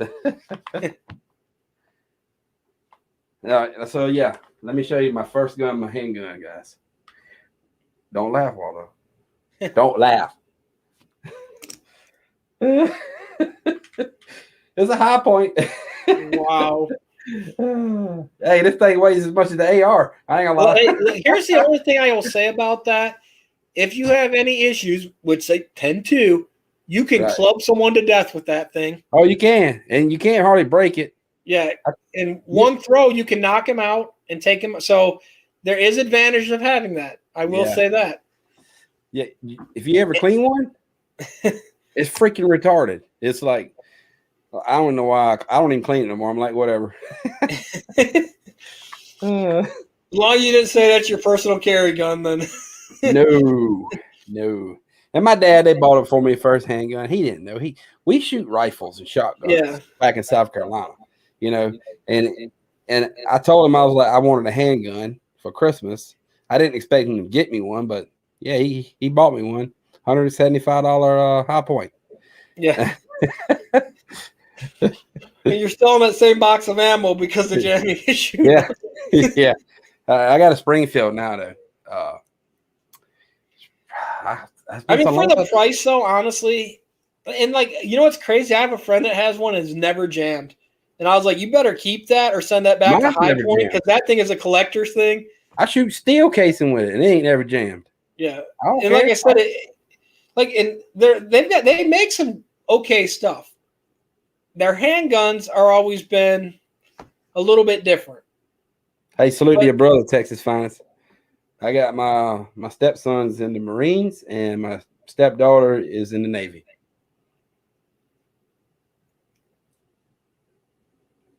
Let me put this gun up before I be shot a hole in the house or something. That'll make good video. Yeah, no, it won't. We just need the police to come in the video when that's happening. Oh yeah. Watch you when you go to post this, watch YouTube strike it. You can't have guns in a video. Like what? They probably will. That's why none of them guns I show you was real, guys. None of them. They're all toys. Airsoft. From Walmart. Airsoft. No, you're okay. As long as you don't build them. Yeah. You can't put them together in the video. That's why I had a video out there I had to get rid of because, had stuff in there that didn't need to be in there. But I'm going to do another video. And that's another thing, Waldo. Like, I didn't expect to get into crypto YouTube. I was like, I got rid of the printing equipment. And I'm like, I'm just going to do like guns and maybe cooking. I got a new pit boss, Yeah, I was saying you used to do the cooking stuff too. And then right. Hey, don't be laughing at my gun, man. My daddy gave me that. I had to put that comment. It was too funny. Hey, it's a piece of shit. I'll agree with you. But I ain't gonna tell my dad that. Yeah. I might tell him if I'm drinking. See, now he's not telling you the rest of the story. He had two brothers, and so his dad was trying to say something. He's the least favorite. No. I'm just joking on that. Yeah, I bought my dad. Let me see if I can get a picture. You want to see a pretty gun? Let me see if I can find it. See, now I've probably got one of the most Frankenstein 1911s. I've got a. I got a 1911 downstairs. It's 1911.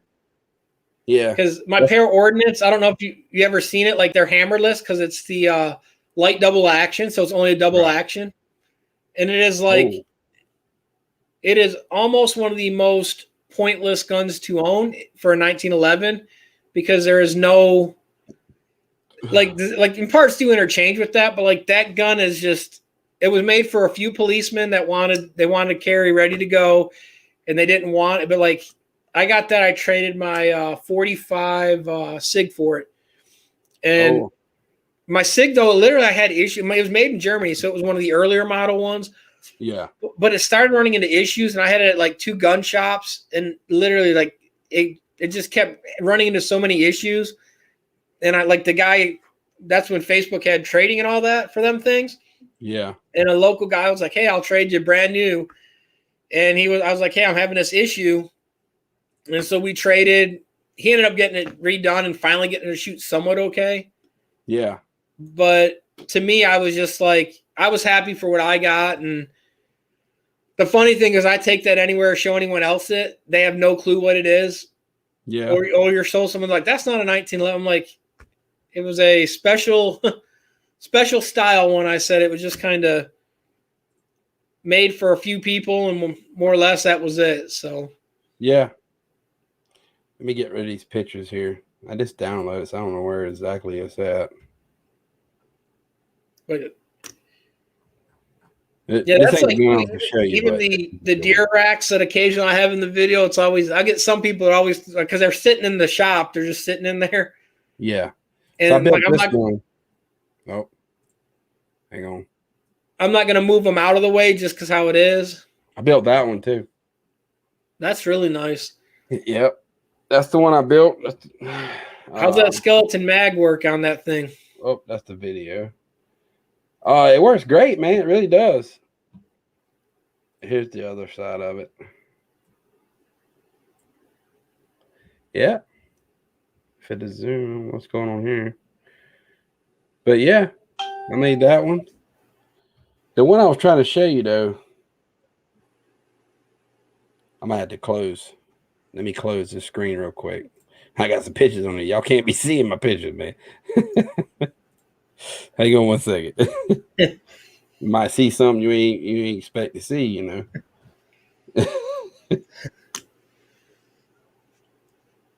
But yeah, I've always been, like I said, that's the thing too, is like on some of the stuff, like I said, the case one, I was like, I didn't mind doing the video on it. And then because technically you can store other stuff in it. It was just one of the things, like there was interest in it, but it seemed like the few videos I did post, they were like some of my worst videos. And I was like, I made them for people, even like the hidden shelves. I was like, there's a million hidden shelves videos out there. Like we make them and sell them for a lot of people. But I'm like, well, they're not as big as interest. There are only certain people who do that stuff. So yeah, I was like, I'll just pull them up when people want to see them and then maybe do them occasionally. Because I was like, I had fun doing them. And like I said, we've got the magnetic latches. We've got the RF frequency ones. And oh, hang on. I'm about to show you this too. I'll show you my car. But you've seen my car, but I don't know if everybody else seen it. I'm trying to find that gun that I bought my dad. It's a Taurus. But it's like the 10th anniversary one. The Judge. Sorry, Judge. Yeah, it's Taurus Judge, right? Yep. Shoots the 410 and the yep. I believe it's 2.5 or 2 3/4, 410. Yeah, I got a funny story about one of them. Oh, really? I had a friend come over and wanted to hunt, and he carried that as he carries a lot. He's got a lot of guns, but he had that on his hip. He's like, in case something happens, it's my self-defense gun. We fell asleep and literally had his rifle down. Well, that was the only thing he could grab to shoot out of a deer. And literally, that deer, like, he had it on video. That deer was maybe 5 feet from him, and he missed with that thing because he panicked and pulled that. It was the first time ever. Like, he's an avid gun shooter, but he's never hunted. Yeah. And he pulled that, like, thing and missed. And I was like, watching it, I was like, how did you miss from, like, 5 feet away? I was like, Stevie Wonder could have tagged that thing. And yeah. Yeah, I got it now, I believe. Let me pull it out. And then, honestly, one of my fun ones to have people shoot when they're, like, new shooters is I've got a 357 Magnum. Yeah. But I put the 38 because you can shoot 38 specials in it. I put that in it, and it's got that dirty, hairy barrel on that thing. You can bring it back in now. Check this out, guys. This is a beautiful gun. Look at that. Look at that. That looks really nice. I bought that for my dad for Christmas. I love that gun. Of course, I'm going to get it, you know. He done told me, like, you know, you're going to get it back. I said, yeah, but that's when you die. But no, I ain't going to play around like that. But that's really nice, though. Y'all want to see my car? Let me show you something, man. All right, this might get a little loud. You ready?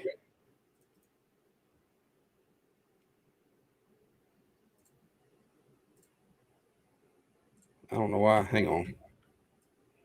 Why ain't I got no sound?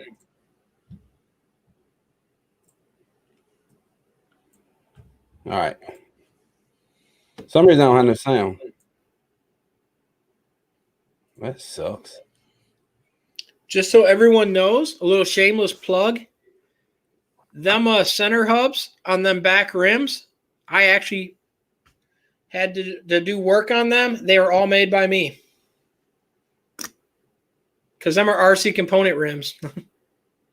That's my car right there. I don't know why I'm getting a sound. It's electric. It's the new Enoch. That's weird there.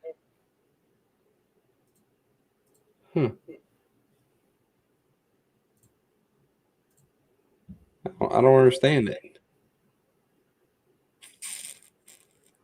I'll just go back in here. Close it out again. Got it? It's not letting me close it. You got to close it. Oh. Hang on one second. Like I said, y'all gonna be seeing somebody naked. I gotta be careful. There's some way I don't know how to. Like I said, I don't know how to close things on here. It's just one of them things. It played on here, so let's see.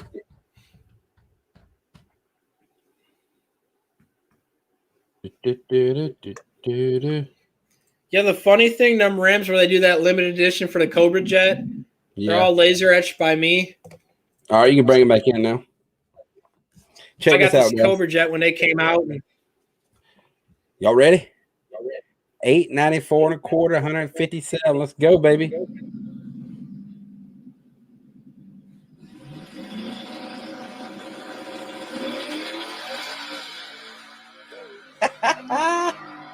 That thing took off. Look at all that grip on that road right there, that track. Oh, that was a private rental. So I'm looking at that. They got that thing lined up good on there. Yeah, that was a private rental there, guys. What do you think? And you know what? When I make it with OMI, I'm going to find that car again and buy it back.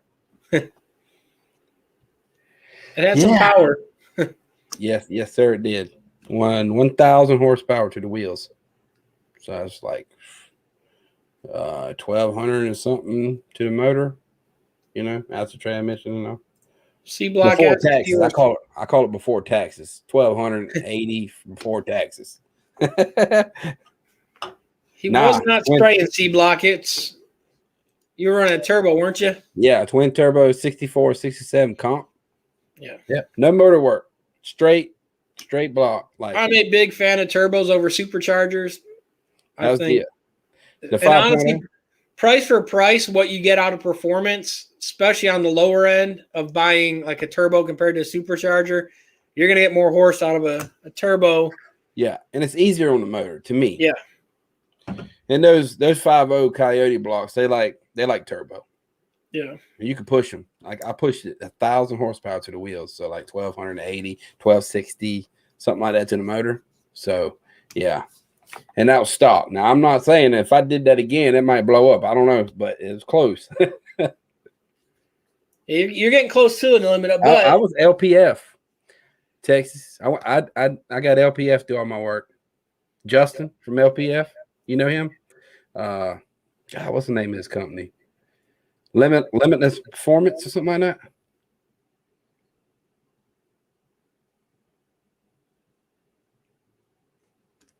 I believe that's it. Yeah, that's one of the other things. The city that I work in. Of course, that's where all the Corvettes are made at. It's the only place that they're made. But we also got Holly there, and then of course we got RC that does rims. But they're all in that area, so yeah. Get to see some interesting stuff. I think you got cut off. Are you still streaming? Yeah, from what it looks like, I'm still getting comments. Oh, okay. No, yeah, there you go. You streaming? I know it does have a time limit on this thing. Yeah, that's what I was gonna say. It might have hit it like 4 hours. Yeah, I think this is my longest one ever. So it was a private rental, and they made it right on that track that night. And I was only taking off at like I wasn't even pushing the car hard yet. Like I was taking off at 3,200 RPMs. I could have bumped it on up, but I just wanted to hit 8 on that launch. So I mean, yeah, I wanted to hit 8s, and that's what I did. I hit 8s and at 157. And that's it. I'm like, you know what? I ain't blowing the motor up. If I want to go fast now, I go build it. See, one of the other cool things that, of course, I never – what's that? Waldo plus pour equals stamina is like where I built that. I don't know if you ever seen on my Facebook where I built a motorcycle and then that works off a hydraulic drive system. Oh, crap. And so you got no belts, chains, or gears. So I built a trike first, and then I built a two-wheel motorcycle. So on that, it's got a 330 in the front, 330 in the rear. That's back when you had the big fat tires and all that.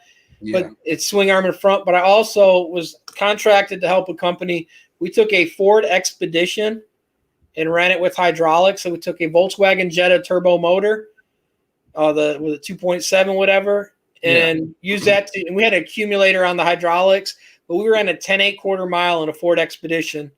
That Ford Expedition also would get almost 30 something miles per gallon.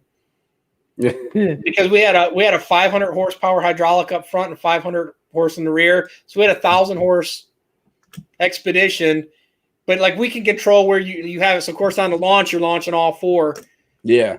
And then with hydraulics, it's all pre-built pressures, as of course, hydraulics is in your equipment, but we had it already stored. So we got a huge accumulator of 4,500 PSI. Dang. So it's just like an air slingshot, except with hydraulics. Literally, you hit it and that thing moved. C-Block trying to get my DeLorean. I don't have the car no more, C-Block. I actually sold it because of COVID and 40 hours. I had to get rid of some toys. But I'm going to buy it again. It was nice, C-Block. I'm going to build me probably a Fox body LS swap. I think I'm going to do that. The only thing, and it's not that I cannot stand Fox body style. I hate the look of that. Texas. Who's your brother? Or what companies? I mean, I was in the racing scene for a little while, and then I got out because, good God, you got to have money to do that for real. Yeah, so my one friend, he's in the top of the 285 class. He Alan Feltz. Yeah. And, of course, well, he's not with RC anymore, but RC used to take care of him when he was coming up in that stuff, and RC came out with the rims. Yeah. But, like, my only thing is, like, Fox bodies are your best ones to drag race. Yeah, I heard of that. I have never liked Fox bodies. I liked earlier ones and other ones. There's just something about that style that is, like, drag racing is the way to go. And then a lot of people do love the look of it, but I like the newer ones, and I like old. Like I had a 73 Mach 1 Mustang, and then I had a 66 Mustang. I like the nostalgic look on things, but yeah, Texas. I've heard of Ortez Performance. I've heard of them before. I was just in the racing scene for just a short period of time, and then I right now, even if I build another one, I'm just going to build a street car, 1,000 horse, maybe 2,000. I don't know, 3,000. Nah. It's cool how much money I got, right? Everyone runs a 3,000 horsepower car. I mean, a street car. You still drive McDonald's back. I'm happy. Oh yeah, I don't doubt he don't know his stuff, man. I ain't gonna lie. I mean, I'm not gonna try to tune it. I actually started looking into tuning cars, and I was like, okay, you do this. I looked at a lot of videos. And I'm like, you know what? This ain't for me. Yeah, I've got some new technology that literally you can put your motor to the limit. And it might come out, it might not. I've worked with some other engineers on it. But and it pretty much is made for the drag strip only, but you're getting the same performance, but you're not using a turbo or supercharger or nitrous. So you're not putting stress on the motor, but technically you're running it to limit, but you're running the most efficient air ratio there is, and you can have it mapped. The hardest thing is getting the program done, so on the fly. Pretty much mapping the heads, everything flowing perfect. Yeah, because what it boils down to, we're running a compressed air tank, and so you're using that instead of running the turbo. Yeah. And of course, you run a 4,500 PSI tank, a scuba tank, fiber wraps to keep the weight down, but so you're dumping that in there, but you're mapping the fuel system as you're going. So literally, you're only giving it what it can take at it each time. So the biggest thing is having it mapped and having the right sensors hooked up, because technically we're like, where were you maybe at when you ran that? Maybe 20 pounds of boost or less? No, that's 15. Or 15. Yeah. So see, like on this, like literally I could dump technically up to 4,500 PSI, which it wouldn't hold it, but no, it wouldn't hold that. Like literally I can control the volume though, and I can map it all the way up as you are with the supercharger, except there is no load on the motor. Or superchargers are loading the motor, turbos are loading the motor. There is no load on the motor because the air is already pre-stored. Yeah, if you can do that, man. And so you're eliminating that. Now the only downside, you got to fill the tank up after every few runs, but it's compressed air. It's nothing bad. The hardest thing is getting it to correlate because you can readjust the range too. So on yours, you have a curve with it, and of course you have a limit because pulleys and all that. With this, there is no limit.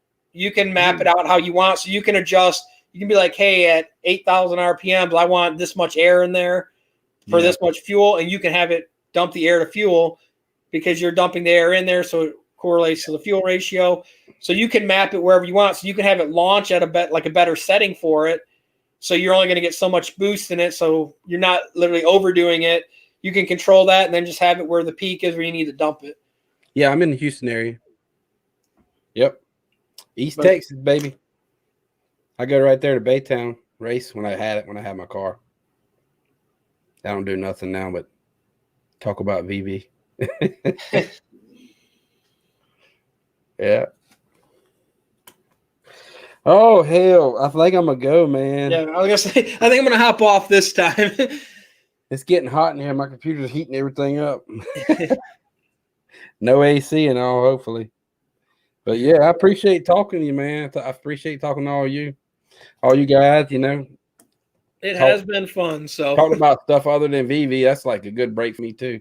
I get burnt out. I do. Do I make shirts? I used to. My YouTube channel actually started out as making t-shirts and stuff like that. And I didn't plan on it, but I turned it into crypto, kind of like basically OMI. The VV app and OMI coin or token. I always keep saying OMI is a token, not a coin. Yeah, the token gets burned. It's not. It's a NFT token, non-fungible token. But yeah. So I think that's it, Waldo. Yeah, it's been time or something, man. It's been fun. It was good having you on. Yes, sir. I appreciate it, buddy. Hey, I'll catch y'all later. All right, talk to you guys later. Everyone have a good night.